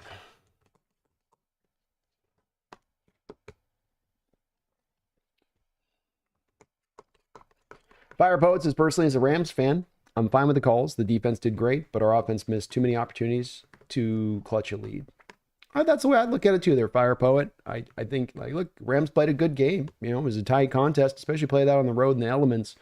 I thought you guys, if you were telling me that the Rams are going to have to play in the elements with snow falling through most of the game, I'd be like, man, they're going to lose like by double digits. They're not a team that's built to play in those kind of conditions. So I think they played a really good game. I think there was a little bit enough of a lack of commitment to the running game from the Rams' perspective. A little bit too pass happy in the elements. It was a tight one. But I think that's accurate. You know, I think you had some opportunities, just couldn't quite, make them stick on it. And the reasoning's understandable. You guys definitely came in that game beat up, especially on the offensive side with some of the skill position players.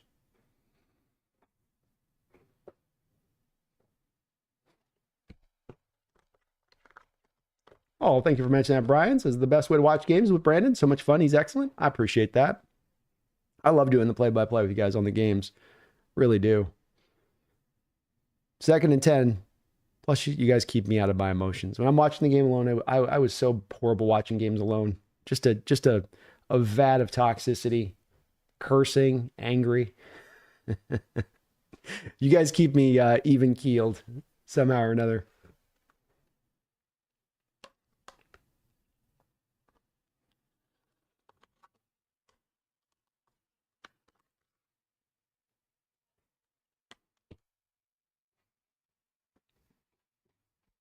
Third and 8 here. Allen in shotgun. He's got 4 wide.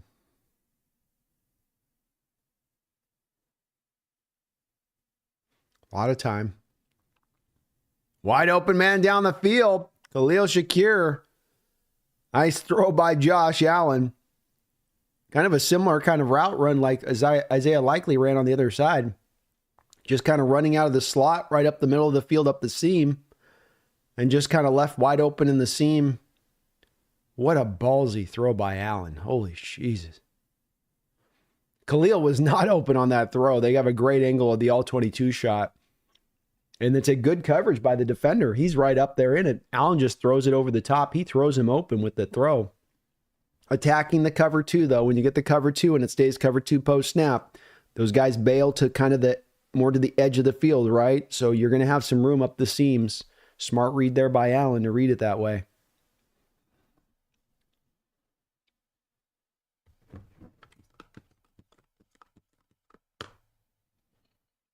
Second down and 2. Hand off here to Cook.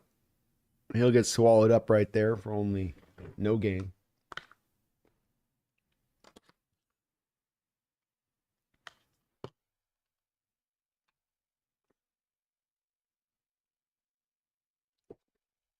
Sanchez, thanks for the $2 donation. Says, B, you need to professionalize that wall. I do need to. Yeah, the couple things are going to happen here in the next year with this. We're going to come down with the flag. I'm going to clean up and organize better the backdrop and get that set better. 3rd and 1 here. Read option keeper by Josh Allen, and he's taken down the ground. A great play there by 95. Who is that? Robinson. Very nice play there by Robinson.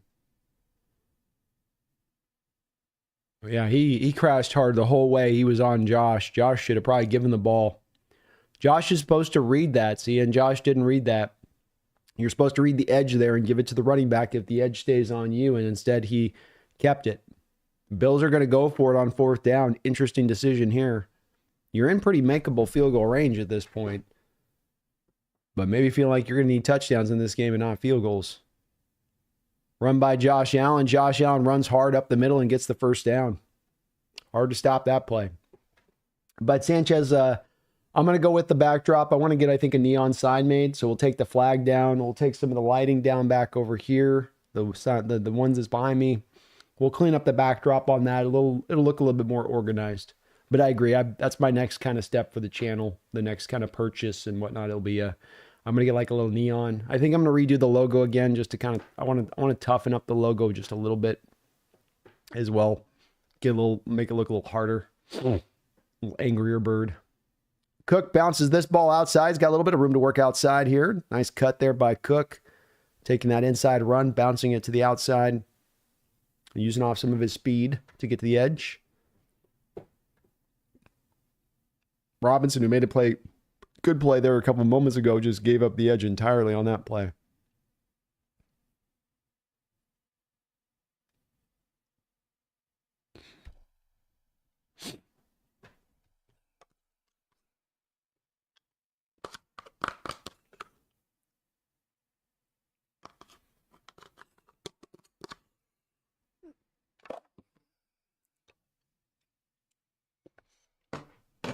Handoff inside on 2nd and 2. Cook with a nice run, takes it all the way down to the 5-yard line. Bills matching the Ravens' drive. So we'll get it going there, Sanchez. Definitely going to try to make that a point of emphasis this offseason if I can get that done. But you're right, I need to get it cleaned up back there. We'll just clean it up a little bit. It's a little too busy. A little too busy. 1st and goal. 4 carries, 17 yards on this opening drive for Cook. Handoff inside here again to him. Nice gain, 4 yards on 1st and goal. That'll definitely do from their perspective. Jeffrey Thistle, thank you for 32 months, almost 3 years as a Hawks Nest member. I really thank you for that dedication and support to the channel. I might be starting to feel bad for Goff. I knew he was not as good as the Lions thought, but didn't think he'd single-handedly lose the game for them.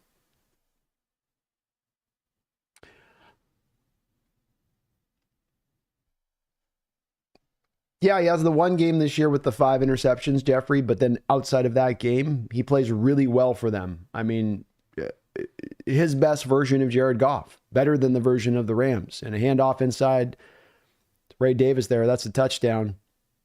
Kid out of Kentucky will get the TD. And the Ravens, or Bills with the drive, matching the Ravens, very, very easily worked right up the football field. 4th down, no problem. We're going to have a fun game on our hands here in this one, I think.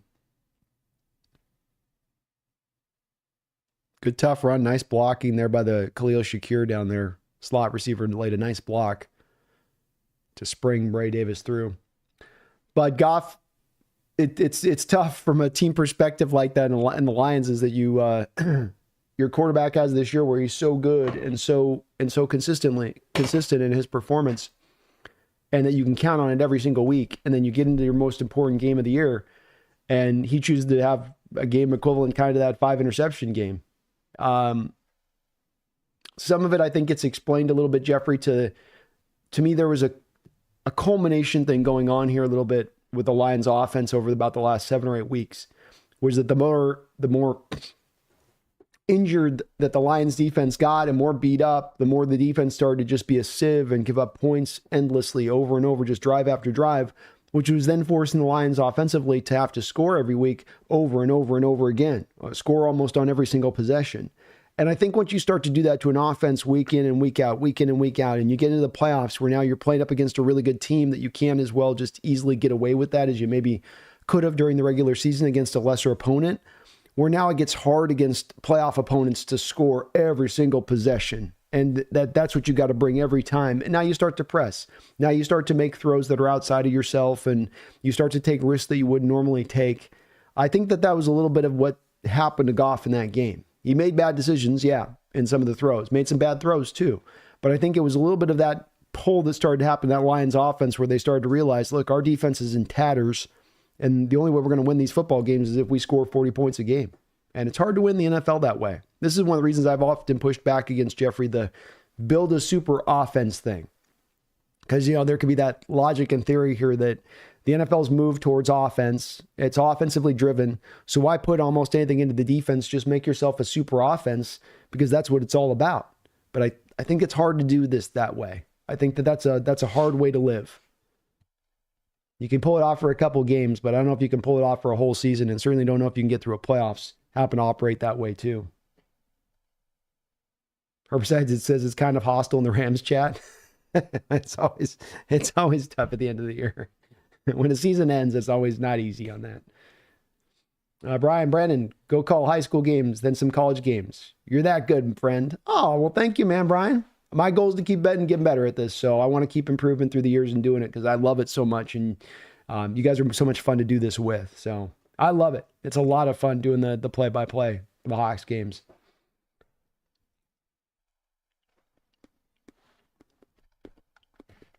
Very kind of you to say, Brian. Thank you, man.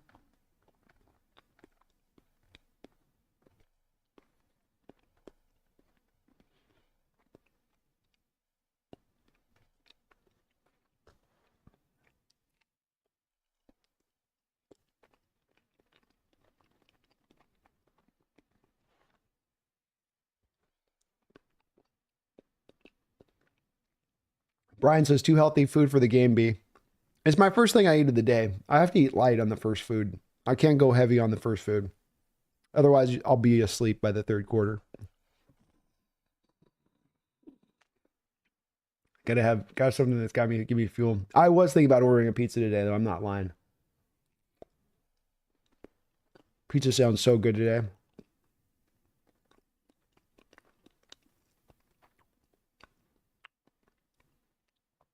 Jeffrey Thistle, not only is Josh Allen rocking the partial mullet today, but he's also rocking the unshaven neck beard. Like, that's double power right there. He's 2 times his power on the back of those two things today. It's basically like taking steroids in both of his 2 legs at the same time. You got the mullet to the back, the sort of the random neck beard hair coming out the bottom. That's just, he's already too powerful. He doesn't need that extra help.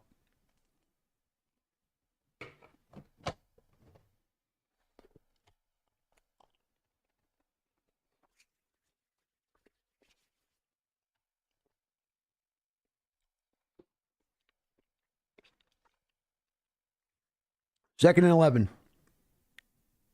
Lamar going deep. Intercepted. Taylor Rapp with the pick. Ooh.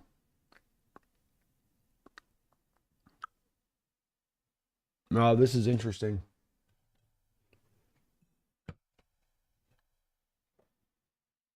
Very interesting interception. Big play in this game there. A pick.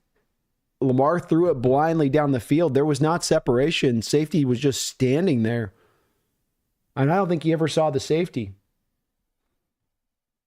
You know, a big thing with Lamar on getting these playoff games and what happens with Lamar and the way that he's not had the playoff success at times in recent years is you take away the run game, you take away the short passing attack, you force him to beat you throwing the ball down the field.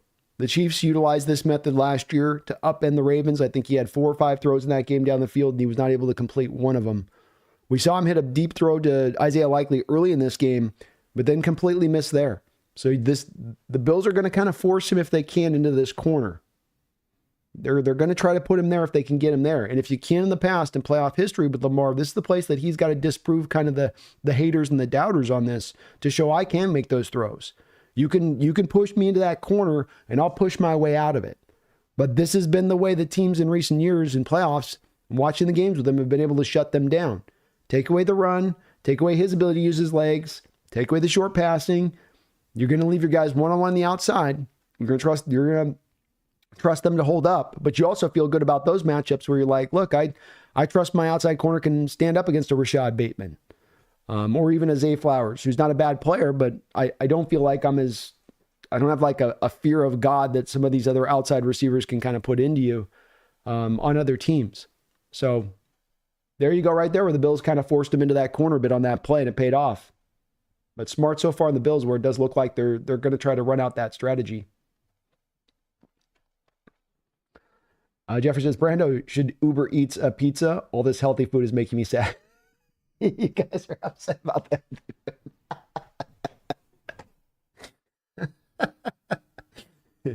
You know how gross it's going to be if I'm sitting here eating like chicken fingers and dipping it in ranch and I got the ranch around my, like, it's going to be gross. You guys don't want to watch that.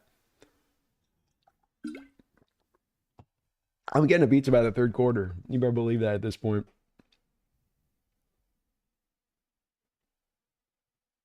Brian says, please tell me Josh also wore a denim jacket, aka Canadian tuxedo. Oh, that would be way too. He can't. That's like staring at the sun. He couldn't have done that with the neck beard and the mullet. No. Don says, show the replay, you greedy bastards. No playoff replay for you.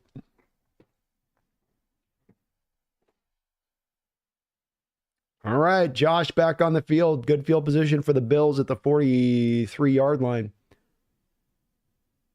Josh comes back underneath. Creative little play there. What kind of fake sprint option to the right. Come back underneath to the middle.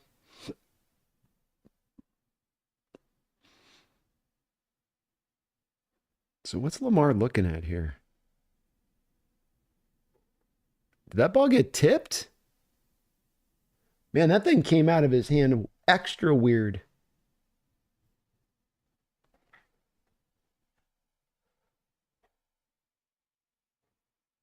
God, what was he seeing on that throw? First down. Hand off to Cook. He swallowed up in the backfield. Loss of 2 or 3 yards. Rick Cepeda, thanks for the $5 donation. He says, I will say this to my comment earlier, and then in regards to the Bills having the best offensive line, one better offensive lines remaining. They only got 1 offensive lineman going to the Pro Bowl. The Chiefs got 3 Pro Bowlers. Indeed, they do. Indeed, they do, Rick. That's where I was coming back to. I mean, they're right there with the Bills. I think, too, you can make the argument with the Bills that maybe their total 5 versus the 5 of the Chiefs is better. Maybe the Chiefs have the bit of the higher end guys as far as performative level wise, but that the pure 5 of the Bills is better overall. They're good lines no matter what. And a big part of the reason that these teams are as deep as they are in the playoffs at this point in time is, yes, because of their quarterbacks, but also because of how good a quality of line you build, how thoroughly good quality of a line you built.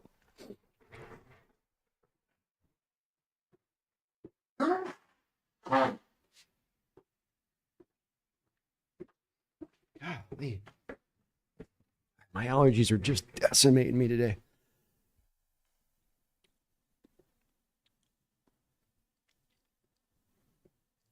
Got a hold here on left tackle. He doesn't like the call. This will bring him back to 2nd and 22, though, now.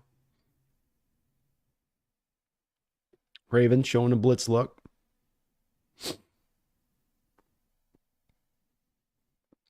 Looks like we got a false start here on the Ravens.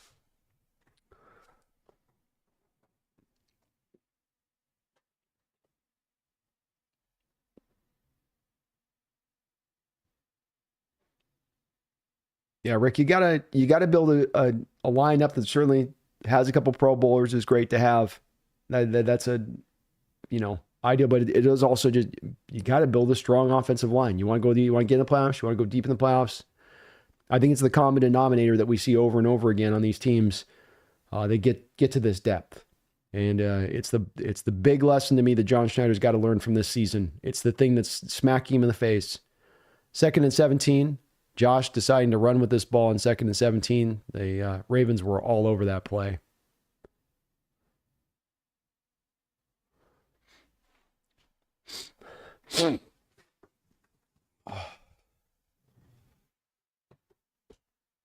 So bring up 3rd down and 17. 1:17 to go in this first quarter.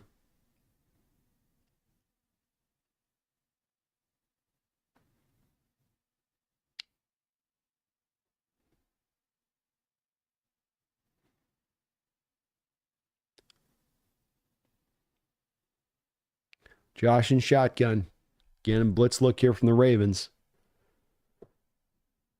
They fall out of it. Josh, a little confused there and just sort of throws it away. I don't know what happened on that play. Miscommunication or something weird. Couldn't quite get in alignment, though. Thank you again, Rick, for the double donation. Get that line built right, man. Build this lineup. Make it a strength of the team. True strength of the team. All right, we got a punch here.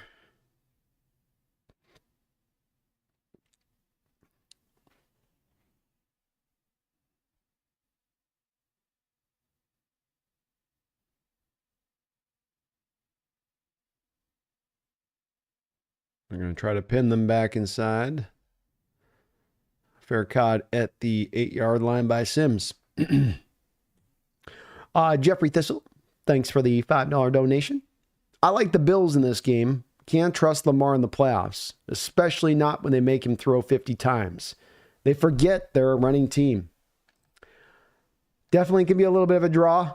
Yeah, I think that's where, too, those teams sometimes with it where you'll give a quarterback the 2 plays at the line of scrimmage, and you see these fronts, you see this many guys up around the line of scrimmage to take away the run game, audible to that pass.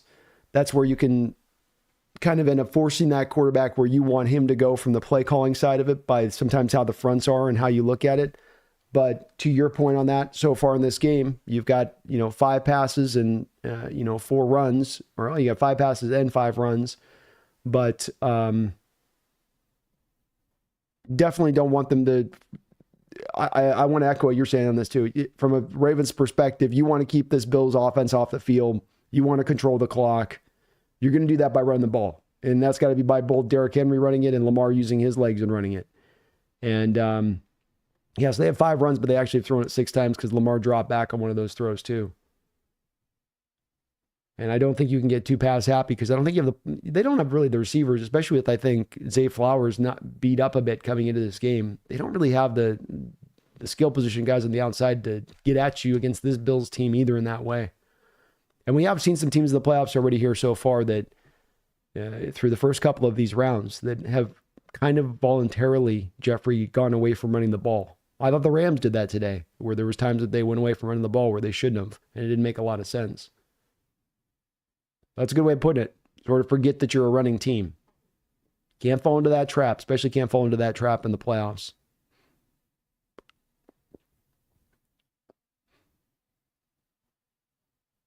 Sanchez, thank you for the $2 donations. As the refs are getting practice to help the Chiefs next week. But those are some miserable calls against the Chiefs last week. Oh. My gosh.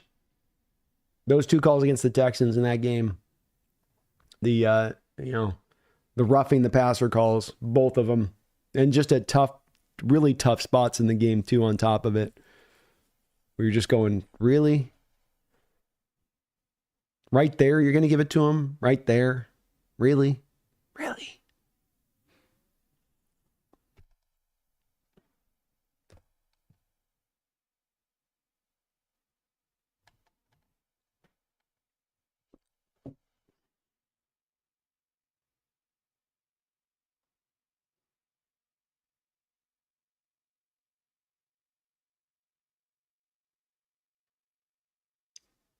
First and 10. Set up for the 9-yard line are the Ravens here. High formation look. Bills want a false start. Don't get it. Hand off inside. Lamar Jackson. Derrick Henry. Gain of 10 yards up inside there. Good run by Henry. Michael says, Jake, the Rams were 14 yards away from the NFC Championship game. Not for the Connor Williams bet. Yeah, close but no cigar. What do they say, Michael? Close only counts in horseshoes and hand grenades.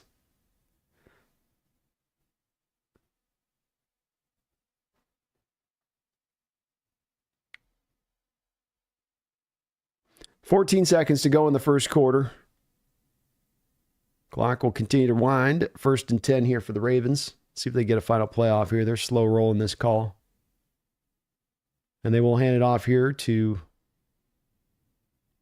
Hill. Another first down run.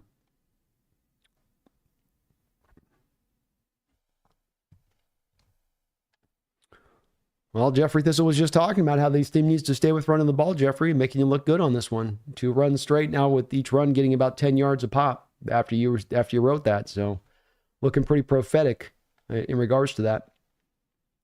Long live the king. Thank you for the $5 donation. How did all members of the big bad NFC North get bullied in the playoffs so easily?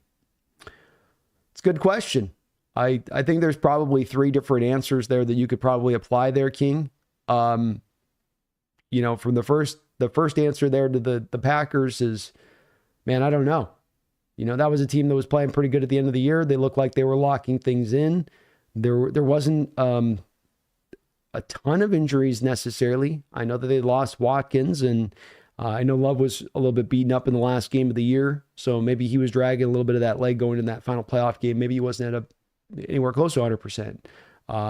He didn't play a good game, that's for sure on that one. The Packers one's a little bit hard to explain to me, even though they were playing on the road in that first round, where you're looking at them going, that team should beat the Rams. They should have won that game, but they seemed to kind of all the way throughout this year underperform just a little bit. Did the Packers. With the Lions, to me, I think that was really King.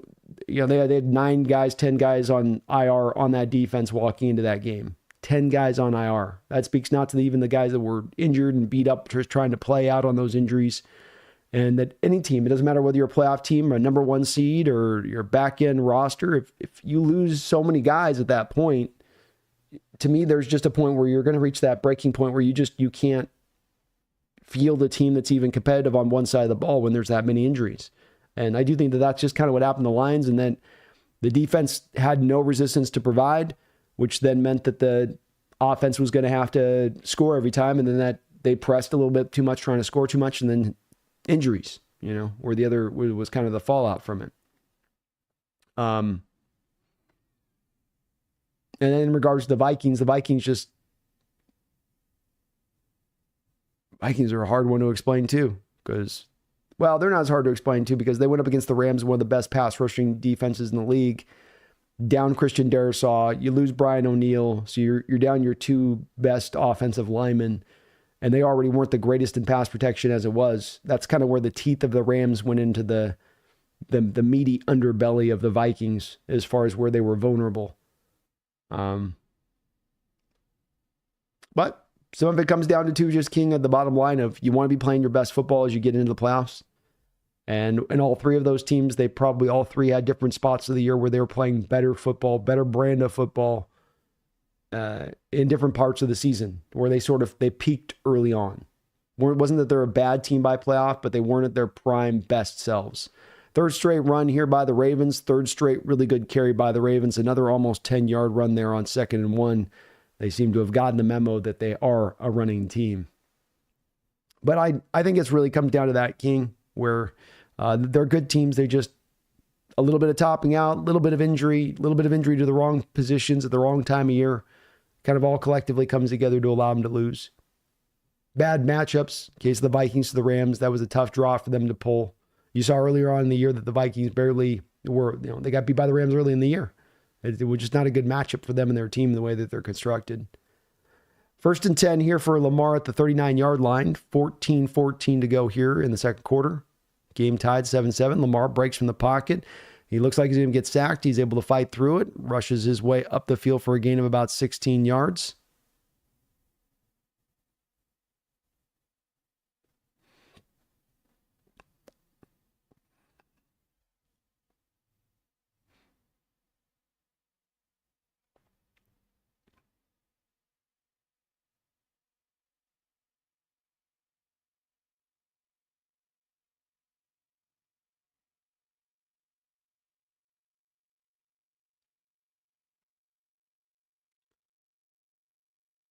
Ravens onto the Bills side of the football field at the 45-yard line.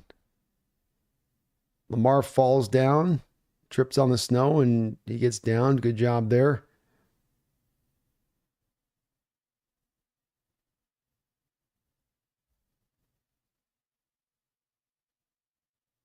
Lamar just tripped over his center's leg there.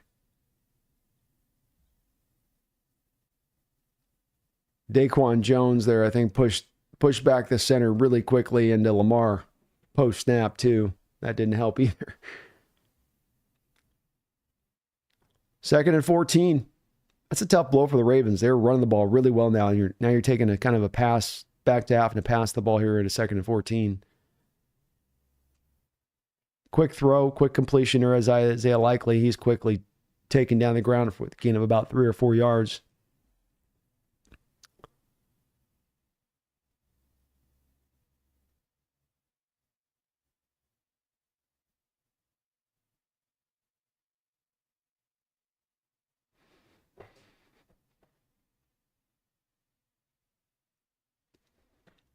Third down and 9.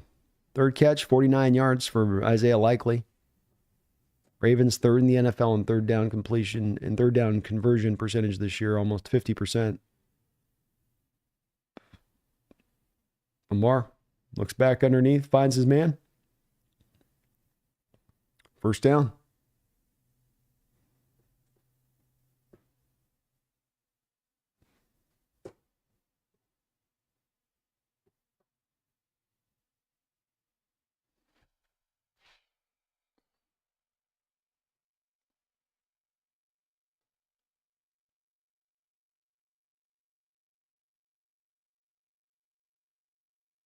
Kind of just blown coverage there. 7-play, 63-yard drive here by the Ravens. Pistol look formation here with Lamar. Play action pass. Another drop pass here from the Ravens. Andrews had it in his hands. Henry's had a drop. He's had a drop. That's where, again, too, you say, well, you wanted the Ravens to go to run the ball, but Bills brought a lot of guys up around the line of scrimmage. They're telling the Ravens there, you're going to have to run into the teeth of our defense if you want to run here. You're going to have to run into a heavier box if you want to run here. And this then drives back Lamar and company to go more to the passing attack in those moments, more to audibling to that or making those the checks. 2nd down and 10.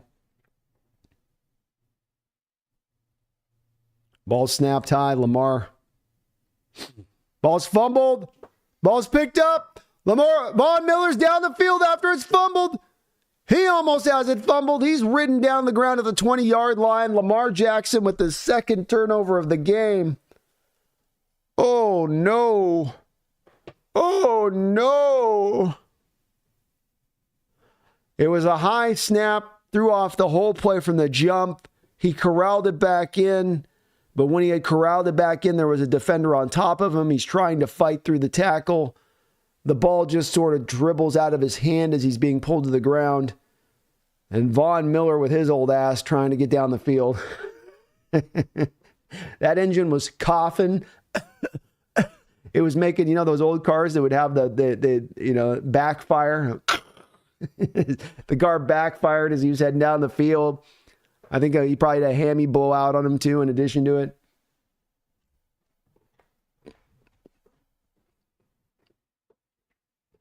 So 2 turnovers in this game. You're on the road in this kind of game. You can't have these kind of turnovers. Pitch play here. This will go for a very short game for the Bills here. To Todd Johnson.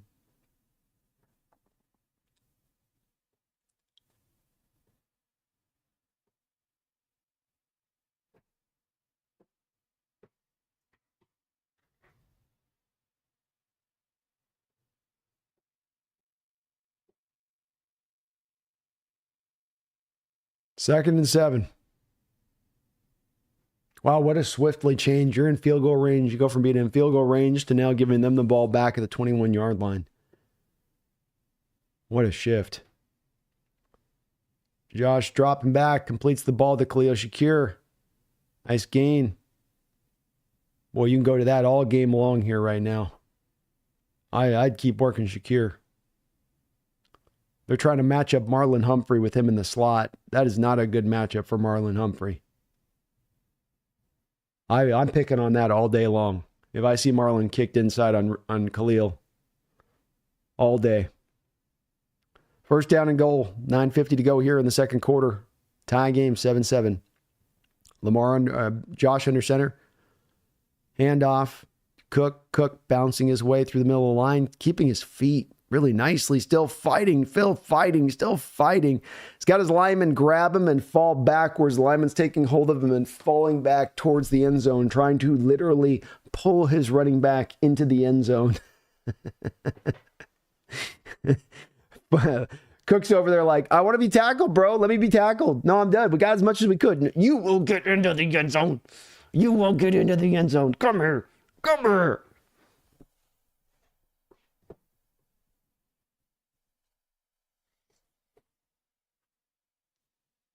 Yeah, Jordan Marlon Humphrey's a good cornerback too. I think he's still pretty solid cornerback for them right now. He's not, he probably has got a little older.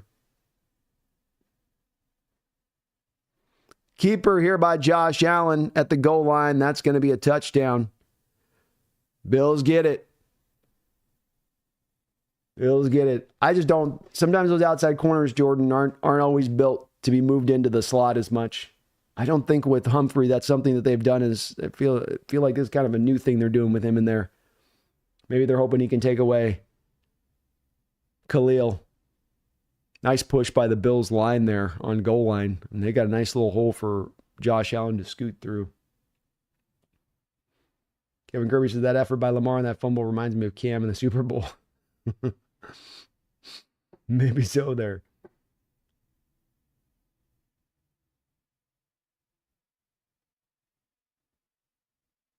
Ryan Kennicott in regards to that interception by Jameis Williams. Something I've been seeing lately with these guys, that when you give them these trick plays to be the wide receiver throws and whatnot, I think you got to be careful about with making that play call. We had this happen to us too with JSN this year, right? Remember was it the Falcon game where JSN got it and then he just determined and he told him, and after he's like, yeah, I'm going to throw that. I get the opportunity to throw it. I'm going to throw it. It's like, we want you to read it too. We don't, yeah, it's a trick play. We'd like you to do it, but we don't want you to take the trick play and then it don't look good. And then you're just throwing it just to throw it up for the hell of it, which is what JSN did and what Jameson Williams did in that game in Detroit too. And that's where you got to be careful on that call because those guys are going to want to throw it. Remember this happened to us too as well with DJ Dallas. Was it 2 years ago in San Francisco where you ran a trick play at the goal line with DJ Dallas? The guy wasn't open. DJ should have just probably ran it in, but they want to throw it. You give those skill position players or running backs a chance to throw the ball, they're going to want to throw it.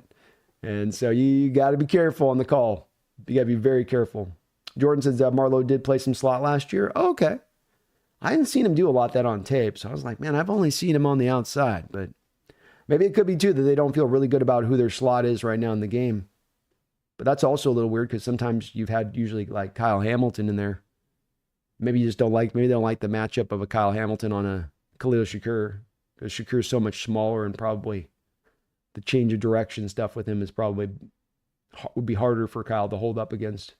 I'd be interested to hear what Harbaugh's thinking is why in this one, though, they would line him with that matchup. That feels like a mismatch all the way around, though. Misfit Spencer Brown's a very large man. Allen looks like a nickel corner next to him. Yeah, Spencer's 6'8".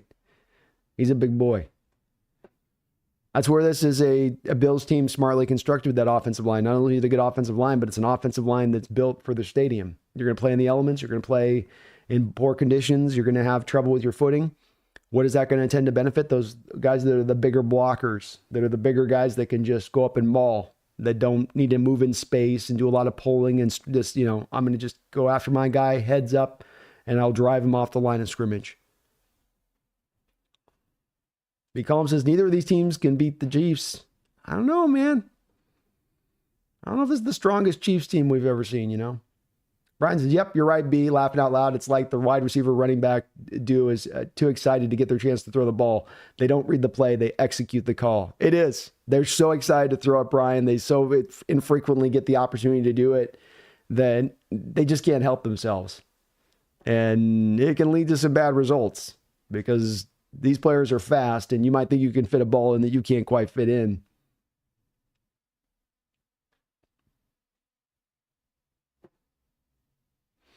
All right, 14-7 Bills. Short kick here, taken by the up man.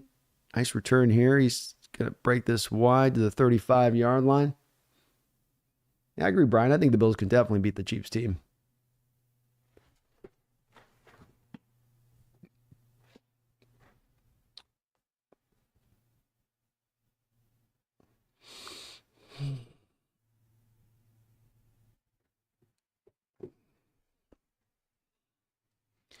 Going to be interesting to see how they operate this drive. The Ravens, you've gotten away from the running game a little bit of time. The last drive, you just got screwed because you're trying to run the ball, and he tripped up to a 2nd and 14. So it was kind of random how you got out of the run game on the last drive. 2 tight end look here for the Ravens. We're tight end and a fullback look, technically speaking. Play action pass.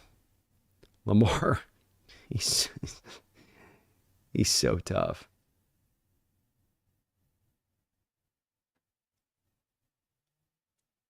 A little bit of fighting after the play there. Lamar got dragged out of bounds there a little bit late on that. But look, the guy's not going to get down. He's going to run like a running back. He's going to get tackled like a running back. He can't bitch and moan about that. I'm not a fan of linemen getting all pissy about that type of stuff. Like, look, you're using your quarterback like a running back. This is the cost of doing business. 4th carry for 32 yards for Lamar up to the 46-yard line here. Ravens territory. Hand off to Derrick Henry. He'll gain about 5 or 6 yards. Brian Kennicott, thank you for becoming a Hawks Nest Ring of Honor member.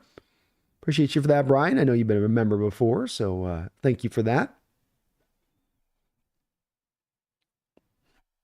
Don, I see I got a couple donations here too. So 1 sec there, Don. I'll get you on that. Sorry, I didn't miss you, Don. I got you. 1 moment.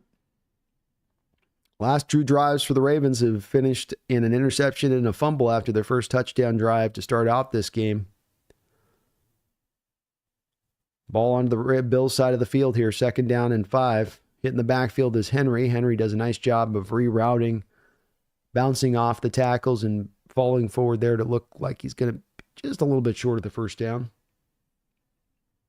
Don Mata, thanks for the $5 donation, Don. All of the remaining quarterbacks are dual threat except Lamar. Just kidding. I'd like a dual threat quarterback next for the Hawks. Easier said than done, though. I would too as well, Don. I think that this is where the NFL's transitioning. And it's one where this has been a slow transition, where we have seen that there's still these last vestiges of guys holding on that can be pocket passers, and that's how they get the job done. They don't have to be very mobile around in the pocket, and that they can kind of just get by on that. And there's a couple of them are still kind of left, but it's starting to feel more and more like a prerequisite for the position that as we go into the future, that you have to have the guy that can use his legs. It's no longer an optional thing it's all about what he does as a passer first. And if he brings some stuff with the legs, that's bonus. But, what does he do as a passer? It's got to be like, this is getting to a place where it's going to start to be, it's not an equivalent to what you do as a thrower of the ball from a quarterback position, but it's going to be near an equivalent on being a requirement, because these pass rushers are too good. You've got to have a guy that's going to be able to move. You got to have a guy that can be able to improvise, extend plays, that can go get first downs with his legs when he needs to. And just kind of the new price for doing business, so to speak. And I agree, Don, on the next quarterback we look for, that's something that I would really like to be able to see, is somebody that not only can use their legs, but it's a readily a component of their play. Like what was with Russell, where not only could Russell move around and scramble back there like a Fran Tarkenton, but he was a guy that could get you yards and what he could gain just scrambling and going and getting some cheap first downs, some cheap conversions, getting out of poor pass protection where the guy just blows the block right off the start of the play, and then finds some way to escape out of it, even though the free rusher's right in his face and he would seem to have nowhere to go. So you're right on the easier said than done part. We have a Bills, I think that's their safety there, I think, was taken off the field there by the Bills. 1st and 10 here for Lamar. Dropping back to throw. He's looking to hit this deep down the field, and he's got a guy down the field, Rashad Bateman. First down, wide open was Bateman. Very nice throw by Lamar.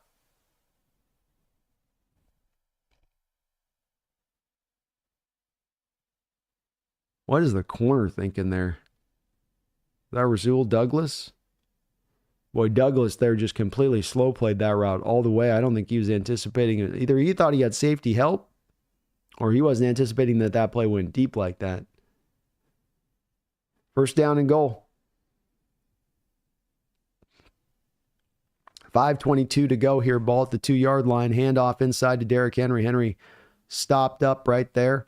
Thrown backwards. Maybe be a loss of half yard. I agree with you though, Don. I think this is more of a requirement, man. You got to have this going into the future, and it's not changing back the other way. It's not going to go back to where it's going to be cylindrical and it goes back to pocket passers. This is the new era. This is the new breed. These are the new kind of cats that you got to have for the position. It's kind of getting chippy here in the second quarter here a bit. To the officials' credit, they're kind of letting them play a little bit rather than calling some of the flags, but the officials might have to do some things here pretty soon because it's definitely getting right up on that line. Second down and goal. Play action pass. Lamar dropping back here. He's going to be sacked. Bills wanted to hold on the play, begging for one. Great job by the Bills defense, despite the hold, to still go get the sack. Third down and goal.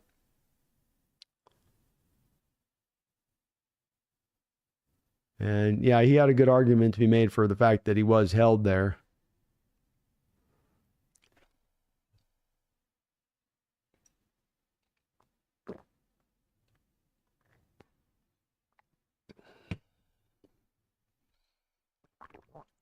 Four minutes to go here. Second quarter. Lamar's got about 8 yards to go on third and goal. Hits his man underneath.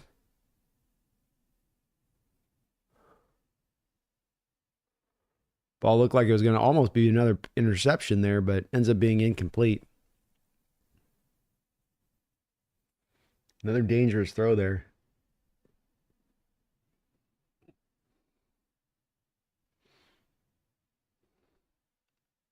Lamar trying to throw that back across his body to the middle of the field late. Very, very lucky.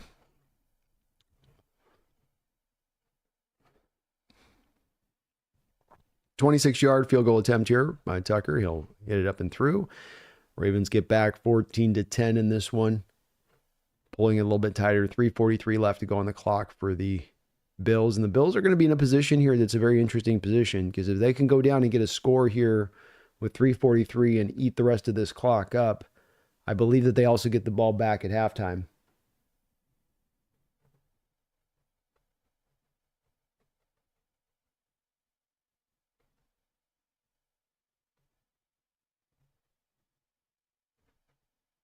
Yeah, the refs are definitely Jordan letting them play in this game. And we saw it in the early game too. This is a little bit what you get with playoff football, but you have 2 penalties called through most of a first half here. So there's definitely, look, they're playing, they're allowing the calls to go both ways. I always say with this, what you just want is consistency on this.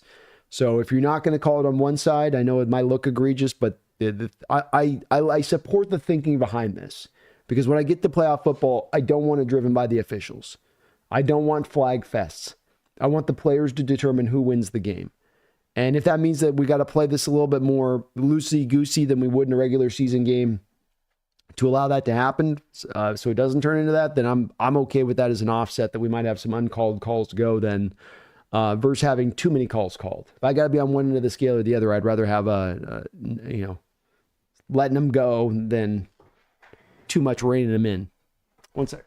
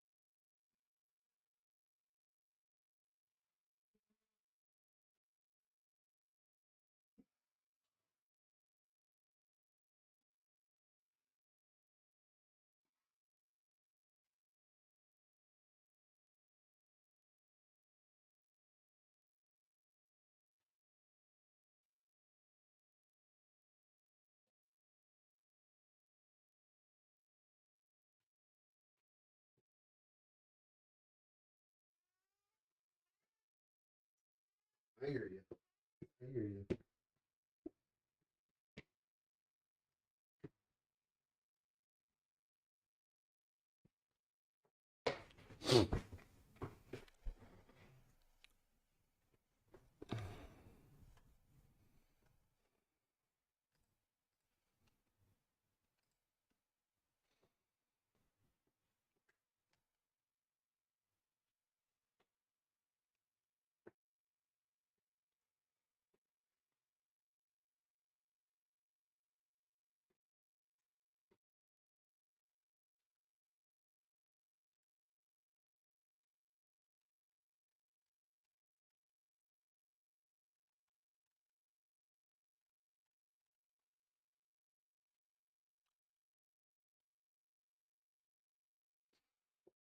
First down and 10.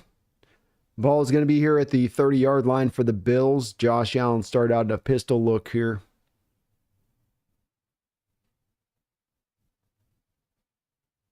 We'll throw out to the flat and Cook. We'll design play there.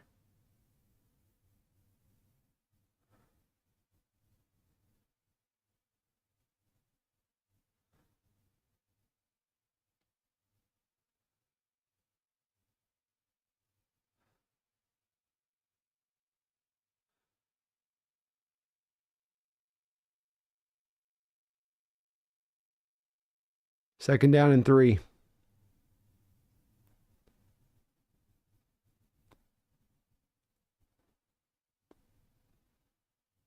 Just call a timeout. Just call a timeout. Just call a timeout. Just call a timeout. Yeah. Oh, it worked out for him. Nice run there by Davis. Everything looked really disjointed there for the Bills prior to the snap there. A lot of trying to move guys. You get in motion. You get over here. You sit here. It worked, though. Nice run by Davis. Just mano-a-mano. Hat on a hat there from the Bills.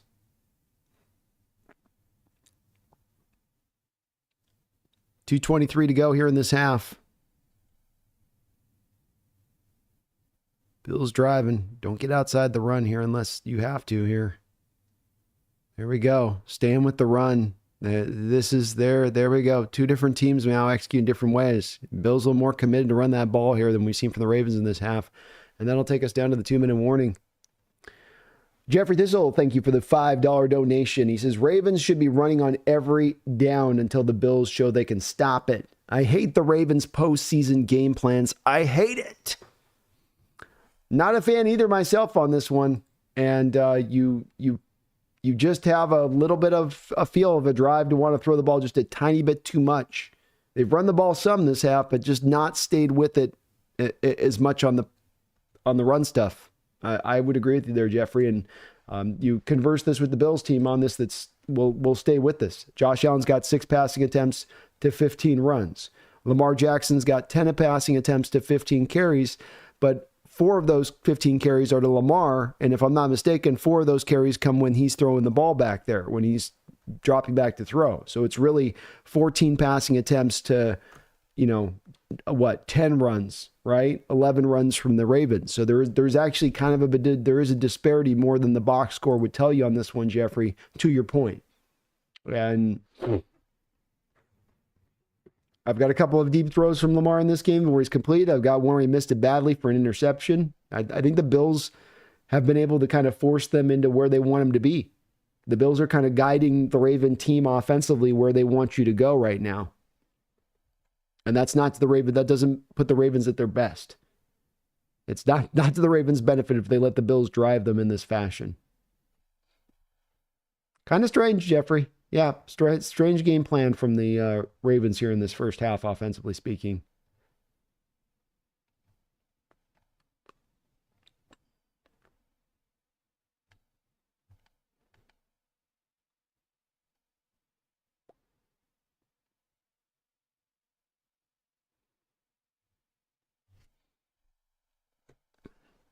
King says, no Rams trolls in the chat.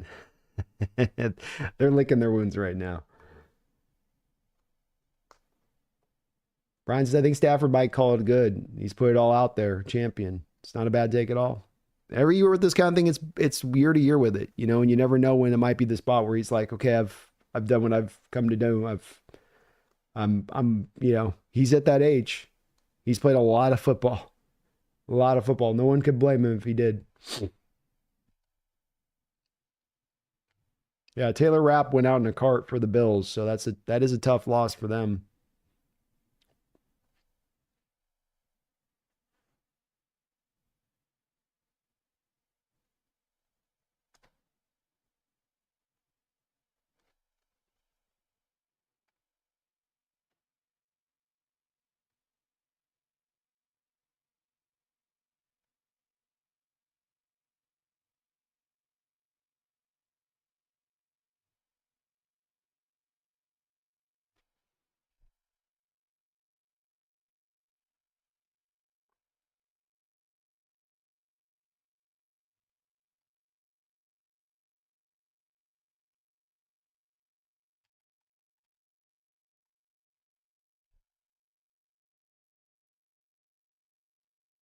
First down and 10 for the Bills here at the 35-yard line in Ravens territory. We got a bubble screen here to Khalil Shakir. And they're just going to bleed this clock down from a Bills perspective. Happy to do so. Bills have all three of their timeouts remaining. They're not in any hurry here. Glenn says, I kind of wish the officials would make calls like they do in the playoffs all year instead of trying to make some statement as to how we're going to officiate this year. I agree, Glenn. It's a better brand of football when you don't have a penalty every other play. And it gets to be a bit too much during the year on this. Yeah. It gets to be over officiated during the season. I agree with you.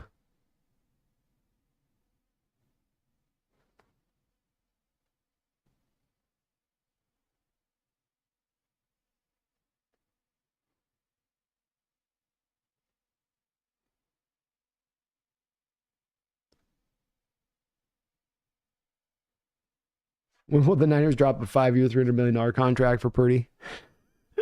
I don't think he'll get that much. But he's gonna get 50. He'll get a 450. He'll get that 450. That 200. That 200. That 200 with a capital H.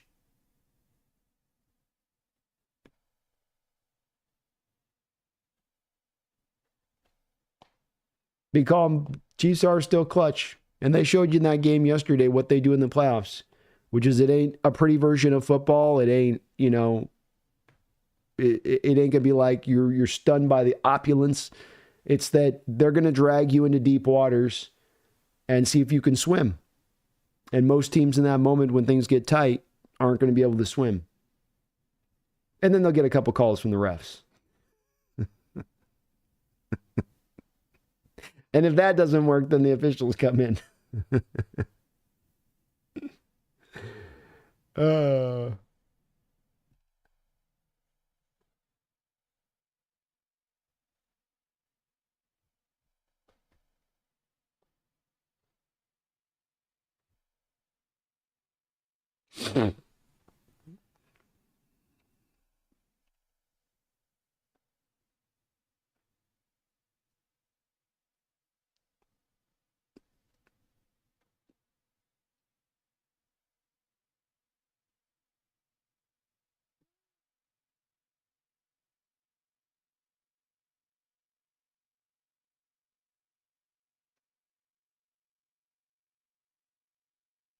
Second down and 6. 1:18 to go here. Ravens have called 2 of their timeouts here to try to preserve a little bit of time. Handoff inside. He'll be drugged down there. We'll see if the Ravens call their final timeout of the half, which they will. Could prove pretty smart here from the Ravens if they can get a third down stop. Opportunity then to still get the ball back and do something this half.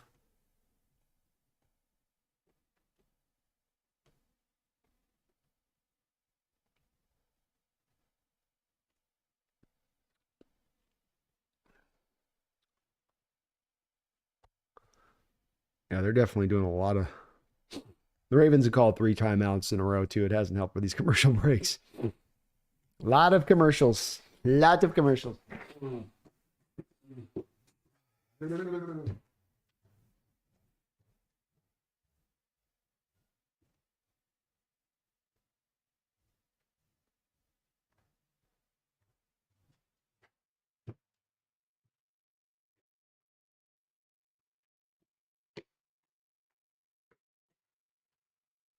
All right, so the Bills today, 1 of 3 on third downs, 3rd and 5 here, 4 wide. Empty backfield here. Ravens showing a blitz. Ravens bringing it. Josh going over the top. We're going to get a pass interference call here on Keon Coleman. Looked like both the receiver and the corner were both fighting back and forth down the field there. And it was a late flag by the official. He pulled that flag out very, very late.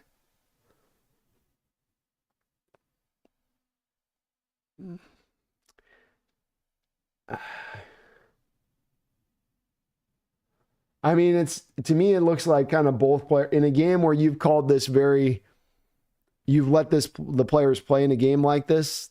That's a play where there seems to me like jostling between both the two players there. And that's you go no call on a game like this where you've set the standard on that, where you've let players play. You go, okay, no call, let them go. That's a tough call on a 3rd down to give that to the Bills there, where Josh is just throwing up a prayer. It's not like Keon's like open or there's separation there. He's just tossing something up, hoping he can go get it. Yeah, good lucking so much for letting him play. Exactly. You let him play.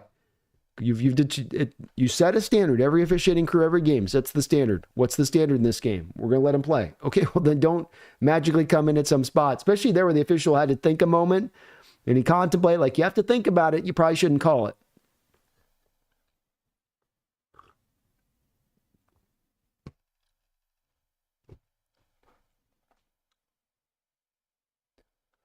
Second down and 6 here for Allen in shotgun. He's going to try to carry this up the middle and get strong job of fighting through there. He's stopped by a 2-yard gain, but able to push through there for another 3 or 4 yards.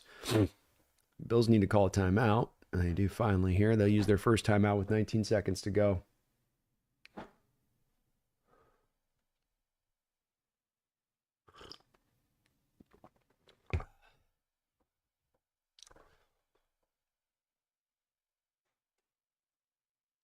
And big call, I think that certainly there's when it comes to Geno's decision making or the offensive line or making a comparison back to Jaden Daniels, it's a tough comp to make with the Jaden Daniels because the escapability that he has is something that's going to be hard to go find of another quarterback out there. If it's we can't build a good offensive line, so we have to have this hyper escapable quarterback like a Jaden Daniels to overcome that. It's a way to go. You can do that. But Jaden Daniels' decision-making and hypermobility and escapability is what is helping him get there. And decision-making is part of that, and that's a fair part to draw to. But it's also the ability to just have that electrifying ability to get away from guys that most every other quarterback in the sport couldn't. Which I think Jaden, and that's a run by Josh Hill for a touchdown as he just powers that through. Nice strong run. A couple of strong runs there by Josh on that drive to finish it off to get them to touchdown. So that's the part that's tough for me on this is that, certainly be calm. If we can find a Jaden Daniels like talent, I'd be all over that first things first, go get that guy. Absolutely. If we can get him. If that guy's not available though, and you got to lean back to rather than finding a top 5 quarterback for the position, you're more looking for a top 10 guy. Well, now I need to put more of an offensive line in place for that guy. Now I need to have more help for him, the help that we haven't given Geno on that side of it. And I think once you get that line in better shape, you'll see the decision-making improve with it as well.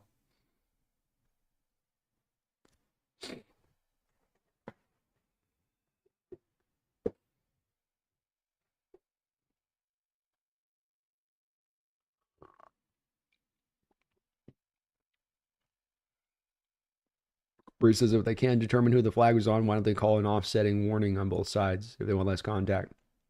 You could do that. Just do a no call too.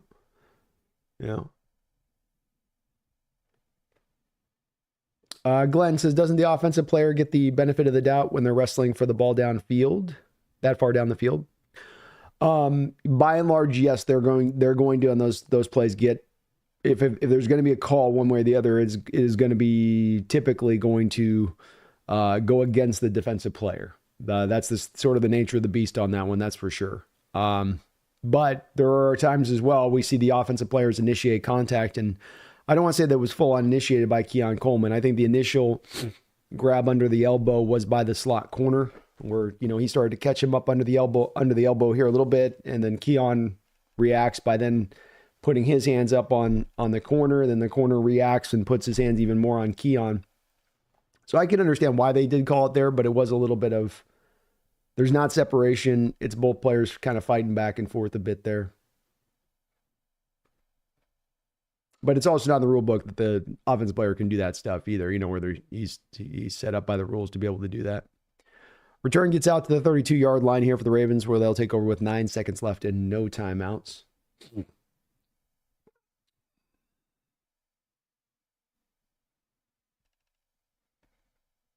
Sanchez was Washington versus Bills in the Super Bowl. Bills win when backup kicker Scott Norwood hits a 37-yard field goal. Bring him out of retirement. Bring him out of retirement. All right, so we're going to halftime.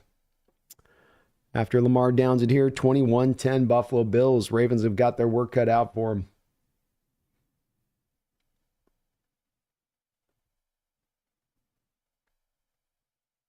Jordan says, Josh is the MVP for me because he's doing more with less. But for whatever reason, MVP voters don't only look at raw stats. Yeah, I agree with you, Jordan. I mean, I've thought for a while here, Josh Allen should be your MVP. I think that Lamar's had a really great year. It's not because Lamar's one of their MVPs. It's just that Josh has been more valuable as that point to the Bills than Lamar has been for the Ravens. Both are very valuable players. Both are two of the better quarterbacks in the league. Part of those, top 5 guys at the position. But I thought Josh has had a better year.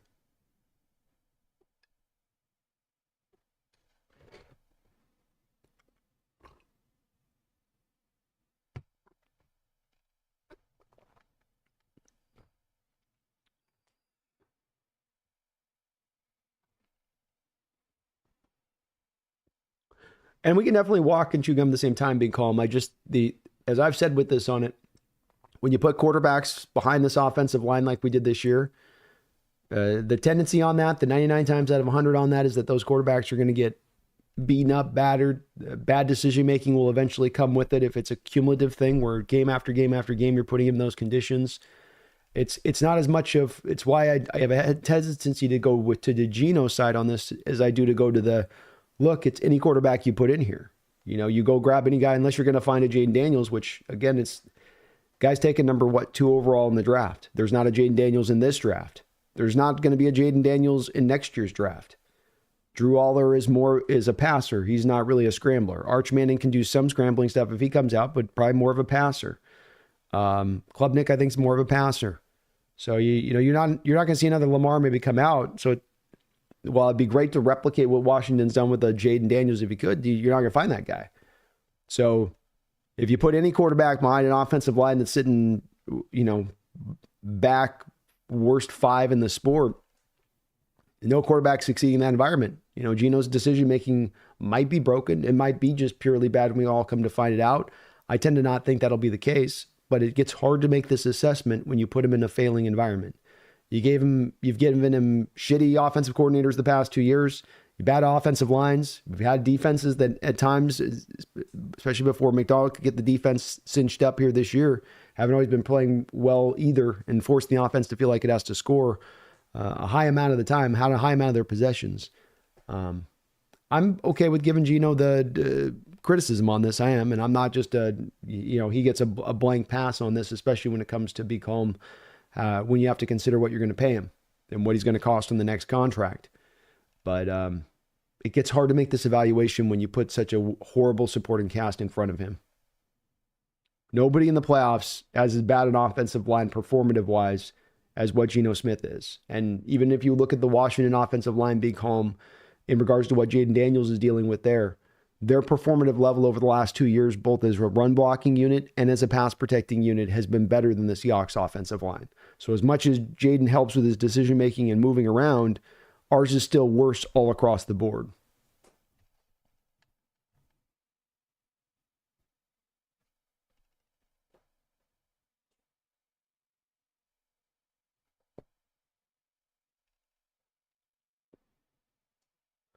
George says the Bills hang on. There's no way you cannot give Josh the MVP. Miss me with the BS that the award is decided before the playoffs. I've seen it alter awards before.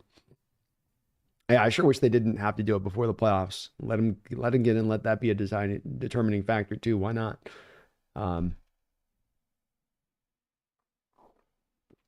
Yeah, I think he's got to win it.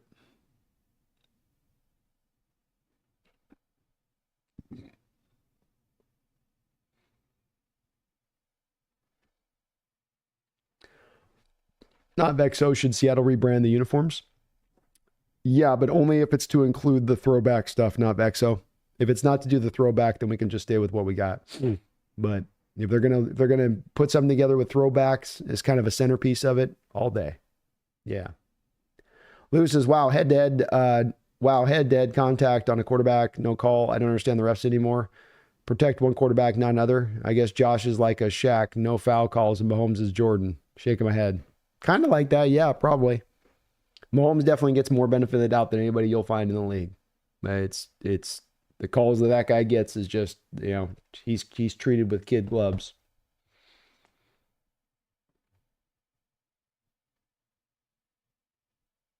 No, you're right, Lou. I think the MVP votes are already counted before they get in.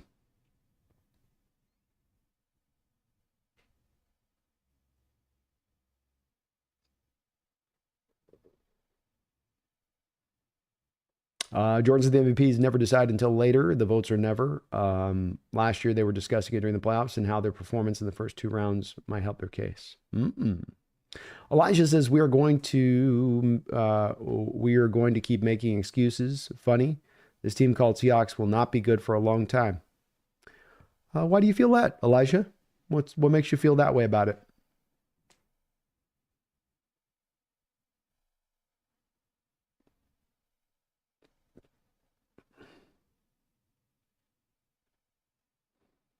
Because I want John Jeter on if he doesn't walk and chew bubble gum this offseason. Fair point. It's a fair point. Definitely going to be a prove it ground for John this offseason. Sanchez says black on wolf gray uniforms. I like the wolf grays too, man. I'm good with the wolf grays. I go either way there. Wolf grays or throwbacks.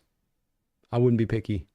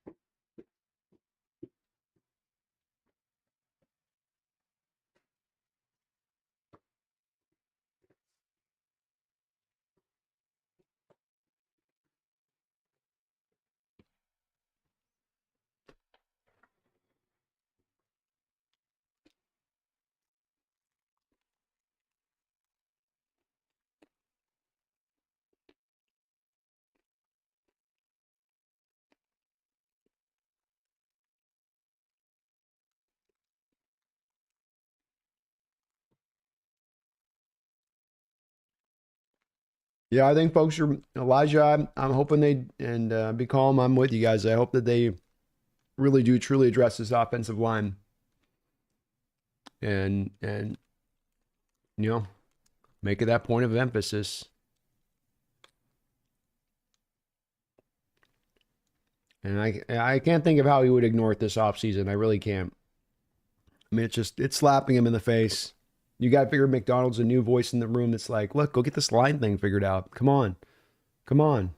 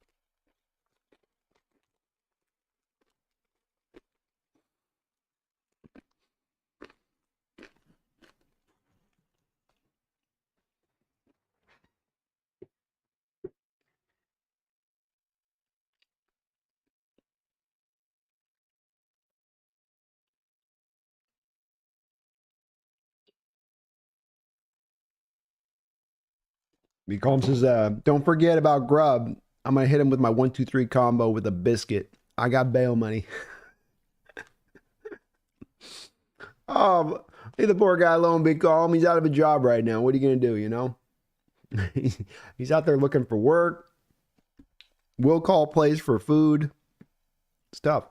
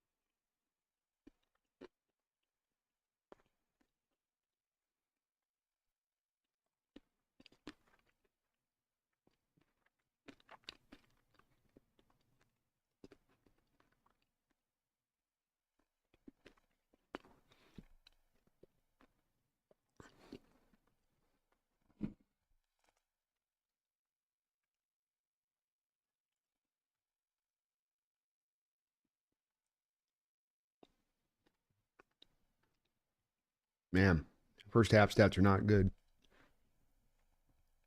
Not good for this Ravens team. Kevin O'Connell says Lamar doing his regular playoff thing, huh? Kind of, yeah. It's been, I mean, it's been a weird called game by the Ravens a little bit from an offensive perspective. You're looking at two offenses that seem to have kind of two different, like Bills feel like that they're purposeful. They have a plan of attack for what they're looking to do. They're in the pocket of that. Ravens kind of feel like they're searching a little bit more in their offensive attack. Like they're just kind of trying stuff. And there does feel like a bit of a lack of commitment in that first half to running the ball from a Ravens perspective. And the Bills get up any more in this half, especially with them getting the ball at halftime. You might have the running game get even more further removed from your grip from a Ravens standpoint of things. But 2 turnovers from Lamar, 2 kind of fairly inexcusable turnovers. You know, one he just throws a 9 route that he just kind of leaves it hangs up in the air and isn't taking into account the safety over the top. And then the fumble, you just got to kind of get down. You're not going anywhere. It's a bad snap. Don't make a bad play worse. He did. He did. Even HawksNest, if Shutter does anything less than address the O-line definitively, are we going to see a Brando rant unlike any other? Yeah. I'm not giving him the benefit of the doubt with the offensive line approach. And I've done so, and it's been my mistake over the past couple of seasons when doing season previews and talking about the team and misassessing offensive lines and what they're doing and where they're at. I'm not going to be applying that same benefit of the doubt to John this offseason. And so if I don't see it where you can see how the plan makes tangible sense in the moment of you signing it, not like, well, if everything works out and this guy that's like kind of rough or hasn't been good for a while can suddenly get healthy or suddenly get good again when he's been bad for so long. That's not something that you're going to see me get behind, Ethan. And yeah, I'll probably have my share of rants on it because John's had so long to learn this lesson, and people being angry at John for this and being frustrated and at their wits' end with John on this, rightfully so. It's been 10 years of neglect. 10 years. It's one thing when it's 3 years and 4 years. It's one thing when it's 6 and it's 7 years. It's another thing when it's 10 straight years of neglect. What do you need to see from John's perspective to finally open your stupid eyes on this? And I hope he finally does, but I will have no patience for him short selling it again. I don't want to hear about overpriced. I don't want to be overdrafted. I don't want to hear about any of that. Overpay. I don't care. You got to overpay partly because you screwed the pooch so hard for the last 10 years. You got to overpay because you screwed the pooch so hard in your lack of development. You got to overpay because you screwed the pooch so hard in a lack of finding any real diamonds in the rough past day 1 or 2 of the draft. So I don't like that we're here. We are here, and we got the opening possession here for the Bills. A pitch play out wide to Cook. He'll take for 2 yards, but that's where we're at. You know, got to do what you got to do. Glenn said the Seahawks should put everything, picks, free agents, into the offense and defensive lines and forget about getting another tight end and pick a quarterback just as a chance. I'd be okay with that approach, Glenn. Perfectly would be okay with that approach. Be calling people saying, give Schneider time. How much time does he need? Well, I think that if he doesn't deal with the offensive line this offseason, that there'll be a lot of people, including myself, that'll be getting a lot less patient with him. 2nd and 9, shotgun look here. 4 wide for the Bills. Allen dropping back, bouncing up on his toes. Throws it back underneath. Ball is going to be dropped by the tight end. Be calm. People are saying give Schneider time. How much time? So yeah, I think I want to see what he does this offseason and how he develops or doesn't develop it. Be calm. But I'd have a hard time putting him on a hot seat or having him being in the firing line this offseason for this. As I've said, I think that was more of a decision you had to make last year if you were going to make it.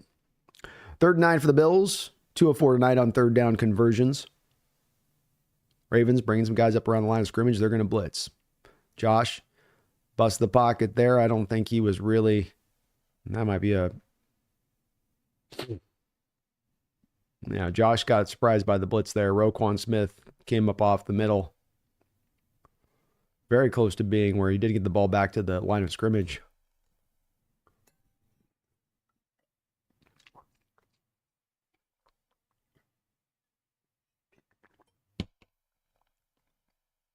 Ravens timed it really good too, where they hit that just right.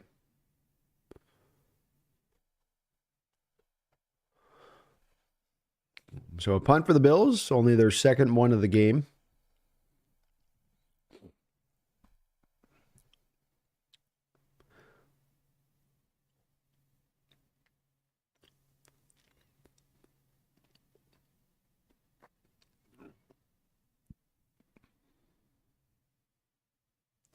Nice job by the punt returner here. Gets it up to the 37-yard line. Sims has had a good game for them. Lamar and company will take over there. Brian Kennicott, thank you for the $5 donation. He says, I enjoyed focusing on Trey Smith's game yesterday. He didn't win every rep, but my goodness, talk about dictating terms. Get that guy, John. Thanks, B. Hey, get him.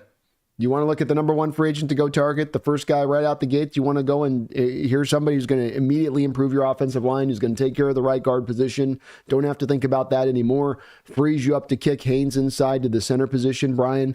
You still got to go figure out left guard at that point. But boy, now you got your 2 tackle pillars. You got your right guard. You're knocking it down. You're starting to knock out this troublesome thing that if we looked 2 years ago, you looked at it absent maybe Charles Cross, where you went, man, we got to maybe look at 4/5 of our offensive line. We're going to have to, refloat through. And now you'll find yourself kind of a year later in a spot and saying, okay, we got the right guard. Okay, left tackle, right tackle, knocked out. Now it's just the center and left guard that we got to concentrate on. And so Trey Smith is a guy that it's not necessarily that you're getting some game changer, insane right guard dominating, just drive, but he's really good all around. Really good all around. And it's pretty safe money you're spending for. You know, is it going to be that you're going to overpay a little bit and spend more than you'd like to be spending for a right guard? Yeah. But as a guy who's still very young, really good, and you know exactly what you're getting with him, Brian. You know exactly what you're getting. So if John wants to make that the first centerpiece point of this offseason, is that's my first addressment, I'll feel really good about it. Because it's kind of a 2-for-1. It's Trey to the right guard, and then it's Haynes to the center, and now you have Oluwatimi, Haynes, and Sundell, and all the three of those guys kind of battle it out. And in Oluwatimi, you know where your floor is at, where it's, okay, we'll be a minimum, we'll have a top 20 level center there if it's just Oluwatimi out there every game. But if Haynes can fit into a better spot there at center and can overtake Oluwatimi and be like a top 15 guy, and now you got Trey Smith, the right guard, and we'll see what they do with the left guard, Brian, and maybe dealing with that in the draft. Hey, now you got your line cooking. Now you're making some headway here. You are. So I'm with you, man. It's my first place I'd start out with this offseason is I would go hard after Trey Smith. I'd spend more money than anyone else is willing to give Trey Smith this offseason and say, look, we'll overpay. We'll do what we got to do on this. We want you here. I had a chance to watch him a little bit, but I'm glad to hear he held up through the whole rest of the game there, Brian. He looked pretty good in a couple of moments I watched, but I was kind of more just full game watching, wasn't as much concentrating in on him.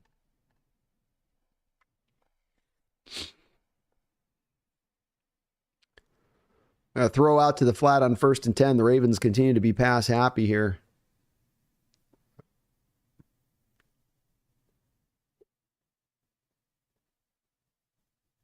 Me says Hawk should make Schneider play quarterback a day during practice. Scare the S out of him. Then maybe he'll get it.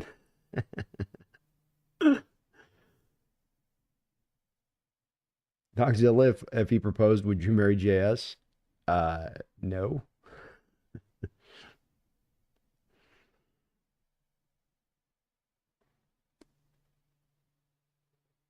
Second and 10 here. Another throw underneath here for a 4 or 5 yard gain. 2nd and 3rd and 5.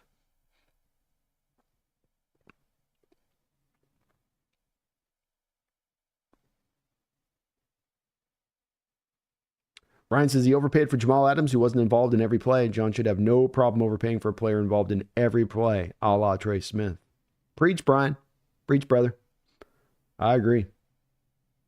There's one position I ain't going to have a problem overpaying for. It's offensive line at this point.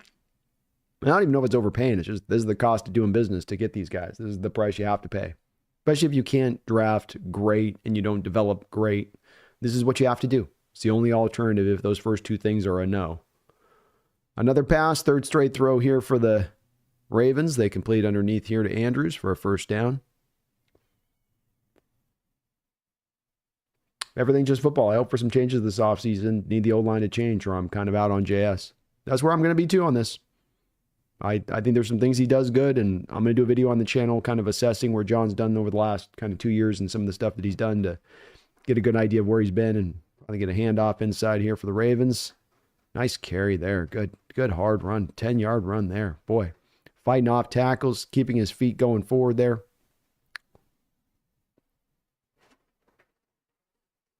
Great run by Hill.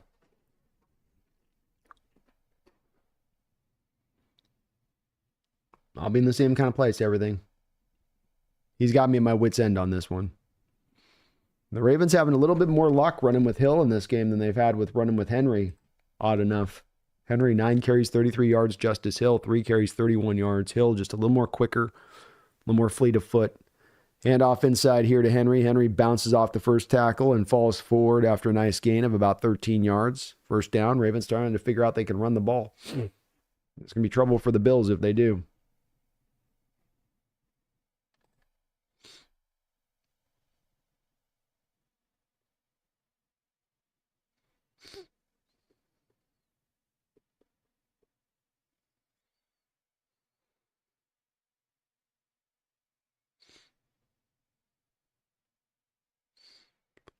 First down and 10, ball at the 28-yard line into Bills territory.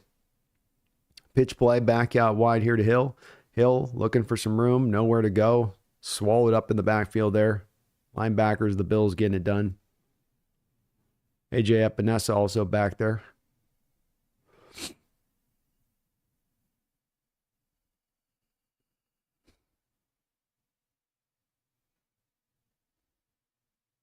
Yeah, good job by A.J. Epinesa. It's not an easy open field tackle there. 7th negative play in this game for the Bills, the Ravens.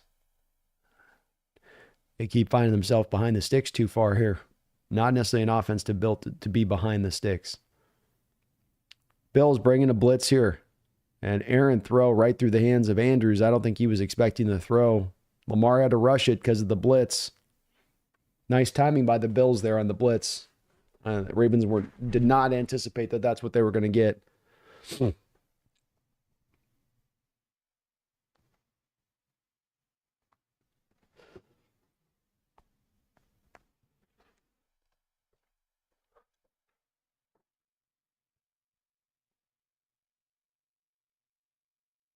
Herbicide, you got put in timeout? It must have been somebody with a phone in their pocket, Herbicide. If we do have any mods in that, I don't think we got any mods that put anybody in timeout, but if no one's acting out of pocket on the chat, so if we are doing timeouts, don't do any timeouts right now. Everyone's been cool, so I'm not sure why you got put in timeout there, Herbicide. I didn't see you say anything weird or wrong. Definitely 2 mods on this because we do have a few different mods in the chat right now. Just if we do got long time people in there, let's make sure that we're not. Sometimes Herbicide people can accidentally do things just when they're trying to click and read the chat. So I know that sometimes can happen, but sorry, buddy, if it did happen on that.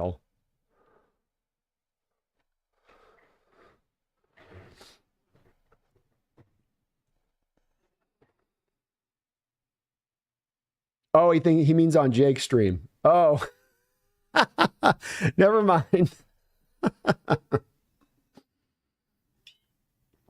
Are they a little touchy over there, Herbicide, after the loss?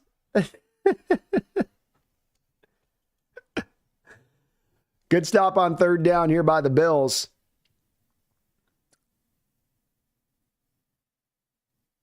Marge has got to take a kind of check down play to try to make this an easier field goal. Matt Milano with the nice tackle. And this is not going to be an easy one. Justin Tucker's got the highest all-time field goal percentage in postseason play at 73%. This is going to be a tough 47-yard attempt here. Not the best of snaps. He gets the kick up. Kick is through. Great kick by Tucker right down the middle. That's money.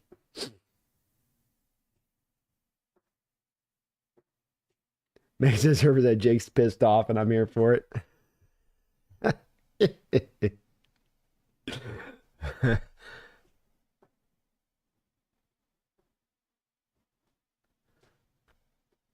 And he likes Jake's being Mr. Positive after loss. I don't know why all the Rams fans are just piling on Kyron Williams.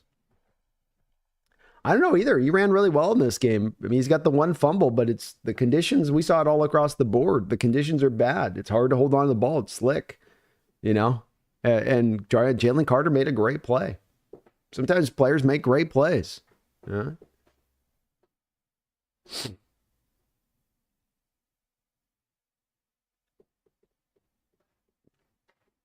Everything just football. Man, I hope the Seahawks can get back to how we were. Missed playoff football here in Seattle. I used to be your boy Michael, but my account got lost. I'm sorry, man. That sucks to lose the accounts. It's hard to get your password back if you lose something too. Google doesn't always make it the easiest. Marty McFly, I'm starting to hate the Rams more than the Niners.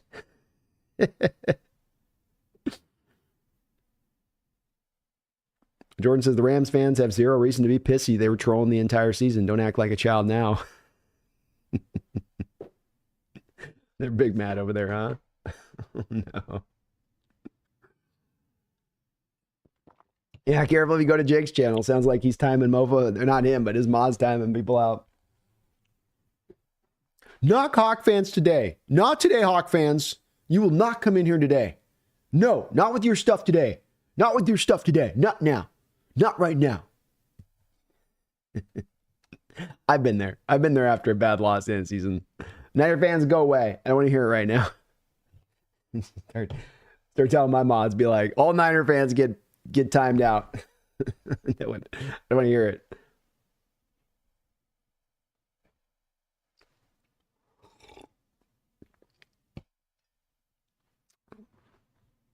That's a hell of a kick by Tucker B. Calm.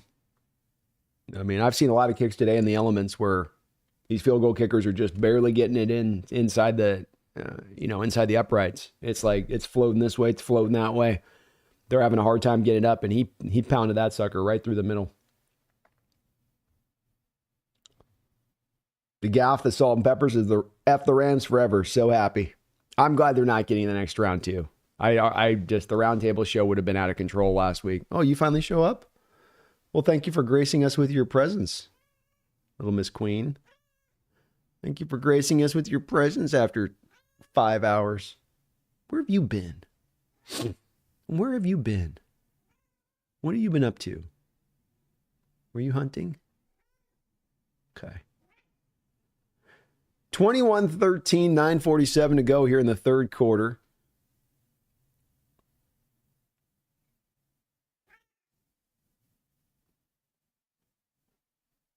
Kickoff will go through the back of the end zone.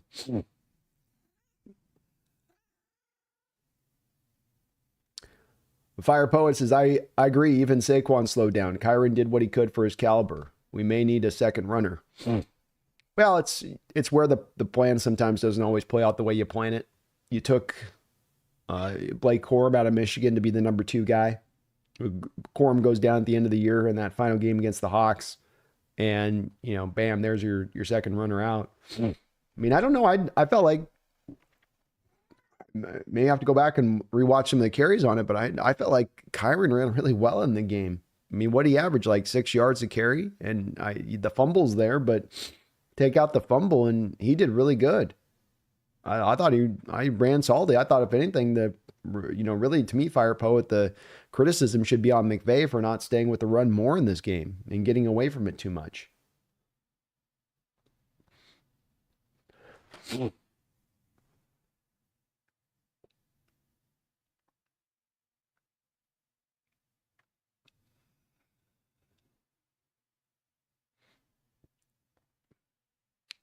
Second and 7 here for Allen. Bubble screen out to Khalil Shakir. Nice tackle in space there. Nowhere to go, only about a yard gain.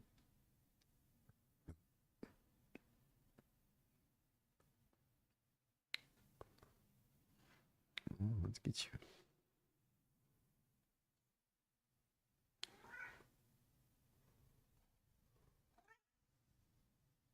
That's a great tackle, too. That's a hard tackle, make rallying up in space off the bubble like that. 3rd and 5. Shotgun look here. 2:05 on 3rd down tonight are the Bills. Allen dropping back. Loops it back overneath there to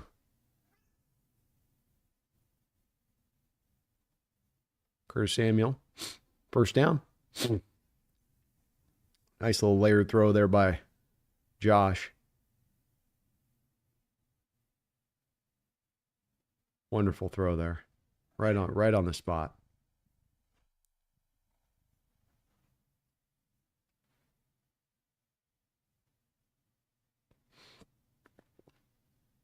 Going after the rookie Wiggins. 7:47 to go in the third quarter.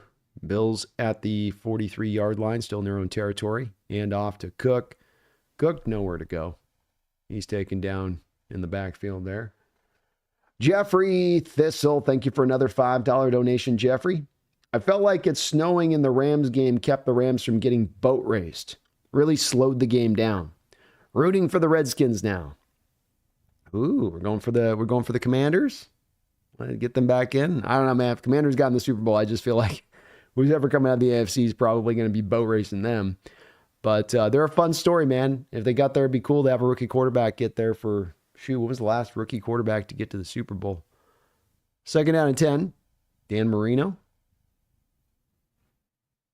Throw there to Khalil Shakir there, and it's completed for a short gain.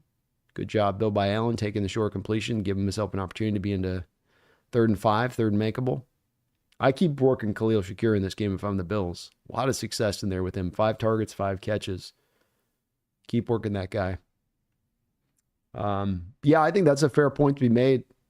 Even Jake was talking about this at the roundtable last week about the fact that the fast track in LA with Saquon was probably a better environment for him and not better for his Rams defense. 3rd and 5, they're going to go with another bubble screen here. Too much bubble screening.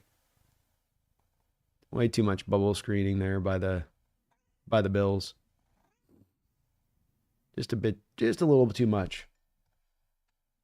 That's where I would have liked to see. Go back to Shakir there.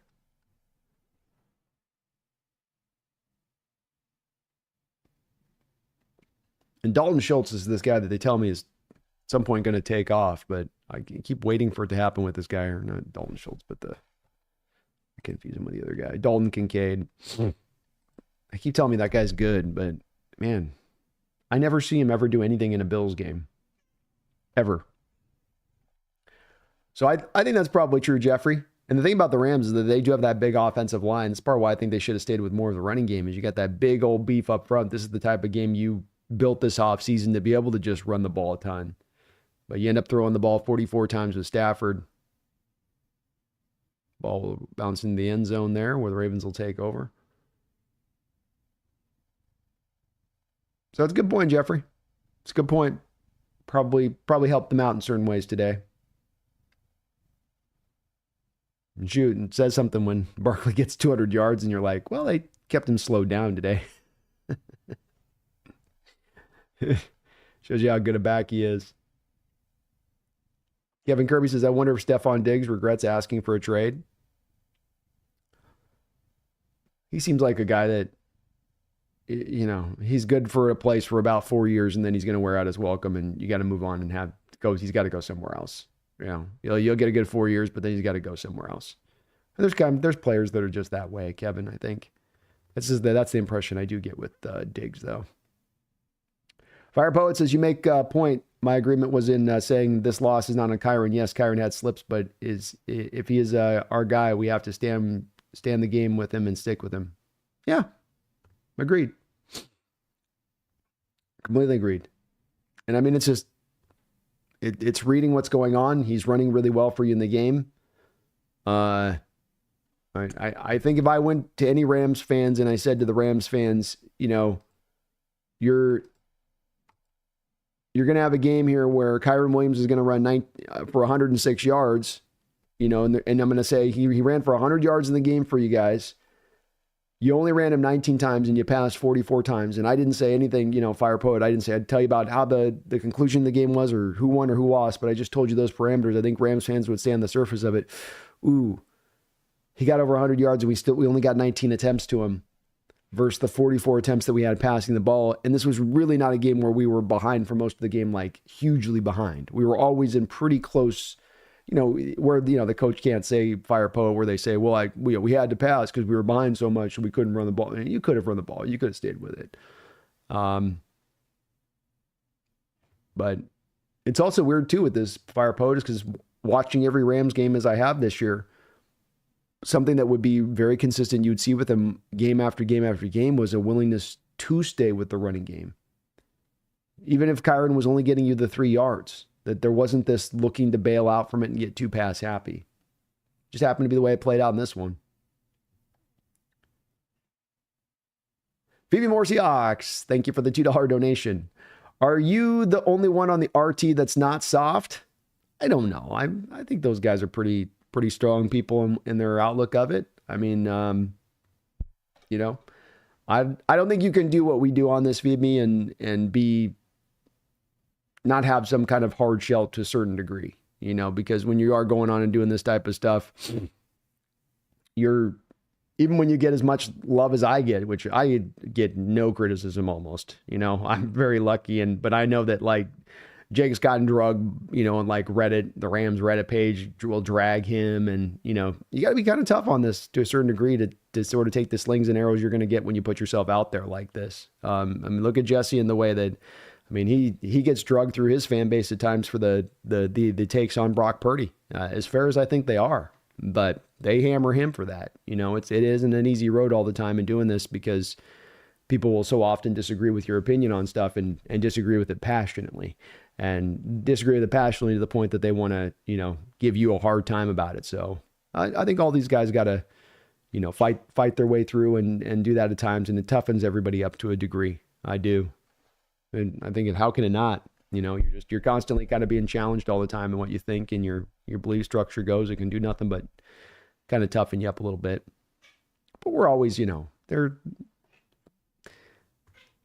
catch people in bad states or tough states, especially coming off a bad loss here. 3rd and 1 here to Henry. Henry is almost broke that one. Great tackle there by the safety there, where Henry was about to house that thing. He was almost up to speed. You could see he was about to go. What a tackle there.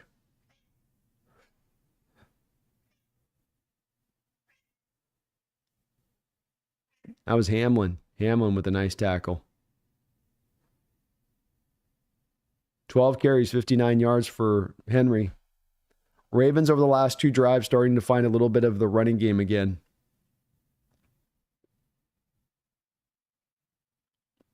Especially from a commitment standpoint, and then they get them right back and start throwing the ball on first down. And they do complete it there. First down throw on completion.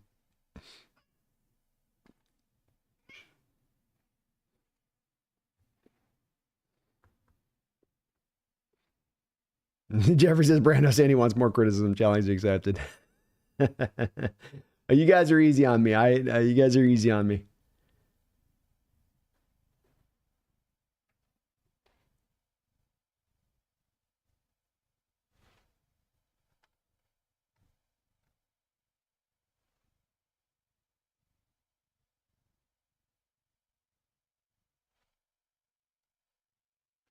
First and 10 for the Ravens at the 42-yard line in Bills territory. Pistol look formation from Lamar. Another handoff inside to Hill. Hill up and running, and he's loose. 15, 20-yard gain there for Hill. Ravens starting to finally figure out and understand that they've got an ability here to run the ball against this Bills team. You don't have to throw it. You can run the ball. They're starting to smarten up, which is not good for the Bills.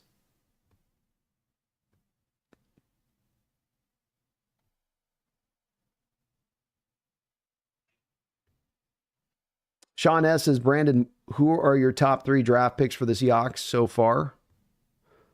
Sean,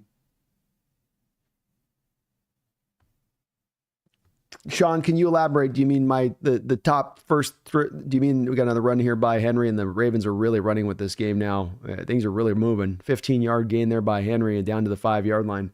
Sean, do you mean the top 3 picks for the first round, or do you mean the first 3 picks in the draft? Like the 3 best options for the first round pick, or like my ideal first, second, third round, how I would kind of play that? Oh yeah, I can change the scoreboard. Sorry. I was looking back at something there, and thank you for reminding me that guy. Handoff inside here to Henry, and he's going to bang his way into the end zone there, fighting through some tackles. Bills had their hands on him about the 2-yard line, and he just lowered his head and pushed on through. So the Ravens back-to-back here scores. They're going to bring this close, probably go for 2 here. Ethan says, Brandon, if you could take Lamar or Josh with this current Seahawks roster, who are you taking? I'm a Josh Allen guy. I think he's the best quarterback in the sport. I think Lamar's great. I wouldn't turn down Lamar. You know what I mean? I wouldn't kick him out of my huddle. But Josh, to me, I really like how he plays the game, and I think that he's really developed and refined his skill set here with time. So is Lamar. Again, it'd be very close between the two of them. We got a tip pass there on a 2-point conversion. That ball will be incomplete. Big play there. So 21-19 Buffalo Bills with 1:37 to go in the third quarter. But a great drive by them and finding more of getting back to that running game and staying with it. Don't leave it just voluntarily for no reason. Stay with it. Stay with it.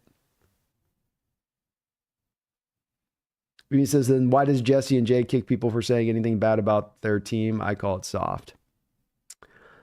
I think it's a little unusual place for what we do here on that, Femi. Because with me, I've oftentimes, and I think it frustrates my mods at times, and that I've asked them at times to not, go as hard on that kicking out of front. I get kind of where Jake and Jesse can come from, where other teams' fans come in and they can derail the conversation because they want to just troll and they want you to feel the pain. And so why should I feel any pain? I'll just launch you out. I do like to go back to as much as I can time and time again to just the more this can be an open kind of communal place all the way around for all people to come in, the more our ideas are challenged, the more what we think is challenged, the more that we can have more confidence in what we think and believe to be true because we've had it challenged. It's gone through that gambit a little bit, but not everybody wants to run down that line. Sometimes people just want to talk to their fans and they don't want to be pushed in that way. It is a bit of a unique thing, I think, to us here, Feed Me, and how we kind of go about it.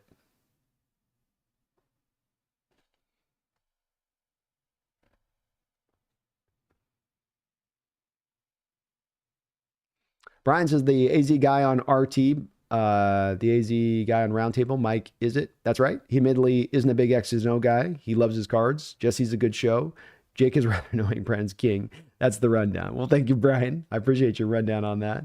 All good guys over there. I love working with them all, and I think we've got some good rapport over there, and I think we'll be doing some big things in the future over there on that Roundtable show. We've had some great growth this year over there on it, and it's just going to keep cooking.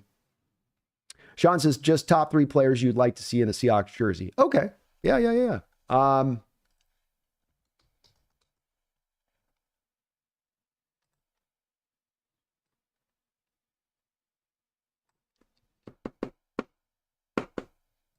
Might as well just give you guys a little bit of a quick snapshot of the big board, right? You want to see the big board, right, Sean? Of course you do. Oh, no, what happened? Of course you do. There it is. So here's my big board right now, defensively. I would say being guys just realistic, so I won't grab any of my blue chip guys. So if I just said 3 guys that I'd like to see as far as in general terms, Tyler Booker would be one guy. The left guard for Alabama is a guy that I like. If a guy like Will Campbell were to drop in the first round, because the team doesn't see him as a tackle type, as the guy that's got to kick to guard to the inside, and guards don't tend to get taken in the top 15 picks. If that is the outlook of Will Campbell, I'd love to jump on him as a guy there, as a guy would be definitely in that spot.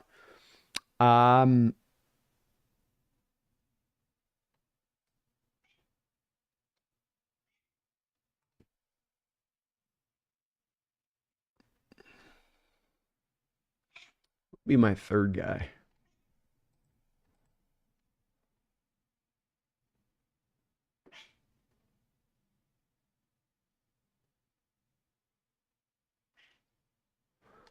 I kind of like Malachi Starks. Malachi Starks is kind of fun. Sean. It's either Malachi Starks or a Kenneth Grant. Handoff inside here from the 30-yard line by the Bills. Cook got it for a nice 11, 12-yard gain there.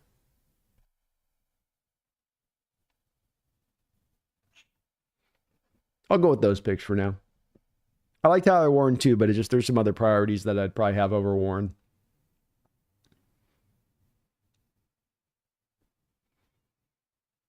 First down and 10. 1:09 to go here in the third quarter. Bills right about the 41-yard line, their own territory.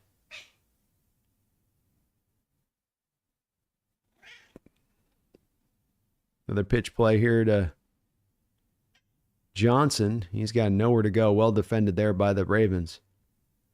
They say no. Is that Michael Pierce or Travis Jones down there? That's a big boy. Who's that Pierce? Boy, Michael Pierce is a big boy. God, that gut is big. Whew. I think he's carrying like triplets in that belly. He might give birth in the game here. 2nd and 11. Josh dropping back to throw. Finds Khalil Shakir. Good things happen when that happens. Shakir, nice job there of getting a good 7-8 yard gain, taking you down to 3rd down and short. I target the hell out of Shakir here.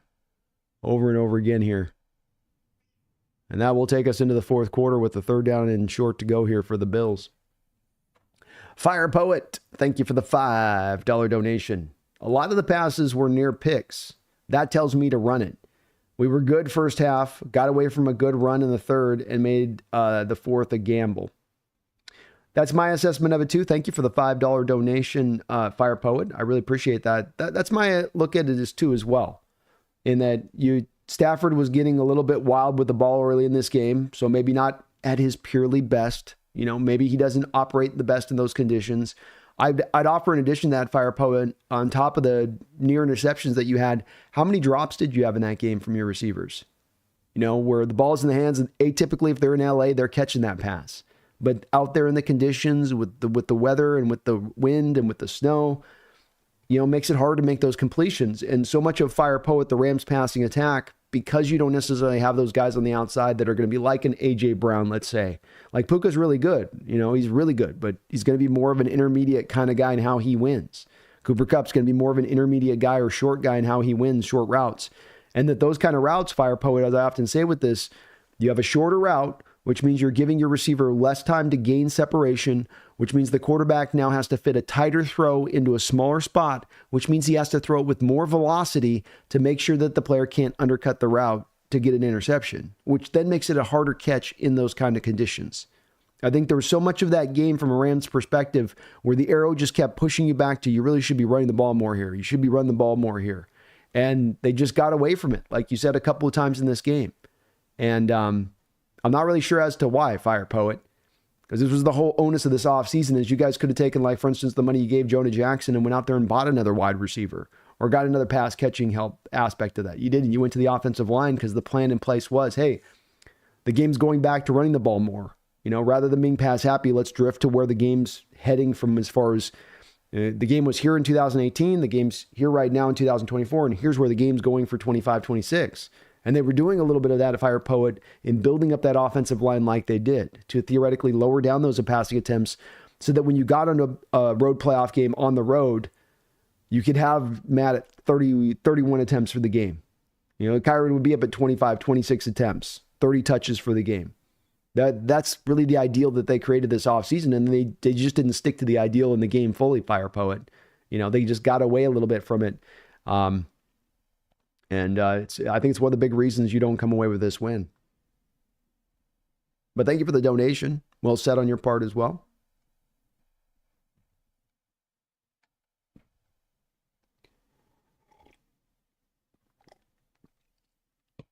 Handoff inside on 3rd and 2. Tough run out of shotgun there, and he gets the first.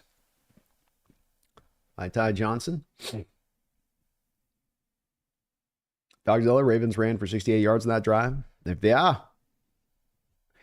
This is why we sat here this first half. We're like, man, run the ball. And you finally run the ball. Woof, look, it works.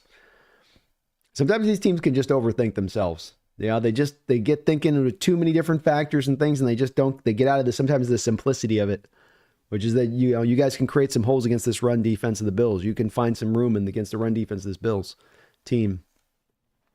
1st and 10. Ball creeped over to the Ravens side of the field here of the 50. Josh dropping back to throw. He's going to find Cook out here leaking out of the backfield for a short gain. Just take those all day, Josh. No major risks here. Just ease this drive down the field. Stay in your pocket. Stay where you're at with it.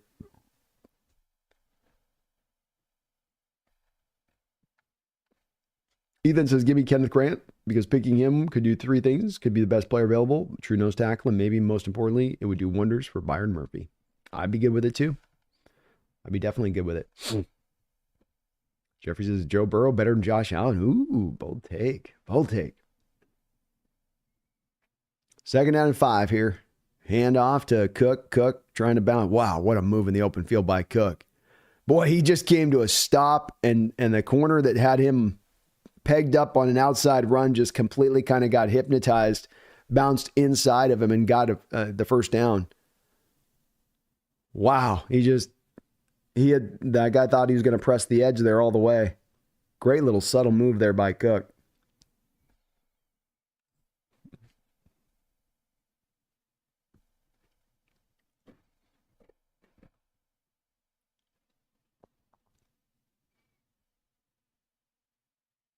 First and 10. Ball at the 35-yard line. Handing off to Cook here again. Short gain of about 2 yards. So he says, I kind of want us to pick up Jaden Higgins. He might be a guy they look at slow B1. He's an outside receiver, good size. I keep coming back to it, though, that I feel like he's kind of a Jawan Jennings type. I don't know if he's like got a lot of spectral attributes. I feel like he's a bigger possession receiver. But he's good. He's got an NFL skill set. I wonder if we got an interview with that Lions guy yet. I think you've done the phone interview. I don't think you've done the in-person interview with him yet, Herbicide, with Fraley. But I would have guessed that that's probably going to happen now that they're out of the playoffs. A little bit of an errant throw here by Josh Allen.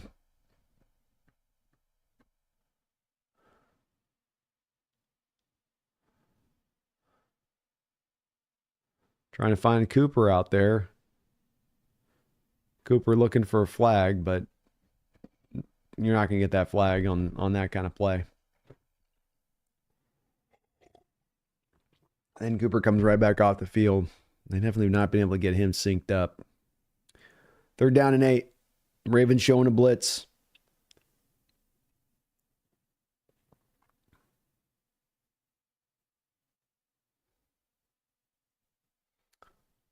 Bills are looking for a flag there, and they don't get it.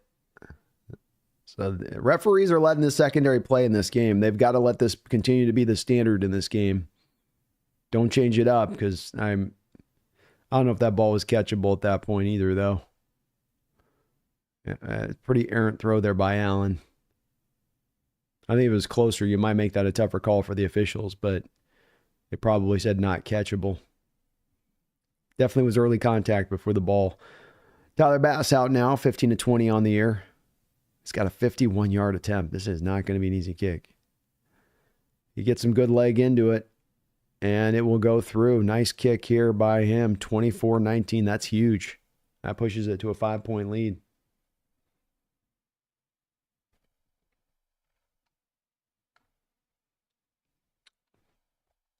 Brian says, the host on Roundtable is fantastic. I really love how he transitions, baits, and flexes the various personalities into wonderful banter. You all are truly great together. So much fun to watch. I really appreciate that, Brian. I'm glad it does come off that way, because I really have a lot of fun doing it with those guys. And I do think we got some really good chemistry out there, especially for us just starting up this year. It's the first year we've done it. You know, it's only going to get theoretically better with time. And those guys do great work on their channels. They work really hard. And it's great to be able to be in there with guys who do that kind of work and are on that kind of same page. Appreciate that, though. Very kind of you to say. BB says, Hawksnest, thoughts on Cliff being a head coach again? This offense is just RPO and shot plays, not innovative, not head coach worthy. Yeah, he's gotten essentially the best, most purified player to execute his system, feed me. You know, and that's the part I'd go to where, you know, people are like, well, you know, Dan Quinn's great because he's got Jaden Daniels. Yeah, it's like, well, you know, Jaden Daniels was here this year. We'd probably be able to get a similar performance on our team too. So as far as, you know, getting us further in the playoffs and whatnot. But to your point, I think it's hard to see him replicating this at any other given stop. I mean, even in a guy like Kyler Murray, he had a guy that had not only was well built to run the air raid, but had run the air raid prior to him arriving there, literally his offense, you know, and he was not able to make that a successful spot there with Kyler. And so I think that it works in the spot that he's at. I think Cliff has got to be very careful about where he goes to if he's going to go to another head coaching job, because it doesn't mean that this is going to to your point, this is going to translate his next stop. In fact, I agree with you. I think kind of the opposite. I think he's a little overrated at this point.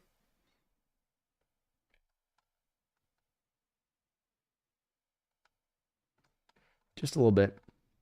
Jeffrey Thistle, thank you for another $5 donation, Jeffrey. How much of our offensive line issues are down to cohesion from reps?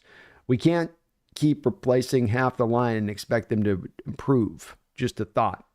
Cohesion and continuity are a big part of the offensive line. And to your point, it's been a big part that has been removed by and large over the last couple of years. A big part of that is the injury situation and not being able to keep guys healthy. Some of it is just not having guys particularly good. I think it's a part of the explanation, Jeff. I don't think it's just you can say they're just bad and that's the only reason why.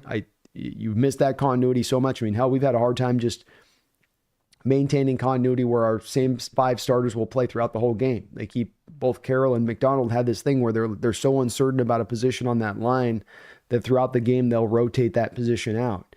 Again, doesn't help for your continuity, doesn't help for your communication. It's also a part of why I've said, Jeffrey, I don't really want to just do the drafting aspect of things on this. And I'll get right back to you in a sec. We got the kickoff, which will drive back through the end zone, and the Ravens will take over the 30-yard line here with 12:04 to go on the fourth quarter clock. Why I've wanted to go for more maybe the veterans, Jeffrey, even a double dip in free agency with really good guys at both left and right guard, is because then the veterans can bring that cohesion and continuity along a little faster than the young guy who's trying to learn how to play and then learn the chemistry at the same time. Whereas I already got a guy that's going to play. Now I just got to get the chemistry right. But that's a key part of great offensive lines is having that continuity there, Jeffrey. It's been missing here for years and years and years. You got to get that part together. But I think that it's a both. I don't think it's just, well, the continuity's been the factor holding us back. Bubble screen on first down. We'll go for about 4 yards here. I don't think it's just the continuity or, chemistry and cohesion's been holding you back either. I think that it is the lack of talent in addition to that, Jeffrey, where you can look at this offensive line and see, for instance, how little John has spent on the offensive line and go, it'd be a whole lot easier to go to the cohesion and continuity if you're not one of the league least spenders on the offensive line. When you don't give out any second contracts to the guys you draft high, when you don't go into free agency and pay for anybody, when you don't really make any trades for any high quality offensive linemen, if you had some of those boxes checked off and hand off on a direct snap to Derrick Henry, which he'll take for 6 yards, If you had more of that you could say you were taking care of business on, Jeffrey, it'd be easier to go to more of the continuity chemistry thing as a centerpiece point for what was causing the problems. But we can't do that, unfortunately, because we didn't take care of our fundamentals.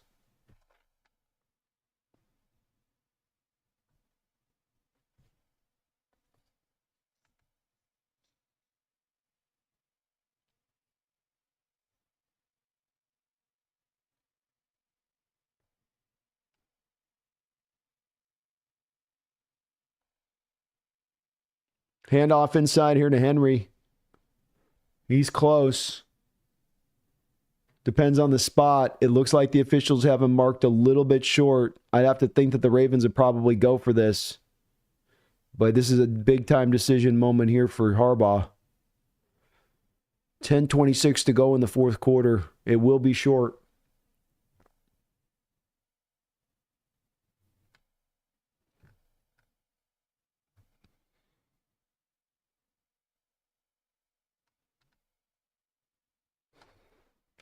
And they will push it forward here. I think they got the first down on the keeper. I don't know if there's a way to stop that quarterback keeper, Jordan. It's especially you got the big dogs up front that can move people.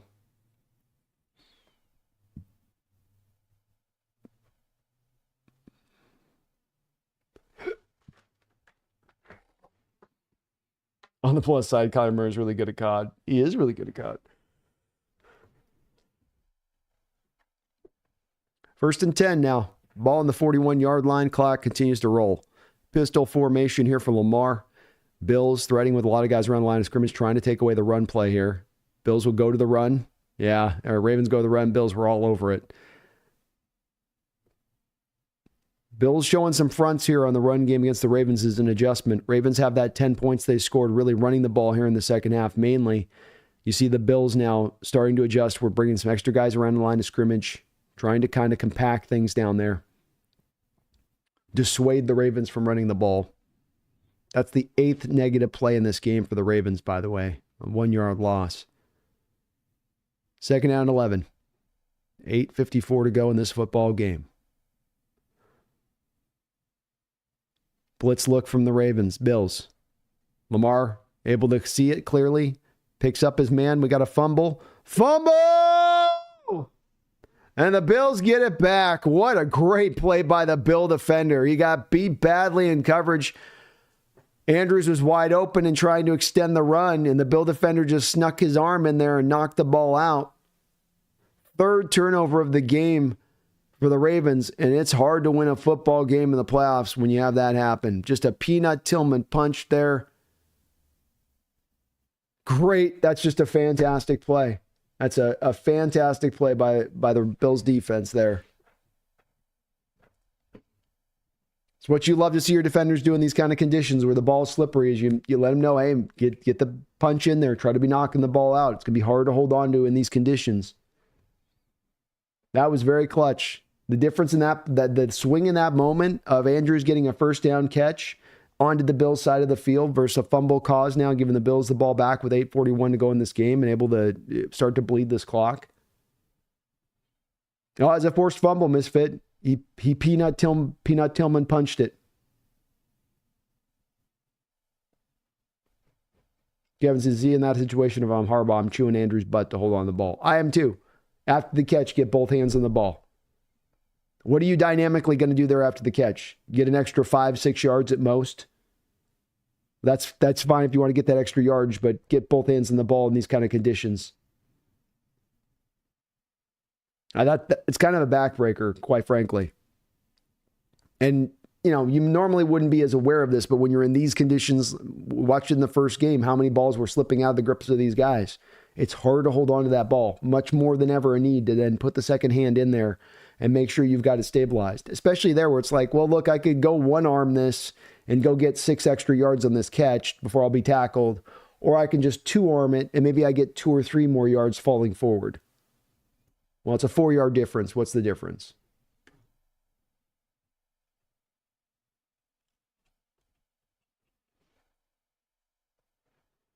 Misfit says that is the play we'll look back on and say Ravens had all the momentum driving for the lead and botched it.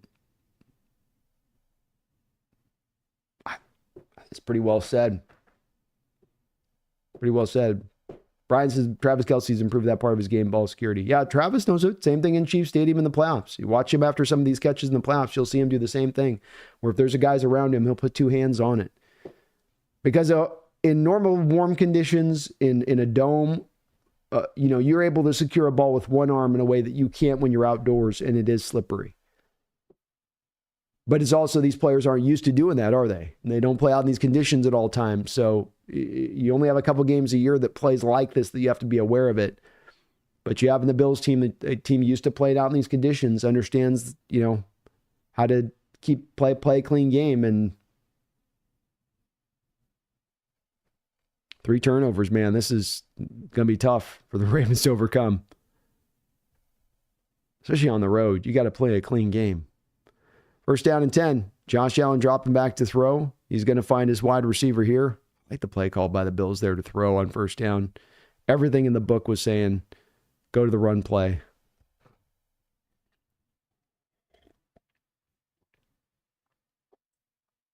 Matt Collins with a catch and run for a first down.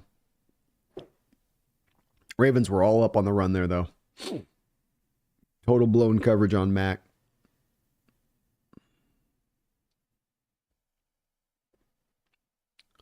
Ball quickly on the Ravens side of the field. The 47 to 48-yard line. First and 10, 8 minutes to go in this football game. Mac goes in motion. Handoff inside here to Johnson. Johnson trying to fight forward for about a gain of 3 or 4.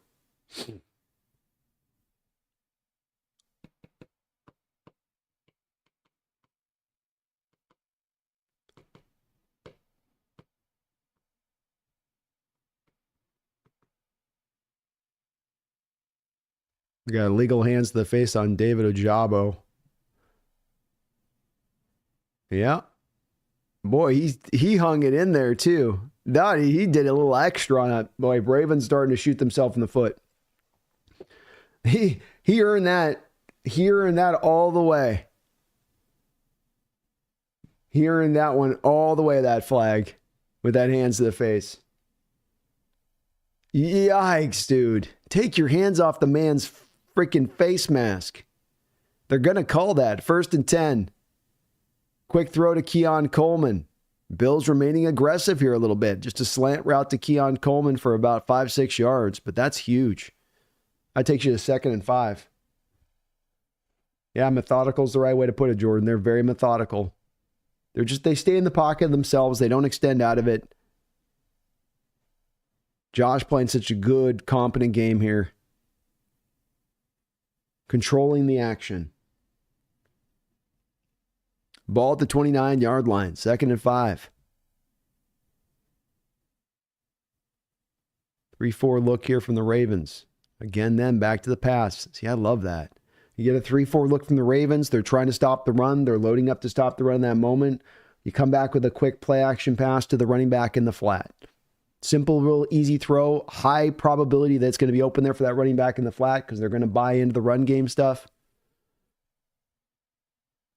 And that's just what happened.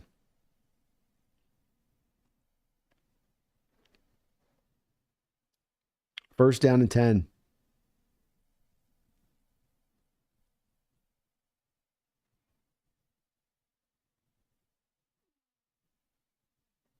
Back to a 4-man front. Another bubble screen here out to Samuel. He's only able to gain about a yard on the play. Matt Collins and the cornerback are going at it out there.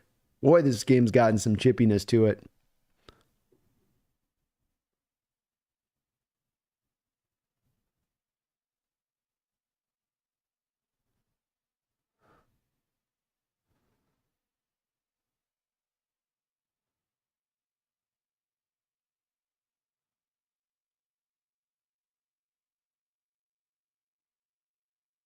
Yeah, Matt Collins went kind of beastie there. The steroids are kicking in. Steroids are really kicking in. Yeah, Humphrey went down that one. Albernicus seems like a really good year to fix the O-line. A lot of free agents and draft prospects. Yeah, it is a pretty good year, Albernicus. It's a little lean for center outside of a couple of options in both the draft and free agency. So if you're looking to do that, but that's where I've been very much in favor of taking Haynes and putting him over at center in lieu of this, because then it's easier to then address the guard positions on the other side of it versus center. But yeah, you can get it done this year. You can, Albernicus, where some people are going to knock this draft and say, well, the draft's not very strong or blah, blah, blah. Well, it may not be super strong, but it's got some strength there as far as the, interior of the offensive line especially is concerned. A lot of real good guard options. Hand grenade Bills, Commies, Super Bowl, who y'all rooting for? I'd want to see the Bills fans get rewarded. Commanders have gotten plenty of Super Bowl wins in their history. Bills have earned this. And what the Bills are doing, let's keep in mind this with what the Bills are doing and why, to me, you got to give them a lot of props here, is that you know how hard it is to build a winner in Buffalo? You know how hard it is to get those players in that environment to buy into them potentially being a great team, or it's in Buffalo, with what they have to spend monetarily wise, not a super cash rich organization. It's a harder degree of difficulty to make it done from these kind of cities. Moose says, I want to be the Commanders' Bills so badly. Seeing those two teams' offenses fight it out would be so much fun. That would be a lot of fun. I'd be good with a matchup. Be a great matchup. Jordan, Bills fans have been through a lot. They have been a lot. Do you know how hard it would be, folks? Can you imagine what our chat would be like if we went through 4 straight Super Bowls and lost them? We lost 1 Super Bowl, and this franchise, the fan base, just about lost their effing mind. With 1 Super Bowl loss in 14. Imagine 4 in a row in the 90s, 4 straight in a row in the 90s. You talk about hating life. They've been through it. And that's not even, they've been through it. 2nd and 9 here. 5:41 to go. Clock continuing to wind. Bills, if they get a touchdown here, this thing's toast.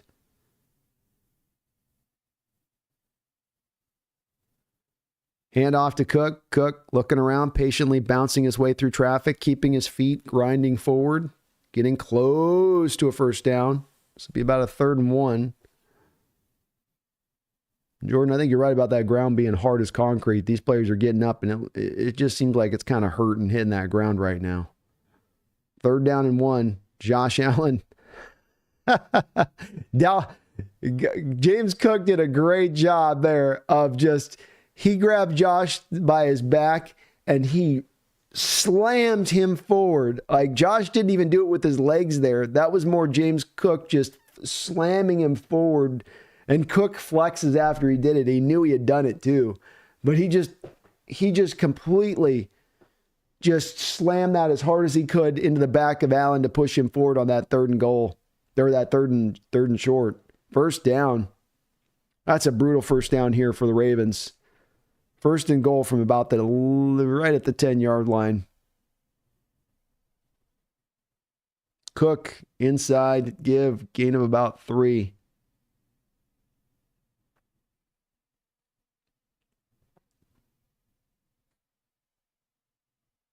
The Ravens called timeout here? Yeah, Ravens called the timeout.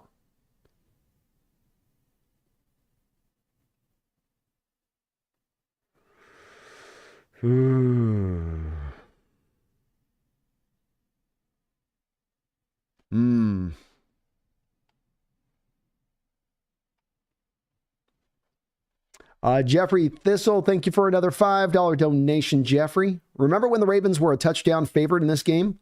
Why I don't bet on sports. You know what I forgot I was supposed to do is change up something. Hold on. Just completely...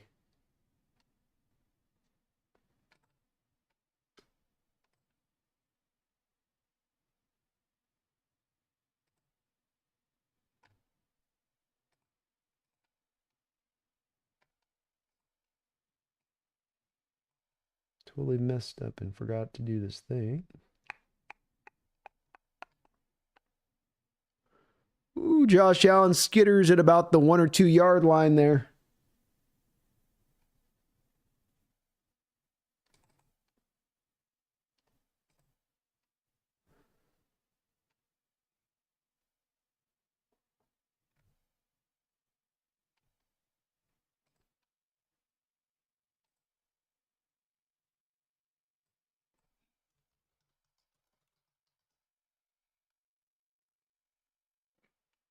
So we got 3rd and goal.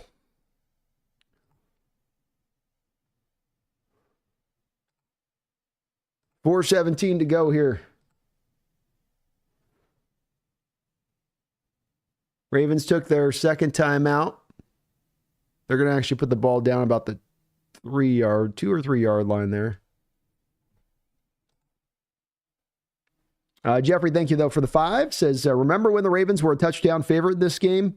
Why I don't bet on sports, but I should have, given the Ravens playoff history. You know, you would have made some money in this one. Keeper here by Josh Allen. He's going to be held up at the line right there, going nowhere. And that will bring us to 4th and goal. Interesting call by the Bills there. I think I would have tried to have gone for the touchdown there rather than this. I understand the Bills are trying to eat out all the clock, but you still give the Ravens back the ball here with 3:35 to go in the game. Okay, they don't have any timeouts, but with 3:35, you got plenty of time to drive up the field. I think on a 3rd down, you go get the touchdown because you put the game away. You can't go for this here. You can't go. And maybe that's what he was thinking, is that they would get the Josh Allen run, they'd get it down to the 1 yard line, and then they could just try to push it off the one on 4th down. I don't like going for this here. Take the 3 points. You should have been more aggressive on the play call, on the prior play call, and you didn't. Jordan, the Bills called the timeout because they did that move where they wanted to get down all the time down to the 1 second and then call the timeout. So they tried to essentially, we're going to bleed every last inch of the time off the clock.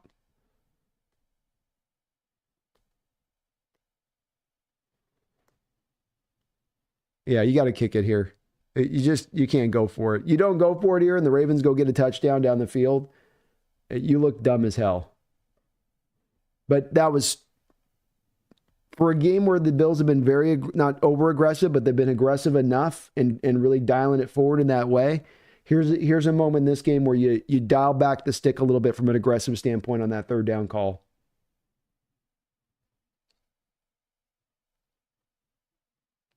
All right, so up by 8, 27-19 here with 3:29 to go.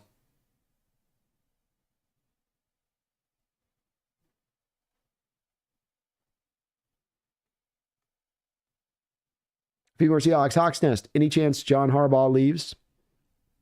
I don't think so.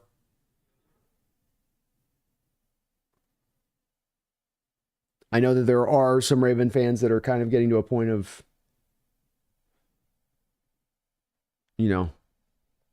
all coaches get to that spot 10 years in where it's like, especially if you haven't had really any recent high-level playoff success, where fans start getting a little touchy.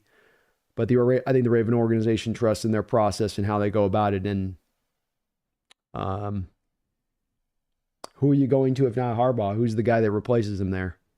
I certainly wouldn't want to pair up a Ben Johnson with a Lamar Jackson. I don't know why, but that doesn't feel like a good fit necessarily between the two skill sets. Maybe you go get a Cliff Kingsbury. You know what I mean? But could you imagine that? Like pivoting off one to the other on that? I wouldn't want to do that either. Jeffrey, thank you for the $5, man. And yeah, hard to see how the Ravens were a touchdown favorite with the Bills playing at home in this one.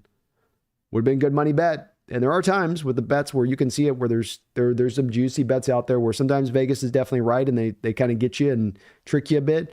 And then there's ones like, the Hawks being put at 7.5 wins for Mike McDonald's opening season.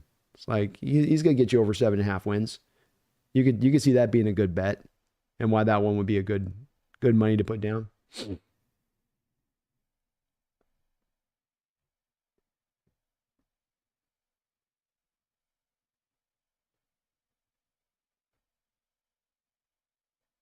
Mike says, easy call here. Take the 3, make the Ravens score, and 2-point play with the home crowd. That's right.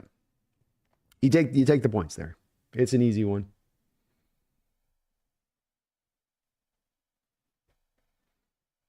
And they might get another possession there, Misfit. You're right with Buffalo. If the Ravens did get down and score. You do have a couple timeouts too. So even if it's like 35 seconds or whatever when you're getting the ball back, that you'd have an opportunity to make that happen. I do like, though, on that third down, like what you gain by that extra 30 seconds isn't worth it for try a throw. Try to get the touchdown and then just put this whole game away. It's over with at that point. I think the benefit there is supersedes the downside.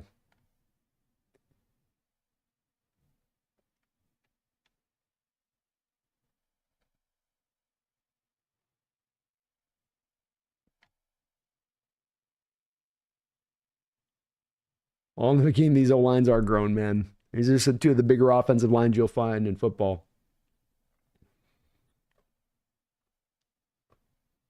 Kevin says, I would get rid of him being Harbaugh. Look at the Seahawks and Pete. Harbaugh only has 1 Super Bowl.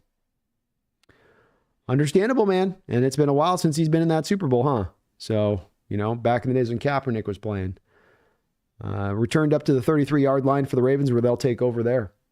So, it does tend to be a bit of the process of coaching Kevin where, there's a life cycle here to these guys in a given spot, and it's hard to last any place for more than 10 years.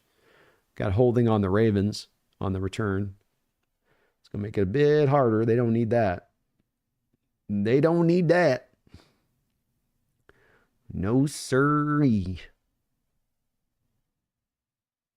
Yeah, it's going to be hard to let him go, Jordan, because unlike with Carroll, there is a bit of he's got the consistently really good teams, whether they make a lot of noise in the playoffs or not. You can't argue that the teams are contending teams.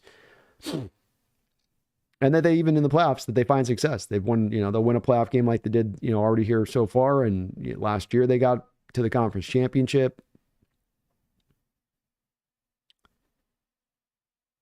Lamar dropping back to throw. Boy, he just whistles that one up over the top. That is not a throw. I don't like that energy at all in first down throw there. Take the quick completion. Get yourself into a 2nd and short. You don't need to go and get all of this back at once. Isaiah was open there, but Lamar can't make that throw, man. You just can't consistently get that kind of throw in there. Build defenders down over on the sideline. He says Lamar cannot throw a 9 route to save his life. Sheesh. Yeah, he really can't. I mean, people go to it, and surprises me over and over is I don't hear people talk about the Lamar struggles in the playoffs. I don't see this ever mentioned as much as it really should be. These defenses force them into, they put the cheese out there like a mouse, and the cheese is always trying to go push the ball down the field. Take that deep throw down the field. Come on, see if you can get it. You can get it. Come on. Just can't make that throw consistently. Can't get it in there consistently.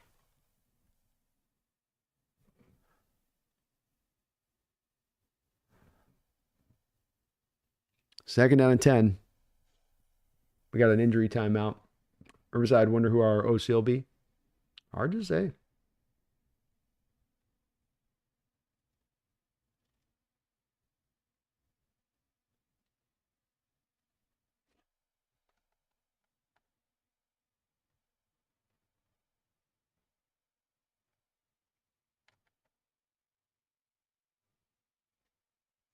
Chris, I do think we'll have a OC by the end of next week for sure, though the OC will be announced. I think we'll probably know early on in the week next week.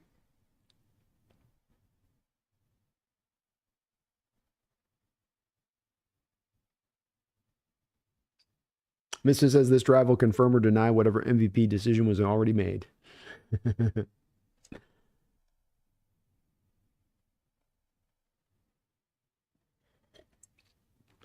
Kevin says, look at Jim, 43-19 with the Niners and got fired. He did. Yep. Some of that was a little bit of the fight that was going on between Harbaugh and Balky, because it was the general manager and John were just at war. It was less than it was necessarily him as a coach, like he still had the locker room and all that. But you never know, man. You never know. Lamar dropping back to throw. He's going to get outside the pocket and try to run this one a little bit. He's got a little bit of space there. Short gain.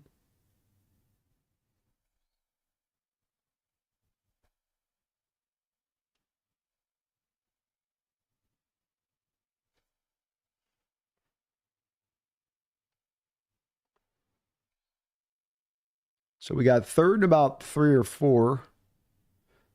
I would think this is 3 down territory from the Ravens standpoint. 3rd and 2.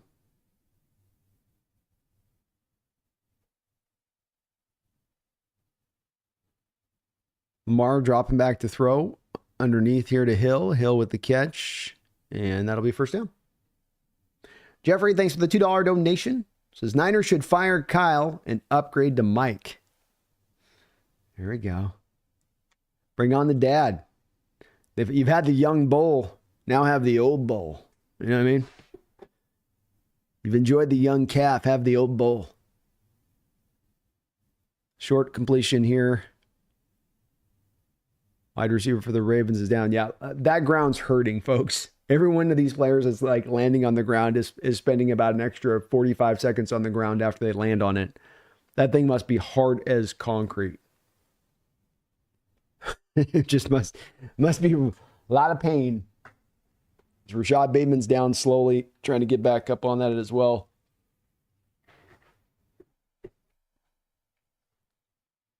Oof. Yeah, it looks like his knee took that one.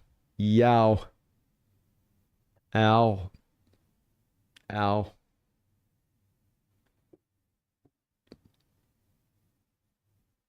Have you ever landed on ground when it's hard? It hurts. When it's ice like that, it is really, really hurts. It ain't a toughness thing at that point. It's like, it's painful.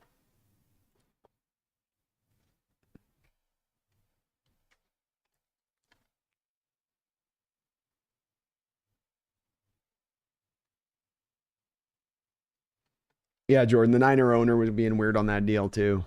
And Harbaugh and Balky were just, that was oil and water with those two guys. 2nd and 7, 2:16 to go in this football game. Pressure. Lamar throws it back across the middle. He's got a man wide open all the way down to the Bills side of the football field here at the 2-minute warning. So good job by Lamar extending the play, patiently waiting for things to develop on the secondary routes. Good decision making there. That'll take us to the 2-minute warning. Definitely 4-down territory now. Most definitely.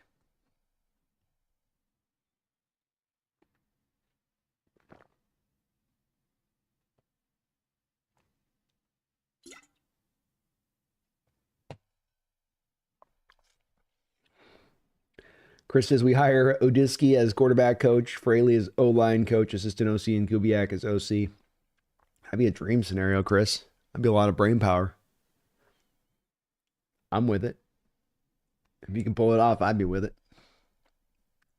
Jordan says playing man coverage here isn't the smartest move. No, I probably wouldn't be as much wanting to do that either. So especially as you saw in that, when you're in man coverage, you can lock him down in man coverage, but if it gets to the secondary route, chances are that secondary route's going to open up. Empower potential OT. Now you still got to get the 2-point conversion on top of scoring. And yeah, Jordan, that was a smart by the wide receiver working his way back. He cut into that secondary route really quickly, which really helped out then when he did to extend and really give a good target there for Lamar.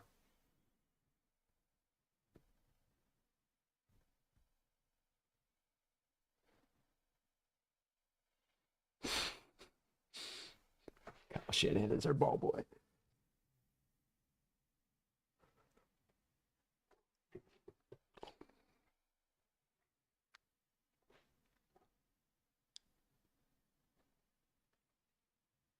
Chris says then when Kubiak goes to a head coaching gig, promote Fraley to OC and Udinsky to OC, and you got the next 3 promotions in line.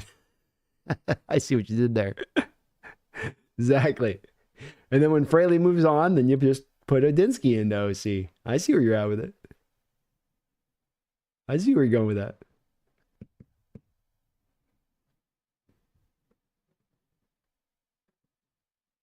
Ryan Eddy, thank you for becoming a Hawks Nest Pro Bowler. Welcome to the Hawks Nest as a Pro Bowler. Thank you for that. Appreciate that support. We got a show tomorrow, so keep an eye if you're a member of the channel on your community post. Tomorrow, I believe I've got 3 o'clock set up. We're going to be doing a film breakdown, looking at a couple of prospects in this draft. So please do tune in for that. But thank you, Ryan. Appreciate you for becoming a Pro Bowl member. McCollum says, no, we're not bringing back Nate Carroll. I'm just getting ahead of it before somebody says we should. Well, good. I'm glad you did. Because, yeah, we don't need to. No, we're good. No. All right. So we're starting out here inside 2 minutes. Quick check down here by Lamar after looking down the field. Finds Hill for a short completion, and he's out of bounds. Jordan, I don't think the Bills will get another drive here. It would take the Ravens getting it up the field and then quickly in. Come back to that 3rd down play where you should have just gone and tried to punch it in. Instead of bleeding off 30 seconds of the clock, that had made no difference.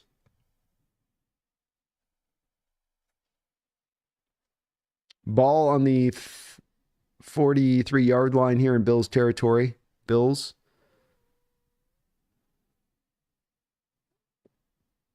Showing a blitz from one side, bring it from another side. It's well picked up by the Ravens. Andrews wide open down the field. Blitz just did not get home. Ravens saw it coming from a mile away. About a 20-yard pass play down the field there to Andrews. Nobody picked up Andrews. Oh, well, he went to zone, but then nobody picked up anybody in zone.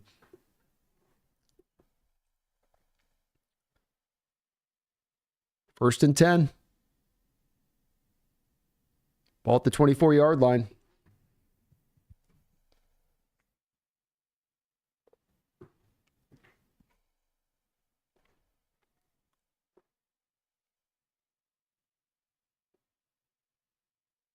Lamar getting back in shotgun. 4-man front here coming this time from the Bills. Lamar waiting all day. Finally finds a touchdown down to Isaiah Likely. Wow.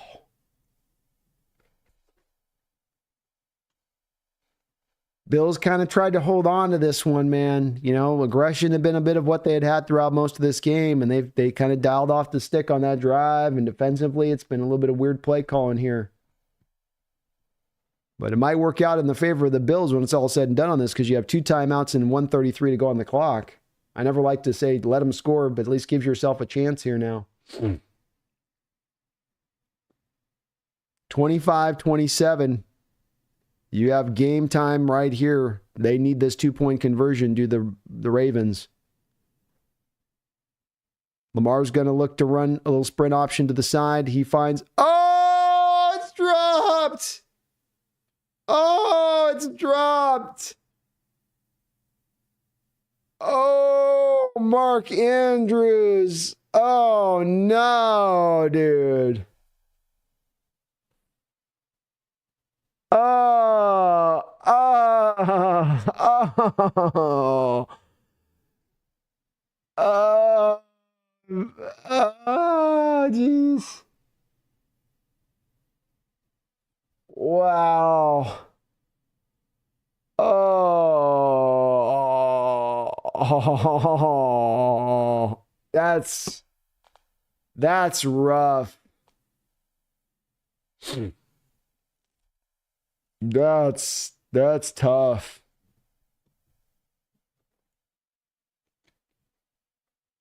He has the fumble, and then he comes back and drops the 2-point conversion.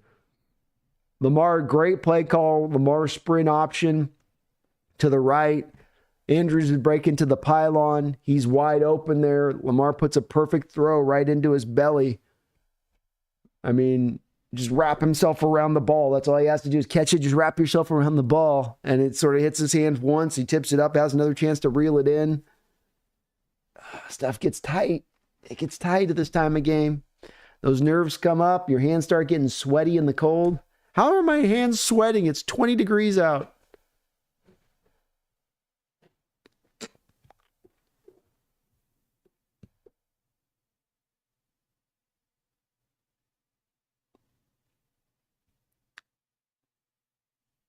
Mr. Dogs is broken. We get their O-line.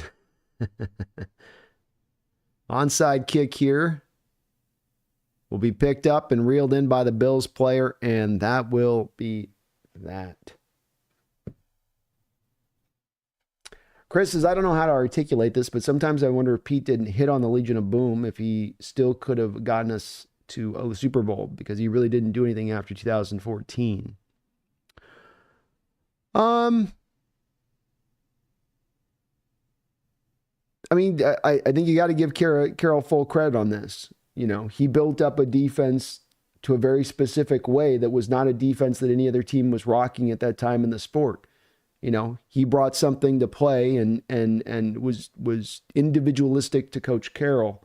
And the talent of the Legion of Boom helped to be a big carrying factor to that team. And first down run here. Get down. Bills are definitely finishing this one up.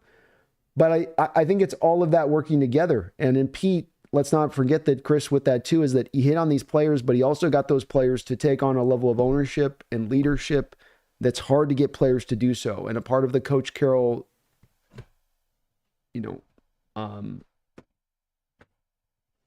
my brain here, 6.5 hours in. But part of the atmosphere and environment he builds in there is to help cultivate that, to get those players to take it on. Now, I think what happened a lot of times after 14, Chris, is that, and especially once the Legion of Boom moved on, is the second, third generation of players that came through weren't as able to take on that mantle of leadership and carry that as forward as thoroughly. But I don't think we can undersell what Carroll did by just saying it was merely just that they hit on all these players at the right time in the draft. It's all of it that worked together. It was the vision. It was the plan. It was hitting on players in the draft. It was the development. It was how you utilize those players. It was how those players worked off of each other. You know, a Cam Chancellor worked off of an Earl Thomas, right? That Michael Bennett and a Cliff Averill worked off of each other along the defensive line.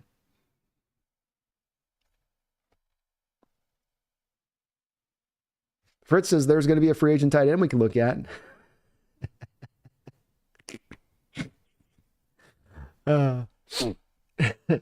Potentially. Yeah, Gecko, I think Kelsey would have caught that 100%. Yeah. That's a drop where you can't drop that. That's not you extending your frame and you're having a piss missile thrown from 5 yards away. Like Lamar even just gently, here you go. Here you go, buddy. Here. Couldn't do it. Congrats to the Buffalo Bills, though. They get the win today. They earned it. They got the job done. Good couple of games today between the Eagles and the Rams in this one. Fun games to watch and how this stuff played out.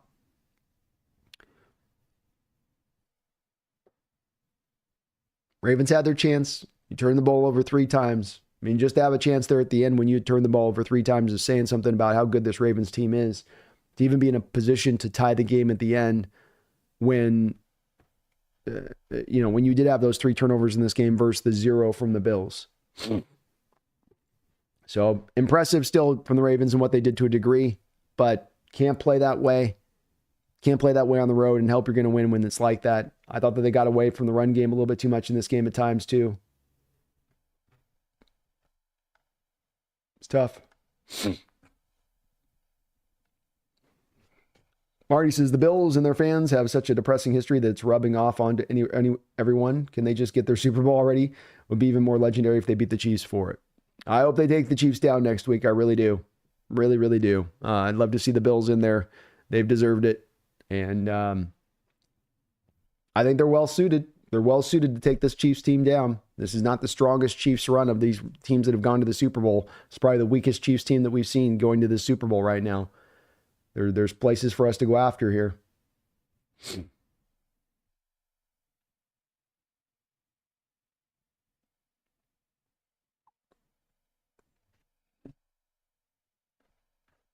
Jeffrey, I like the chances of the Bills beating the Chiefs more than the Ravens. I do too. I think it's a better matchup for the Bills going at that Chiefs team than the Ravens. I think that like the Chiefs showed how they played the Ravens last year. I think they would have run out a very similar game plan and would have found a way to limit Lamar. And I think that they probably go and get that win against that Ravens team. Hand grenade, one more job to do. That's right. You got one more job, Bills. Take this Chiefs team out, please. No more Swift. No more Kelsey. Whoever says Andrews will be very good at the Burger King. Manny says Josh got engaged and started playing different. It settles you down, man. It gets you locked in. Gets you in that quiet mind. It's a good place to be. It's a good place to be. Want to thank, if I can, today the sponsor of this show. That's Underdog Fantasy. Underdog has been sponsoring the show here throughout the course of this year, as they are here in this one as well. You can take advantage of my code, NEST, and Underdog Fantasy will match you 2-to-1. So $200 down, $100 back, $100 down, $50 back, all the way up to $2,000 down. They will match you $1,000 back in your pocket when you use my code NEST on the Underdog Fantasy site. I know your fantasy season may be over, but it doesn't mean you can't still get into fantasy next week with these 2 teams. Go head-to-head with other fans. Go win yourself some money. Go get the over-unders in next week's game. Get some tasty picks, as well as you can combo it up with the NBA. But thank you to Underdog Fantasy for sponsoring the show here at the Hawks Nest. Appreciate you guys all for a great day here of NFL action. We're going to probably, if you guys got any last couple questions, go ahead and put it on in the chat here. But we'll probably put a bit of a button on this one as we've gone about 7 hours today with the 2 games. We will be back next week. I can't remember if the games are going to be on both different days. Let me see here. Actually, it's a good time to check right now. Yeah, so we got next day, all next week, Sunday. We're going to do the same thing next week. We'll go all week next Sunday. We'll do both the 2 games, early and late, and we'll go all day again next Sunday. So love hanging with you guys today. Had a great time. Let's see, we got a couple questions here. Let's got these here. So I think the Bills will handle the Queefs. I do think they'll handle the Queefs, but I think partly that's just because I think that the Chiefs have just not quite got enough gas to take this Bills team down. It's going to be a good game. I expect it'll be a tight one. Sure wish Buffalo could be playing this one at home versus on the road in Kansas City, but I will give Buffalo the nod. I'll give them the nod. Radu, Eagles or Commanders to the Super Bowl B? I would go with the Eagles. Commanders are a great story, Cinderella story. They've had the pixie dust on their shoulders here through the playoffs a little bit, but I think it's also understandable how they've won where they've caught certain teams. Tampa Bay was never really particularly super consistent throughout the year. And then when you got to the Lions team, that was a team that kind of ran out of gas at the end of the season. I think against this Eagles team they're going to go up against, that's a very strong team that's going to be able to challenge them in a variety of ways to where even they're weak a little bit. And I think that they take it. Chris is after the Lions, All in on the Bills Mafia. Let's go, Buffalo. Get it done, Bills. Get it done. Chris says, if that were true, then how come he couldn't take another team to the NFC Championship game? Did he get away from his vision, get comfortable, too stubborn to change with the times? I think you're talking about, you might be talking about, Pete. Okay, in regards to Pete. Yeah, so what happened with it, Chris, is this. You walk in, Seahawks want to run a cover 3 system. That's what they want to run at that time, right? Carroll wants to run a very simplified system. This is at a time when the NFL had, a lot of copying of the Belichick. So everybody wanted to be like Bill. We want to be multiple. We want to be diverse. We want to run a lot of different stuff. From a confusion standpoint, you're never going to get the same fronts. You're never going to get the same coverages on the secondary. And Carroll said, I'm simplifying all this. You guys are all going left. I'm going right. So he creates a new offensive standard of a model. He drafts great. He gets talent that interworks together perfectly within the scheme. Then what starts to happen, Chris? Okay. Bradley gets hired, and I can't remember if Bradley was a head coach I think Bradley got hired as a head coach. Dan Quinn gets hired as a head coach. You start to see Coach Carroll's system go from being one where it's a one of one in the league to now it's starting to be proliferated throughout the league, Chris. It's being proliferated. So now it starts losing some of its unique ability. Now teams start to get more tape on the defense and start to develop what's called Seattle beater plays, which are plays that you would run against just the Seahawks defense in order to beat it. You also then, Chris, had the Legion of Boom talent quickly trickle away like that. They got old really fast. You weren't able to replace with the same difference-making level of talent. So two things happened at once. You had a defense that became proliferated and kind of solved by the league, and then you weren't able to draft and reload your roster to be able to click things back into place there, Chris. But the extra part of this, there's the third part of it, because it's not just one thing. You ask on a couple of things when you're questioning if was it just comfortable? Was it his vision? Was it not changing with the times? It's all of this stuff. It's the lack of drafting properly to re-inject the talent. It's the fact that the scheme proliferates through the league and teams are learning it and they get the Seattle beater plays. But then there's the third aspect that you talk about, too stubborn to change with the times. Coach Carroll was not willing to change with the times. With our defense and our secondaries, for instance, over the last few years with Carroll there in Seattle, you were there at a 30-second rate in your changing of coverages. So if you showed me a cover 3 coverage prior to the snap from the Seahawks perspective with Carroll, you were getting cover 3 post-snap. If I showed you cover 2 prior to the snap, you're getting cover 2 post-snap. So, Chris, what happened with that is you became tremendously predictable, and he would not change with that. He would not adjust with that. And so he understood he had to change in the last couple of years, but old habits die hard. And Coach Carroll had refined that system that he arrived with here in 2013 over about a 30-year period, He'd refined it. He'd come from the Bud Grant system and continue to evolve it and refine it. And so to leave that, to change, to go away from that's very hard for him to do, Chris. It was very hard for him to do. And he kind of fought it. And that's why right now you're not the head coach of the Seahawks, quite frankly. Is you just didn't evolve and develop with time. You can't just say, hey, this is what got me here. This is who I am. This is who I'll always be. You always got to keep expanding and developing and building more upon what you are. Because that's the way the game is always going. Is it's always changing. It's always developing around you. And if you don't move with the times, you get left behind. And that's why I say with Carroll, he's not an old coach in that he's not capable of being an NFL head coach and having success in the NFL. He is, Chris. But he has to update his systems. And that was the big part that he was really not willing to do. And I don't know. That'd be the interesting thing for me, Chris, if he ever got another job in the NFL, to see if he was willing at this point finally to say, okay, I realize I got to do this. I got to make this change. I can't just have an offense that doesn't want to throw in the middle of the field. I can't have a defense that doesn't change its coverages. I can't have a front that I never blitz off of on the defense. I can't be that predictable. Predictability is a lot of the centerpiece of it. Ethan says, Brandon, do you think we have any chance of getting Ben Johnson considering how the Lions season ended? No. He wouldn't. He's going to go for a head coaching job, or he would remain in with the Lions. Thank you, Michael. Appreciate you, man. Jeffrey says, in Arrowhead, you got to beat the Chiefs and the refs. That's true. You got to not only be better than the Chiefs, you got to be better than the Chiefs plus the refs. That's the formula. Be better than C plus R. Okay? So here's your formula.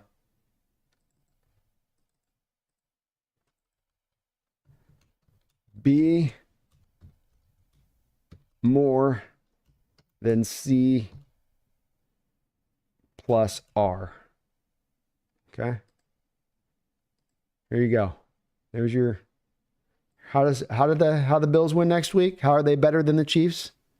There's your formula right there. Okay. That's the formula right there. Century Seahawk, thanks, Brandon. Always better when you're streaming. Appreciate you, Century Seahawk. Very kind of you to say, man. Brian says, thank you, Brandon. Great time with you in the community. I had a great time with you guys today. I love doing this type of stuff. So I thank everybody for hanging out with me. I know it's not Hawk content necessarily. We talked a little bit of Seahawks, but I love doing these kind of streams in the playoffs. We don't have any dog in the fight, so we can just kind of sit back and watch and enjoy. Radu says, who would have thought the Eagles 2024 Super Bowl champions? Not me. Well, they still got to win it, but they got a good team, Radu. And Howie Roseman has built a hell of a roster. That guy, gets a lot of credit for being one of the top general managers in the league, and it's well earned. He's done a great job. There's a reason this guy's taken 2 different separate teams to Super Bowls. Appreciate you, Brian. Thank you, man. You have a good one, too, as well.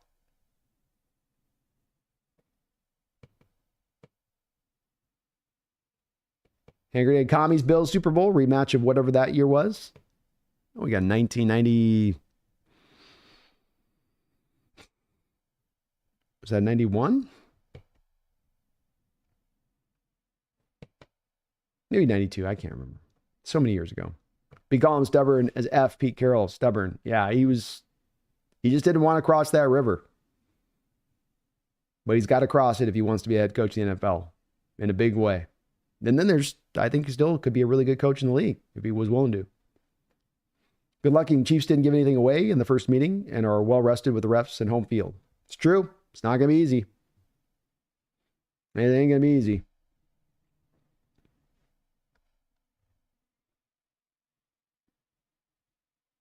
Chris says you became tremendously predictable on both sides of the ball, 100%. Really did.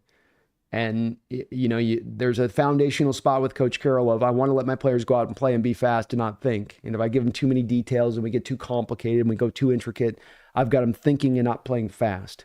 And there's some truth to that. But there's also some truth to driving that to the other extreme where you're too predictable, you're too simplified, you're too easy to predict, to where now you're putting your players at a deficiency playing and play out rather than giving them an advantage playing and play out, which is what you want your smart coaches to do.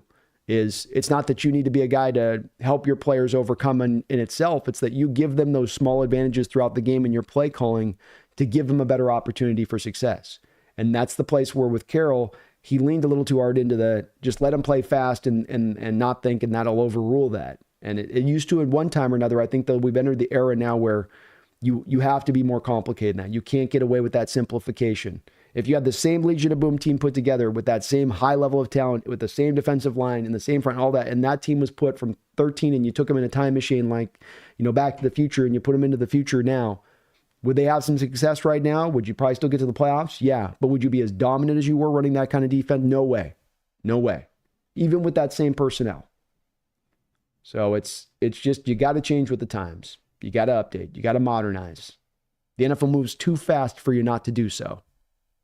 Johnny Pasquale, thank you for subscribing to the channel. Johnny, I appreciate you for doing that. Very kind of you. William Leonard, thank you for the $2 donation.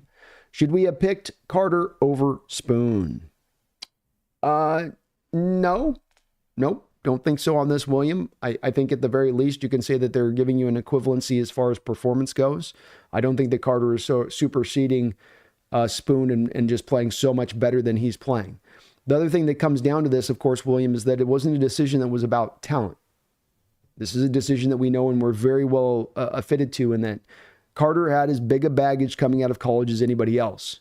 And the way this thing works with this kind of baggage thing and with the character concerns is that you can look like a genius as a general manager grabbing one of these guys until you don't.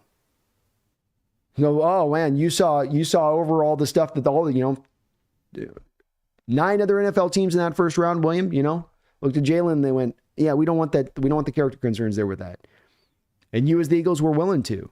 You were willing to take that risk, but it was a risk, and it was one that was not as straightforward. This guy's just such great talent. You have to do it. It's like, look, he's a great talent, but this character stuff is no small thing. I think William, I've been covering drafts for decades.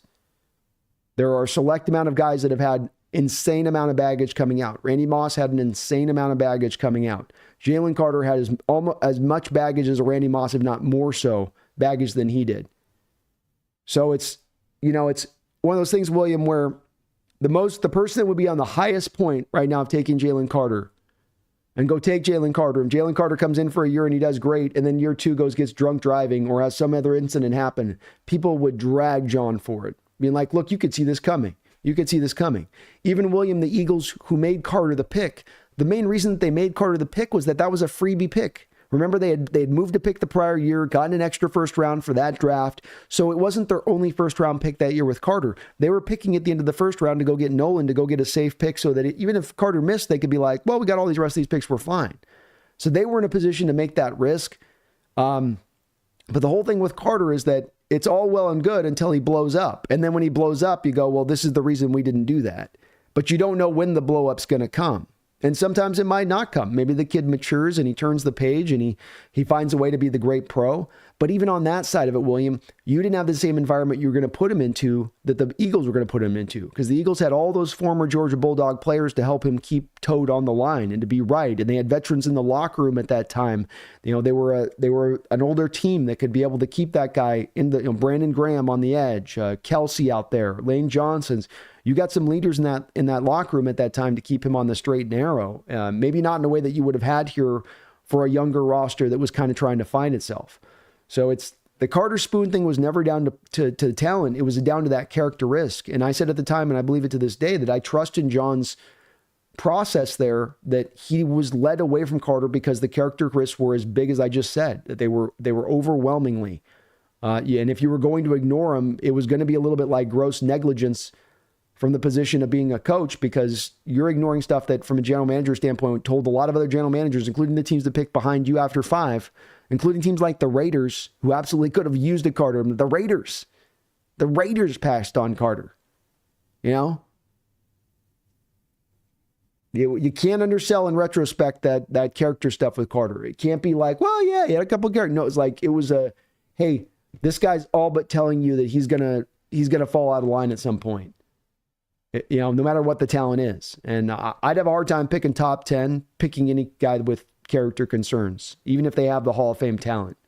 It's so easy for these players, in my opinion, William, to get off the beaten path, to become millionaires, to lose some of their drive, to lose some of their hunger, to lose some of their discipline. It's hard enough keeping those guys in that spot, much less a guy that already comes in naturally wired to maybe step out of line of that. And remember, with Carter, it wasn't just the off the field stuff. It was also the question of coachability on the field. But that's kind of where I stand on it. Chris says that was going to be my next point. If he comes back, is he different? I mean, you lost the job, but he was unwilling to eat that humble pie here multiple times over, Chris. 2 years prior to him being moved on from, I've often referenced this, Chris, there's a combine interview that he gives where he's talking about moving off of Ken Norton. He's talking about moving off of Schottenheimer, going to Waldron, going to Hurt, changing up their ways, going to the Fangio cover 2 defense. He himself said the words, we've been arrogant in our ways. We've been arrogant in our ways. And then you proceed over the next 2 years to change nothing, almost nothing, very little. It was essentially window dressing of changing. So he told you once that he had to do it. He recognized he had to do it, and then proceed the next 2 years to resist doing it at almost every turn. Does he now, in his mid-70s, suddenly now have that realization click into place? Hard to say. I'd love to see it. I'd love to see Carroll have a final act like this where he comes back and he reinvents himself one final time. That'd be great. I truly would love to see it. But hard to see when he's been so unwilling to go down that street. And he fights you almost at every turn.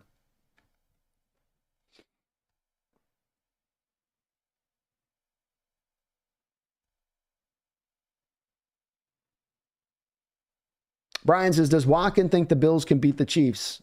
Yes, definitely. No, you don't know this, Brian, but Josh Allen is my second nephew removed twice over roommate's friend. I don't get into it.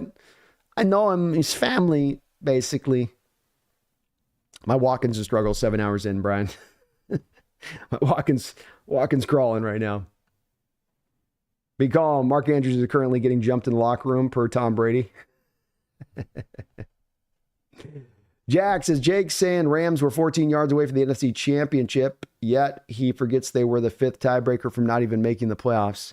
I never liked the what-if game, Jack, for that reason. You know, people wanted to say it about our year this year, too. You know, well, if we just add this to this and we just did like, you know, there a couple of other close games that went in your favor, too. You know, they could have been, they could have also swept it that way. You know, your record is what it is. You win, you lose. It's football. You are what you are at the end. You know, you didn't get the conference championship. It's a good year. You won your division. But like you said, it could have slipped the other way, too. It could have gone either direction on that one. B. Collins says the reason the Eagles took Carter is because they had the vets to keep him in line. Yeah, it was all of that together. It was that freebie pick that they had. It was the vets in the locker room. It was all of it. But they knew there was a risk involved. You know, those teams were all well aware of what they had gotten from a background reports. And I mean, you got a Hall of Fame talent, and you have coaches that are literally telling you, like, just take this alone. Let's just take out all this speeding off the field, off the field stuff. If you're calling Georgia coaches and you're hearing from multiple Georgia coaches that this kid wasn't coachable, that he was on his own trick, that he would do his own thing, that he wouldn't often practice hard, right? This was the guy that couldn't even get through his pro day, right? He had to shut it down during his pro day. Like, if you're hearing that coming from Georgia coaches, yet the tape is showing you this, I mean, it's very easy to go back at John on this in hindsight and go, nope, should have taken him, But would you really be sitting in that position of saying, yeah, that I'm hearing from his college coaches telling me he's uncoachable, that he's not listening to that you'd still make that pick at that point? I mean, I that's where it's like, look, nobody loved Jalen Carter more than me. We didn't even draft the guy. I did 3 video uploads to my channel just making the case to take Jalen Carter. So you wouldn't find more of a guy that was like more infatuated with bringing that guy to Seattle. Not at all. I love him, but if I'm in John's case and I'm getting paid to do this job and I get this pick wrong, I pick 5 and this kid goes implosion style within a year of picking him, I lose my job.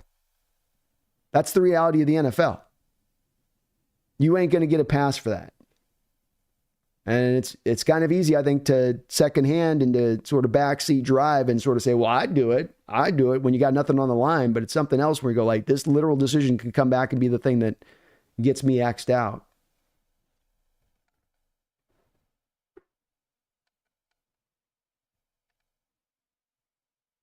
Eaglet Snupper says, Bills Commies Bowl, terrorism versus communism. Chris says, I think the upside with McDonald is that he is always looking to change and get better. Yeah, agreed. I think his defense is more at the forefront, Chris. I think the trying of hiring Grubb, which didn't work out, but it was a big swing. It wasn't your typical safe kind of hire that a defensive-minded head coach would make. It was outside the box. It was you going for the big swing. It was you going for, like, your defense is on the cutting edge. It was you looking to go find the offense that was on the cutting edge as well, which says that he's a little bit outside of that cliche type of head coach, defensive head coach that just wants the offense to manage things, that just wants them to control the clock and run the ball and just eke things out. That doesn't seem to be his style. And that's part of the reason why I like him so much as a hire as a coach, not just what he does defensive side of the ball, but how he thinks and his approach to the offensive side of the ball in addition to that.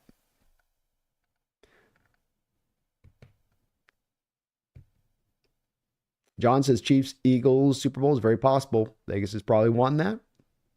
Maybe.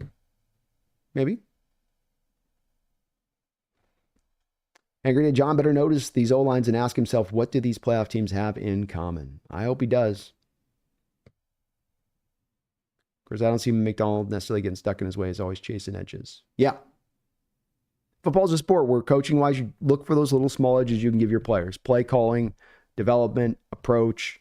How can we find those little advantages that add up to a big advantage at the end of the day when we're running things smartly and intelligently in that way? And I don't think all teams are always looking at all of those advantages that they can take advantage of. They take advantage of some of them, but then they want to keep it kind of safe and close to the vest on the other side of the stuff. And I don't get that impression from McDonald, which I really like. Take advantage of all the possible advantages that are there for you to grab. Don't just leave something on the table for the sake of leaving it on the table. I know that's a little vague, but Rand says, why is this still even a conversation? Spoon is amazing. Carter just came off a great game, and he's been a really good player this year and all pro. So I can get whether there's the conversation with it. But I do think some people, when they bring up Carter, will forget a little bit about those character concerns, not making it through your pro day. The coach is saying he's not coachable. The racing stuff, it's all of that kind of together on that one. Cool Breeze says Murphy could be as good as Carter. I don't know why people are tripping. Spoon's amazing. He is. And say nothing of Leonard Williams, who had a better season than Carter did this year. That you got a second round pick, gave up a second round pick for. I'm happy with Witherspoon too. Jeremiah Johnson, I'm happy to have Witherspoon and Byron Murphy. Yeah, I'm good with it too. We came out fine on the end of this. Folks, if you want to be a team that's lamenting, right? If you want to be a team that's lamenting not getting Carter, be the Raiders. The Raiders are the team they took that kid out of Texas Tech who sucks, right? What did he do this year? Let's take a look. Let's take a look and see what he did this year.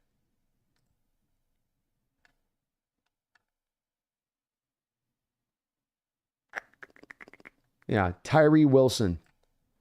Maybe he doesn't suck, but Tyree Wilson, who you took ahead of Jalen Carter, played 16 games, 27 tackles, 4.5 sacks, 6 tackles for loss. So he's okay. But if I'm a Raider fan, then I'm way madder about that. I'm like, look, we're the Raiders. We're the kings of taking on character concerns.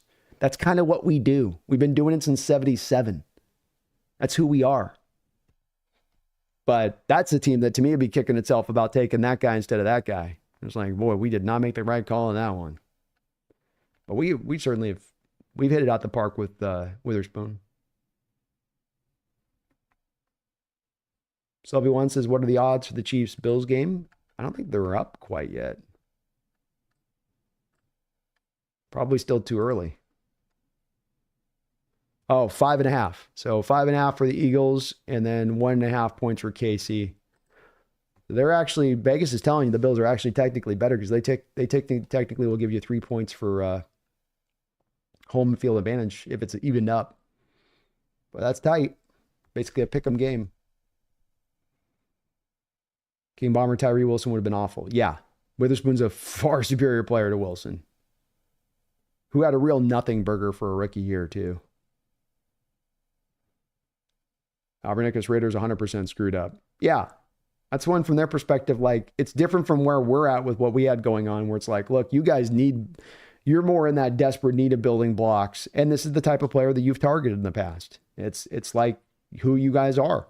So lean into it. It's worked for you in the past, leaning into it. Lean into it now. But I'm sure Vegas was like, Jalen Carter in Vegas every night? You know what I mean? That's why I go back to again and again saying I think the character concerns on this one were so monumental. And general managers were doing some advanced math on it, and they're just like, he's good, but buddy. John says, I think part of the reason this is an argument is because of the awful game Witherspoon had to the end of the season with the Rams game.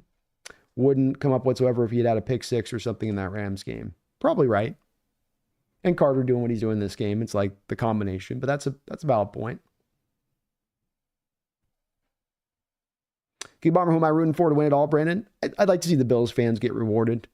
That's a franchise that has a real hard go of it. You're up in a real small market. Players don't want to play up there in this cold environment where there's nothing going on. You've heard Marshawn Lynch talk about living there where it sounds kind of bleak from an NFL player standpoint versus some of the other cities you could be living in. They don't have a lot of money at all times. They can't spend out there like some of the other franchises like a Rams organization can. You're not going to attract the best and the brightest free agents out there. You got to be better at drafting. You got to be better at developing. You got to be better in your coaching. So it's a team that I really get behind kind of for that reason. It's not made easy for them to get where they're going here.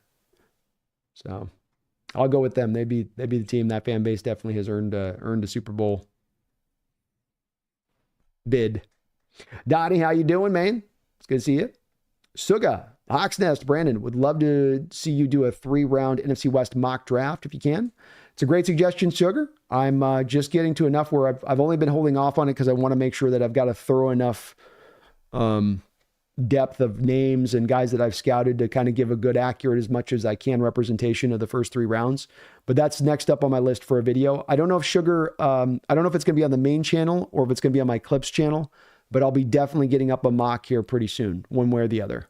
So if you're not, do make sure you're getting subbed up to my Clips channel, the Hawks Nest Clips, because I'm going to keep feeding that one as well this offseason real thoroughly over on that Clips side. But great suggestion, and that's on my next kind of priority list of things to do. We're due for a mock, and I've gotten through. I think I'm at about 106 names in, I think, on the scouting list. So I feel pretty good about that's. Those are your initial 90 names basically in the first 3 rounds about. There's some guys that are more 5th, 6th, 7th, but I can at least get a good feel for what's what. I want to try to make it as accurate as I can to be in, I want to try to get it close to reality. It's obviously early on, but try to get in that range. For sure.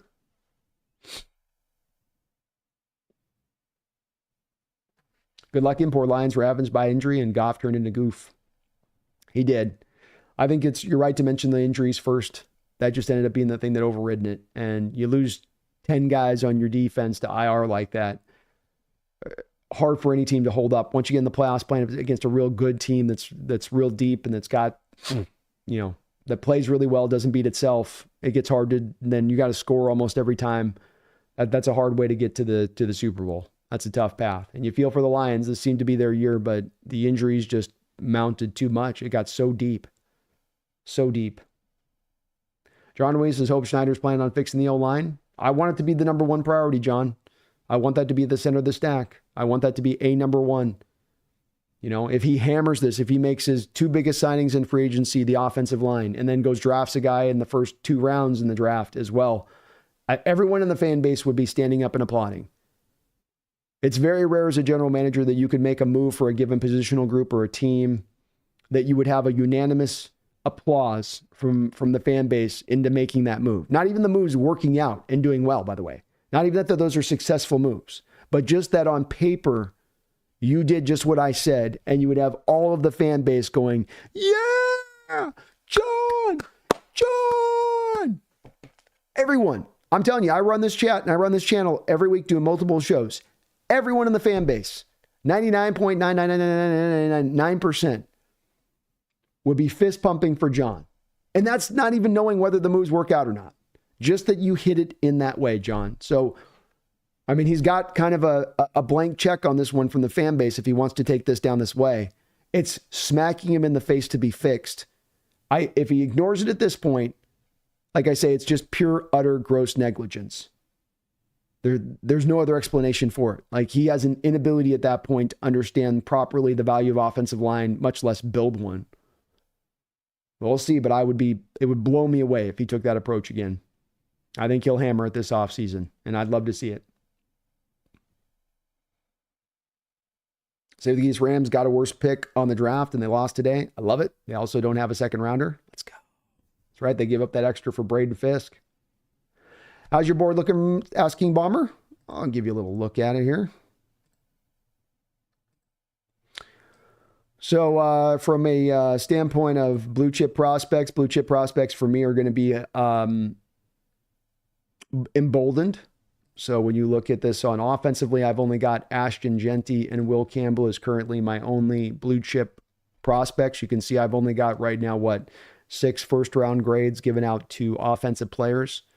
On the defensive side of the ball, I've got Mason Graham, Abdul Carter, Travis Hunter, Will Johnson as my blue chippers on the defensive side. But you can see I've got essentially in total, 6 blue chip prospects in this draft. Say nothing of, I've got maybe 13 first rounders as it stands right now. So a little bit weaker on that side of it. The edge group is going to have there's going to be a lot of differentiation in edge group once you get past Carter, especially where people have people ranked and where people have people kind of at.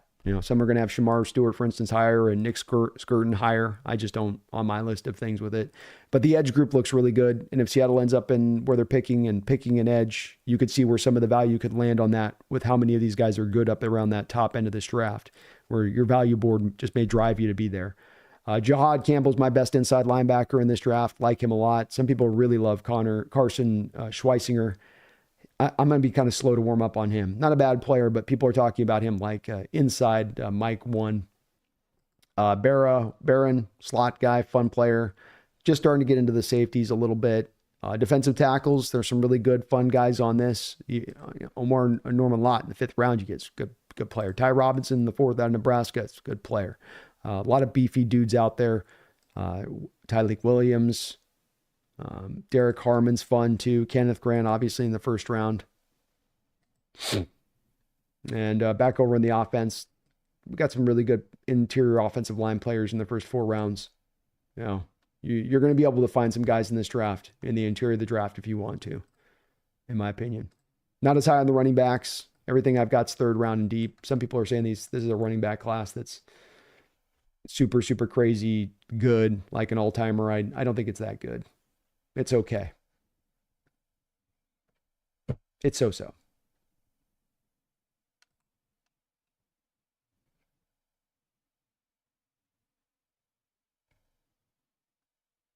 Maybe one of us has to try to put hands on John Schneider so he can fix the O-line or even try. Hey, whatever it takes at this point, right? Kelly, I love Isaiah Likely. Hope we interview T. Martin. I haven't heard about T. Martin. Isaiah Likely's a good player. Probably going to take over there in Baltimore as the number 1 tight end, especially after this game from Andrews. Tristan Wirfs, that's a start for me. Well, Tampa Bay's not letting Tristan Wirfs go. John, Brandon, any thoughts on acquiring Milton as a quarterback? Not to immediately replace Geno, but to compete? Got to be better than Hal? Unfortunately not, John. No, he's not better than Hal. A very physically talented guy, John. There's 2 places with a quarterback that it begins for me with an evaluation standpoint. Arm strength is going to be 1. Milton's got that, and then more so. So he's got a great arm, and I think that's what drives a lot of people to him, John, is the arm. But to me, the second skill I look for in a quarterback is processing. And in Milton, going back to college, he really struggles to process the position. Accuracy can be an issue as well with his throw. He's not a layered thrower. Everything comes out as a 99-mile-an-hour fastball. And there's got to be times you got to layer balls in. So, he's got it. I've often referenced him as he came out in the draft, John. It's like a guy with a Geno Smith skill set from a physical ability standpoint, but he's got none of the mental acuity from the neck up that a Geno Smith has. So it's like, what good is all that physical ability if it can't process on the football field? And people are really getting caught up in that final game against the Buffalo Bills, but the Bills were resting everybody and they weren't trying to win that game. So it's not like he sliced and diced some grade A Buffalo Bill defense to do what he did. There's a reason he went in the 6th round. It's not because he's some diamond in the rough waiting to be unearthed. It's because people understand in the NFL, as I do on this, that processing is something that you either have or you don't. There are parts of your game that can get better. You get better about how you deal with the blitz. You can get better about how you can get better at recognizing the blitz. But when it comes to processing and being able to process fast and to deliver a ball out on time as you're going to your 3rd read, as to really feel, operate like an artist rather than a blacksmith, John. It's the old quote from Holmgren to Matt Hasselbeck. Don't play the position like a blacksmith, play it like an artist. There's no artistry to how he plays the position there. It's much more like a blacksmith and kind of just hammering away. Can we draft a late round quarterback to replace Geno eventually like the Packers did? You could. There'll be some guys in this draft. WZ9, do you think we will look for a new backup if we decide to extend Geno at the Hawks Nest? It's possible. I think more likely what would happen is you'd have Sam on the roster for another year, WZ, and then you just have 3 quarterbacks on the roster. So I don't think you'd be letting go of Sam Howell. You could bring in a guy in the 3rd round like a Will Howard or Jackson Dart, but then you just have all 3 quarterbacks on the active roster throughout next season, which John did during the Russell Wilson era, where he had 3 quarterbacks on that roster as well. So don't think you move off Sam, but yeah, it's possible you could look to find a more talented guy than Sam, as well as a guy that you might feel like has a little bit of potential future for you at the quarterback position if he can develop. King says, ideally, I think trading back from 18 to mid-20s, getting a 2nd rounder and getting Grant, Warren, Starks, then drafting Banks, Booker, Campbell, Savanea in the 2nd and another edge. Well, you're not getting Campbell in the 2nd round, King. He's going to be a top 10 pick in the draft. But yeah, I think that's an ideal way. Get out of 18, go to 25 in general terms and what you're talking about. because you pick up the extra pick and you could end up then double dipping on the offensive line twice, still being able to pick another position early there to somewhere else in the team that you don't have to just completely drape the whole front of the draft on offensive line at that point. And that could make it ideal, as well as, you're not taking a big dip in the level of talent you're getting from, let's say, 18 to 26. You're not losing out on some grade A player by making that leap. Yeah, I like it. I'm with it, King. I'm totally with it.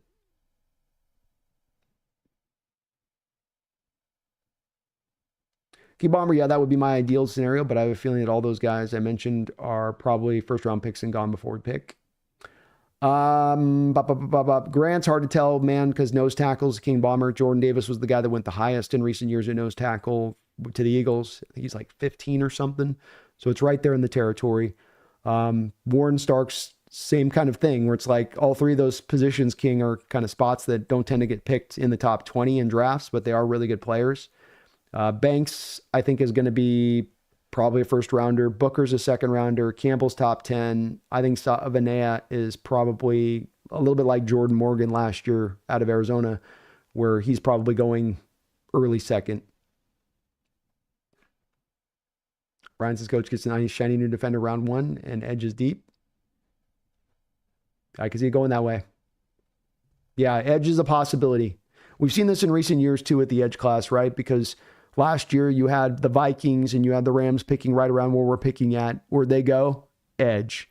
Then you have even the Dolphins taking Chop Robinson at 20, right around where we're picking. You go back the prior year, you get a guy like a Will Campbell that goes like 20. So it's when you talk about the Hawks, and we know they're driven by value base on their board, in that being the case, it tends to be one where who's going to be your best value, where you could easily see where it is edge. As much as we want to address offensive line, edge could be the pick. And let's remember, there's a good chance that they do move off of Uchenna Nwosu this offseason. That would also give you a bit of a hedge for the negotiations with Mafe and Holland in the future if they want to hardline you to where now you have an ability to pivot off them if you don't want to give them that big-time contract into the future. He says, yeah, that would be my ideal scenario, but I have a feeling I'm sorry, because the draft's incredibly weak at the top. It is incredibly weak at the top, King. Yeah.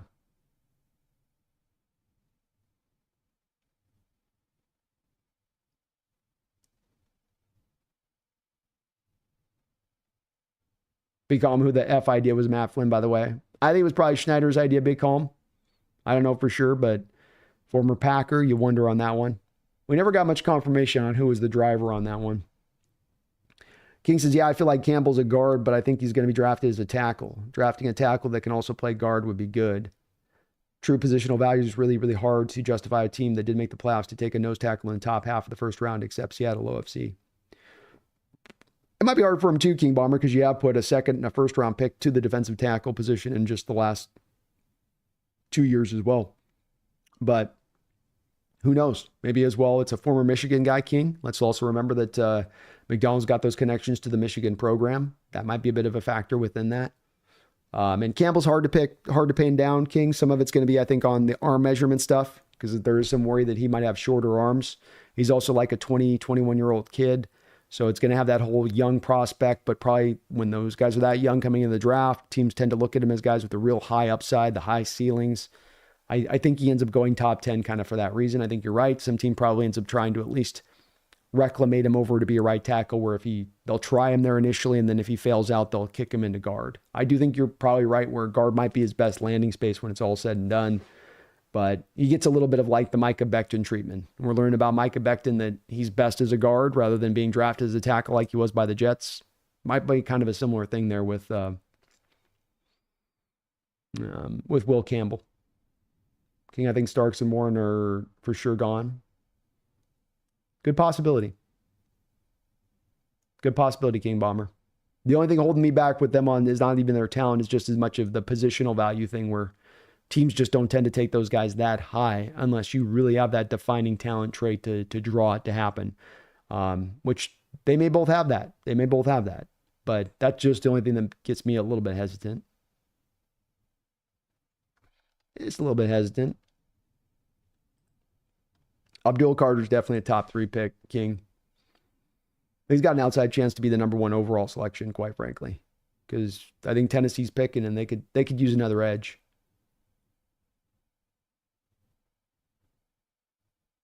And he's one of my few blue chip guys in power, Abdul Carter. It is weak at the top. It's not a strong draft up there. It's a little bit lean, a little bit dicey. There's no doubt about that. Is what it is on that. All right, guys. Well, I think we've gotten through pretty much all the stuff here. Brian Meyer says Young in round 2.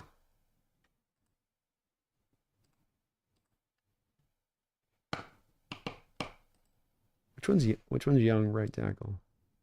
I haven't looked at that one. King Bomber quarterback wise, are you still looking at Howard? Yeah. I think in Howard in the 3rd round, if you want to go Will Howard, Jackson Dart, even a Jalen Milroe. I'm not a big Jalen Milroe guy. I'm really not.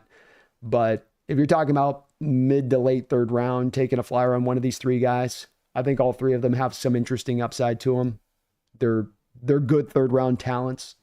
They're certainly got some parts where all of them are missing some things to them that keep them from being a 1st or 2nd round guy. But guys that could develop, guys that'd be interesting fits, I wouldn't have a problem with going that route with it at all. Howard's fun though, King.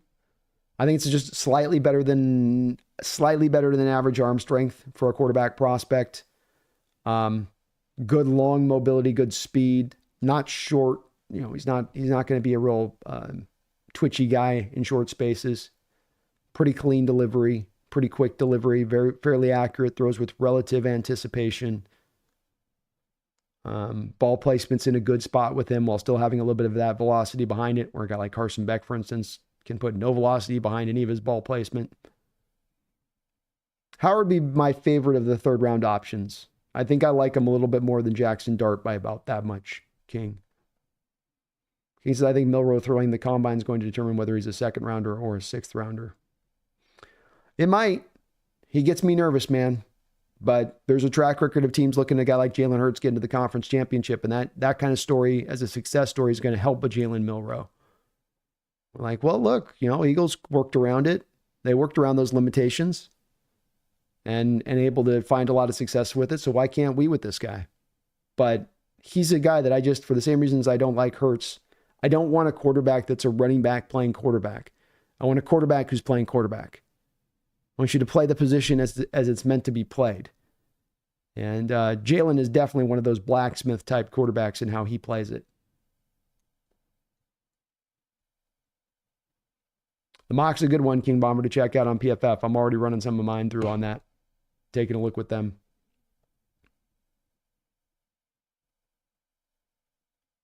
Tough to see who else can go in the top 10. Maybe a Campbell and a few tight ends. You're not going to see 2 tight ends go, King Bomber. No. You're not going to see King Bomber. You're not going to see Warren go in the top 10 either, in my opinion.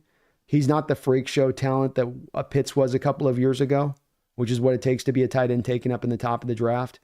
On top of Pitts is not going to be a success story that's going to embolden teams to be taking a tight end in the top of the draft. The other part with Warren is that not the greatest of blockers. So do you want to take an H-back tight end in the top 10 of a draft? Does that sound... I think that's going to get teams nervous. I'm taking an H-back tight end in the top 10 in a draft who doesn't necessarily run block particularly well. Is that the best value selection? You better trust in what he does as a pass catcher then. You better be real sure about your assessment as him as a dynamic next level pass catcher if you're going to take that guy that high there. Hey, Bomber, also, how's your OC ranking looking with who we've interviewed so far? I mean, it gets hard to have much of a ranking on this because 3 of the 4 guys that you're interviewing here, King Bomber, that we've had released out have never called plays before. I have no baseline to go off of any of these guys, really. You can talk about what Hank Fraley's done as an offensive line coach in developing, but that doesn't really instruct me a whole hell of a lot of how he'll be as a play caller. I mean, okay, he'll better develop our offensive line, but that doesn't mean he can sequence plays or set up the DCs or be a step ahead or play chess when they're playing checkers. Doesn't mean any of that. So that's all such a guessing game to not really give you a good answer on. I don't know. I don't know on these guys. Clint Kubiak is the guy I like most because he checks those boxes. He's done it before. He's had success before. Yeah, I think he's elevated the talent in his stop as an OC. I mean, the talent would perform here with any other OC, and I took him up a little bit to here. So but there's not any bright shining candidate too. King Bomber, how does Warren compare to Bowers in terms of evaluation earlier? I think I had Brock Bowers as a blue chip talent in my last draft. So I didn't have Bowers at a generational place, but Bowers has got wiggle in his route running that Warren doesn't have. I think that Bowers is not a grade A blocker, but I do believe that he's a better blocker than Warren. I think that he's got a better catch radius than Warren, more athletic catcher of the ball overall. Warren's very close to him on those spots of it, King, but Bowers is a little bit more of a completer player, and I think a little bit more of a dynamic route runner, a little more dynamic athletically in how he moves. There is some slight, stiffness where Warren's more of a Gronk-like than he is he's a Bowers-like, if that makes sense as far as a pass catcher goes. I don't know if that's a good visual in what I'm drawing there, but they're not super far off, but Bowers was a blue chip guy to me, and Warren's just a first. I don't even have a Warren in grade as a first round tight end, King Bomber. So, and I know I'll be one of the few people not in that place of things, but I have a hard time drafting a guy for the tight end position that's not like hyper athletic and doesn't necessarily block particularly well for his pass catching, unless he's a guy that's just basically able to take the game over like we saw Bowers do at times as a pass catcher. Then I'll be willing to do that. But he doesn't quite get to that level for me. King says, yeah, it's tough in a normal draft. I don't think Warren would go high, but there's also almost no offensive first round prospects. That's true. It's a good point. You saw last year's draft, there was 14 straight that we had picked to start out the draft. So we do know that there's a tendency in the first round of teams to be driven towards the offensive side of the ball. And you're right. It might cause him to get drafted, but that's where you got to be trusting in your board too, as well, to say, this is the guy we have as the highest value guy on the board. Not what we're going for need, and not what we're going for because we're taking into account the draft's week. This is the highest guy we have on our board. That's part of what I say too. King Bomber could take you to that edge group pick at 18, where that is your highest guy on the board, where you're saying, okay, we've got a, Warren, who we maybe have a late first, second round grade, and then the guy directly above him is James Pierce or Jalen Walker, and we like them a lot more. I could see where that pulls him to. King says Warren's pretty old too. Bowers 21 coming out. Warren's 23. That's a key part of this process, King, right? Same thing for the Campbell thing. So those young prospects, when they're that young, coming out like that's going to be held in higher esteem. And you do get dinged a little bit for being a guy that's 23, 24. There's going to be a little bit of you've reached your top end. There's not a more increased ceiling beyond this point, or there doesn't typically tend to be for guys at that age coming out of the draft. Henry AB, is there any worry that John would just do the bare minimum for the draft O-line? Yeah, there's the worry that he's going to do that, 100%. And if he does, I'll call him out on it, hand grenade. John's taken an approach to the offensive line that's been pretty much in a similar state for 10 years. So until he if somebody's been doing something for 10 years, hand grenade, even like this where it's such a deficiency, it's so much of a blind spot for him not addressing it. You still come to the point where you're like, how can I predict he's going to change his ways even with it slapping him in the face? Because he has been so resolute. He has been so impetuous. He has been so stubborn as to not move off that spot prior.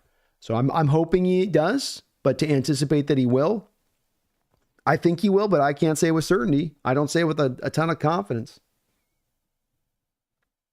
He says, yeah, I prefer to take a guy who's younger.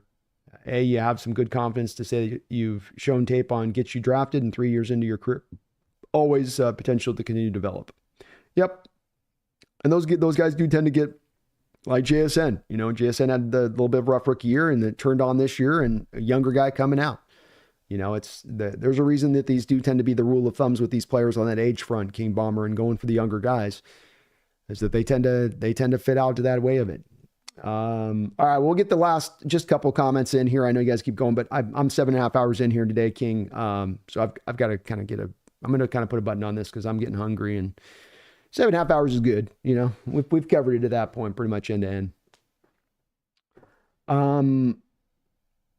Hand grenade, what would you offer for Burrow or Lawrence? Burrow, I would offer whatever Cincinnati wanted, pretty much. I don't think that there's I don't think there's really a cost that Cincinnati could ask of me, keeping in mind the fact that you can't give up more than 3 first-round picks. I think there's a way to come up with 3 first-round picks and give them a couple players, and it makes sense if they're open to making the trade. But I don't really have a no-go area when it comes to Burrow. Lawrence, I'd give up like... I'd probably give up like a first and maybe a little extra. You know, here's a first, a player, and a third maybe. I'm not giving up 2 firsts for him, though. So it would be much, much more further reduced for Lawrence.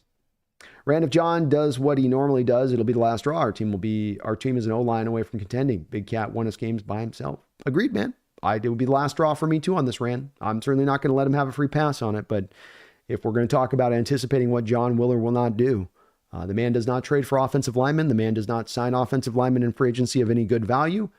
The man does not re-sign his own players who are coming off of rookie contracts. Right? When we talk about him having neglect on this, when we talk about him ignoring this, it's not me just being brazen and just saying this wantonly. It's that this is who John has been. This is who he has doubled back down in to become again and again and again. I hope he changes. He's got to change if he's going to want to keep his job long term. This is going to get him fired. If he goes through another offseason doing it this way, it will get him fired. But some people are super stubborn. You know, we saw this with Coach Carroll at the end. Coach Carroll told you 2 years prior to him being fired, I'm stubborn in my ways. I'm locked in my ways. I got to stop doing this thing that I'm stuck in my ways. I got to stop this. I got to stop this. I got to stop this. I got to stop this. I got to stop this. I got to stop this. But does he stop it? No, he doesn't, right? All of you guys saw it clearly with Carroll. I saw it clearly with Carroll. Half the fan base saw it clearly with Carroll. He knows it. He's hearing it. He's telling you that he hears it. But we can see in this sport at times, there's guys that just will not move. There are guys that just will not move. I don't want to go. I don't want to do it. And I got to say, I get the impression with John on this a little bit that this is a little bit of where he's gone to on this one. He just, he cannot wrap his head around it. He cannot grasp the fact that this is what he's got to do. And I know it's pissing you guys off, and it's pissing me off too as well, but you guys are asking me, I'm making the predictions on it, and I just got to come in and say, like, I can't predict he's going to do that. This hasn't been his mode, you know? Appreciate you, King Bomber. Thank you, man. I'd keep going longer tonight, man, brother, I would, but I'm almost 7.5 hours in, so and this is the thing too, is I get pissy at the end with you guys, not with you guys, but I can sense sometimes where I'm getting that hangry state where I got to get some food because my attitude's not as good with you guys on the chat at the end on this too as well. So it's kind of me trying to check myself on this too to make sure I'm not over elongating out to where I'm past the expiration date, need to go get some food, need to chill and all that. And so it's some of that I got to recognize on this because sometimes I just go too far with too long in these ones. Mr. Dog, the Hawks Nest, if you could go back in time now and spoon Carter. This is why too, because we end up repeating ourselves probably 15 times on it. So no, Mr. Dog, I would not go back and maybe I need to do a video on this for the channel because this is one, Mr. Dog. I think we've had this come up about 10 times today in the chat. I probably get asked about it about once every 3 weeks. So I think what you're kind of telling me too with this question is that this is probably one where I need to do a video back on the channel again. Because I think that there's people that are just forgetting a little bit about why Carter wasn't taken, why we went with Witherspoon, why the decision-making came down. And maybe Mr. Dog, you can reference this. Is it your understanding a little bit now that did you kind of forget and you're asking on the question of it about the character stuff? Are you kind of forgetting about that part of it in it? Because you're seeing Carter play so good now and you're like, well, the character stuff wasn't really a part of it then, was it? Because that's still a part of it. And that was the thing that drove that decision is it wasn't about Carter and his ability. It was about the character with him. No, I wouldn't have done it, Mr. Dog. It's one where he had some of the biggest character concerns of any top 10 prospect I've seen in my lifetime of watching 4 decades of football. If I'm the general manager in John Schneider's position and I'm already on a job that's in a little bit of a tenuous grip, I'm about to have my head coach get fired a year from now. And you're kind of anticipating some of that's a potential on the table at that point in time. So tenuousness, if that's already the case on that at that point, no, you can't take that risk, right? You wouldn't take that risk if you were in John's shoes. I wouldn't take that risk if I was in John's shoes. The Carter thing could look great right now. If the Carter comes back next year and he gets in a drag race and goes and kills somebody, well, then everybody's going to come back saying, see, Witherspoon was the right pick. So it's like Witherspoon's the wrong pick up until the time that package blows up on Carter's end. And so it's a tough game to play on this whole should have gone back and done the Carter thing. It's like retrospective history here, you know, rather than looking at what was really at play, which wasn't just about their talent, you know. And you're good on Mr. Dog. This is why I say too, I know we keep going to, this is why I say, Mr. Dog, at the end, when I get this hangry mode, I got to just kind of put a wrap on it, because I get that spot where I've been asked one question. Literally, that question was just asked 10 minutes ago, which was just asked 30 minutes ago, which was just asked an hour ago. So it's like always when it comes in, it's just like that one thing where you've answered it a few different times, and I got to wrap it up. But I wouldn't do it, Mr. Dog. No, we've got to not do that as a fan base with this Witherspoon Carter thing. I got to say this too to the fan base on this. We got to not do this with the Carter thing. Like, the Carter thing's got to be put away. Like, we've got to put it away. I don't care if Carter goes on to have a Hall of Fame career. We've got to put it away. It's no guarantee that if he goes and have success with Philadelphia, he'd have the same success here with Seattle as far as keeping his head clean, as far as staying on the up and up. He went out to Philadelphia, that was Georgia East, right, Mr. Dog? So it had 7 guys from Georgia out there to keep Carter like, hey, don't get out of line. Stay in line here. No, we don't do that here. Remember, we're trying to be Super Bowl here. No. Wouldn't have had that same support structure if he'd gone to Seattle. So Carter was not the right answer. If it was about talent, if it was about reading whether or not do I want Spoon and his talent at corner, or do I want Carter and his talent at defensive tackle? The Seahawks would have made Carter the pick 10 times out of 10. It had nothing to do with talent. It was character concerns. It was baggage. It was the fact that Mr. Dog, he had more baggage than any prospect coming out in 4 decades of watching football that I've ever seen. And this is as a guy that, before I did this channel, I did deep dives on these guys and looking at their characteristics. And I've never seen anybody that's had what he's had, that it was as thorough as him. So that's part of my frustration with having it brought up to Mr. Dog. Isn't just the point that it gets brought up multiple times over. It's that I can see it being brought up so many times as a question in the fan base, where it's people that are sitting on this, turning this in retrospect, saying John should have done this. And there's plenty of stuff for us to hold feet to the fire with John Schneider. There's plenty of decisions with John Schneider that he's got wrong, that I will dogpile with you guys on top of John and say, hey, offensive line, that you were wrong here, brother. You were wrong. I'm with you guys on that point. Like, I will jump on that all day long, but we can't run him through the ringer on other decisions that are completely understandable, that he did not fail on, that he hit on Witherspoon. Witherspoon's been a hit. Witherspoon has been every bit as good a player as Jalen Carter. They play two different positions, so there's going to be 2 different statistical impacts that you're going to get on a box score. But this is why we don't watch box scores. If you've watched Philadelphia Eagles and you watched Witherspoon and you're telling me that Carter's some better player, I'm like, how? How's he a better player? Not to my eyes. Or if he is a better player, it's by this tiny little bit of marginalness, which isn't enough of a marginalness to overcome then the character concerns. So I do think I can get if you want a person with the Carter thing, but I do think that there's a little bit, if you're this pro-Carterite person that's like, man, we effed up with that Witherspoon pick, man. We messed that pick up. If we had gotten Carter instead, it'd be a whole different story in Seattle right now, man. We'd be in the playoffs and we'd be cooking. Like, you can take that track with it. I highly disagree with it. And again, if you're in that general manager room and you fail on this pick and you mess it up and he blows up, man, that gets you fired. And it's easy to backseat drive on that one to say, this is what this general manager should do. And they make this decision, it goes wrong, and gets them fired. I think that's a hard thing to draw onto John. And I don't know. Yeah. It's definitely at the forefront of folks' mind, Mr. Dog. And it does get brought up just a ton on some of the stuff. And it's stuff that a lot of times on a lot of the questions and stuff on things that get presented, like, well, should they do this? Should they do this? Should they have gone over to do this? Should they do this over here? Where I can kind of understand the thinking behind it. I don't quite get the Carter thing. If you had drafted Tyree Wilson and that's who you had taken instead, and you're like, well, we get 4 sacks a year from the edge and he's just not much of a player, then I could get these people maybe having some lamentations about it. But Witherspoon hit. Witherspoon's been great. Witherspoon's been with it. So shouldn't we just like celebrate Witherspoon? And hey, the Eagles did good too, but we hit. He's awesome. But I don't know. And maybe I've got a wrong look at this too, Mr. Dog, where it's like, maybe from the fan base's standpoint that I've got the wrong pulse on this one. And that the pulse is actually that Witherspoon's been uninspiring for some folks and that they haven't been as impressed. I mean, that's kind of what I'm going to take away from some of this with how much it gets brought up, is that there's a feeling of like, well, Witherspoon's okay, but Carter. I mean, Witherspoon's like, but Carter, but Jalen. But I'm very much against it, Mr. Dog. I in retrospect on that one, I would very much say that it's just, we made the right call there. And You take these risks on, guys. You want your general manager to do background checks. You want the detectives to go out there to Georgia program. You want to utilize your contacts from the Georgia coaching staff to tell you about the player and whether he's a good player and whether he can practice or he can't.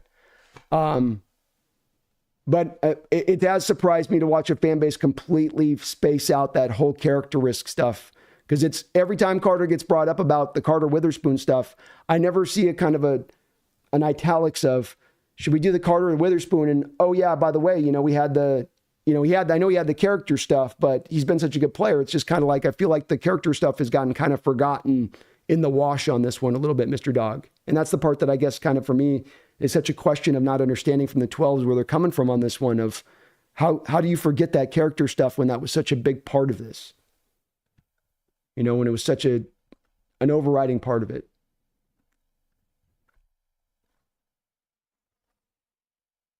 Sugar says, yeah, I believe Carter showed up overweight to the combine whilst he turned himself into the police before testing at the combine.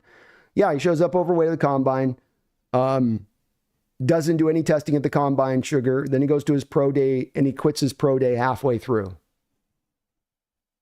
I mean, it was a neon sign being put in the face of your general manager saying, don't draft this guy. There was a neon sign right here in his face, where it was just, don't do it. Don't do it.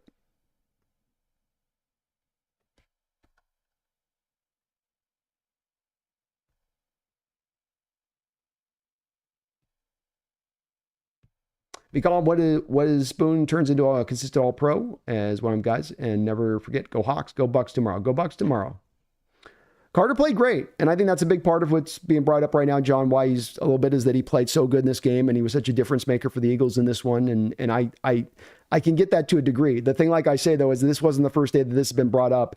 And as I do this show multiple times a week, like I said, I at least have almost every show there's one Carter question asked. Almost every show there's a Carter brought up, thing on a weekly basis with it. And there's places that we can definitely legislate with John on his decision making on and say, look, you made this decision in the moment. This decision was stupid and it was dumb in the moment. Trading 2 first-round picks and a third-round pick for Jamal Adams for a player that you weren't going to utilize right when you brought him, that was stupid. And I'd say hold them to task on that. Rake them for that. Put them over the coals. But on the Carter one, that's the one where you got to give John a pass on that one. That's just the one where it's like, that's where I feel like there's a little bit of, I guess this is maybe at the heart of why I'm a little bit touchy with it, is I feel like people are being kind of unfair to John on this one, where it's almost a no-win situation from a general manager's standpoint.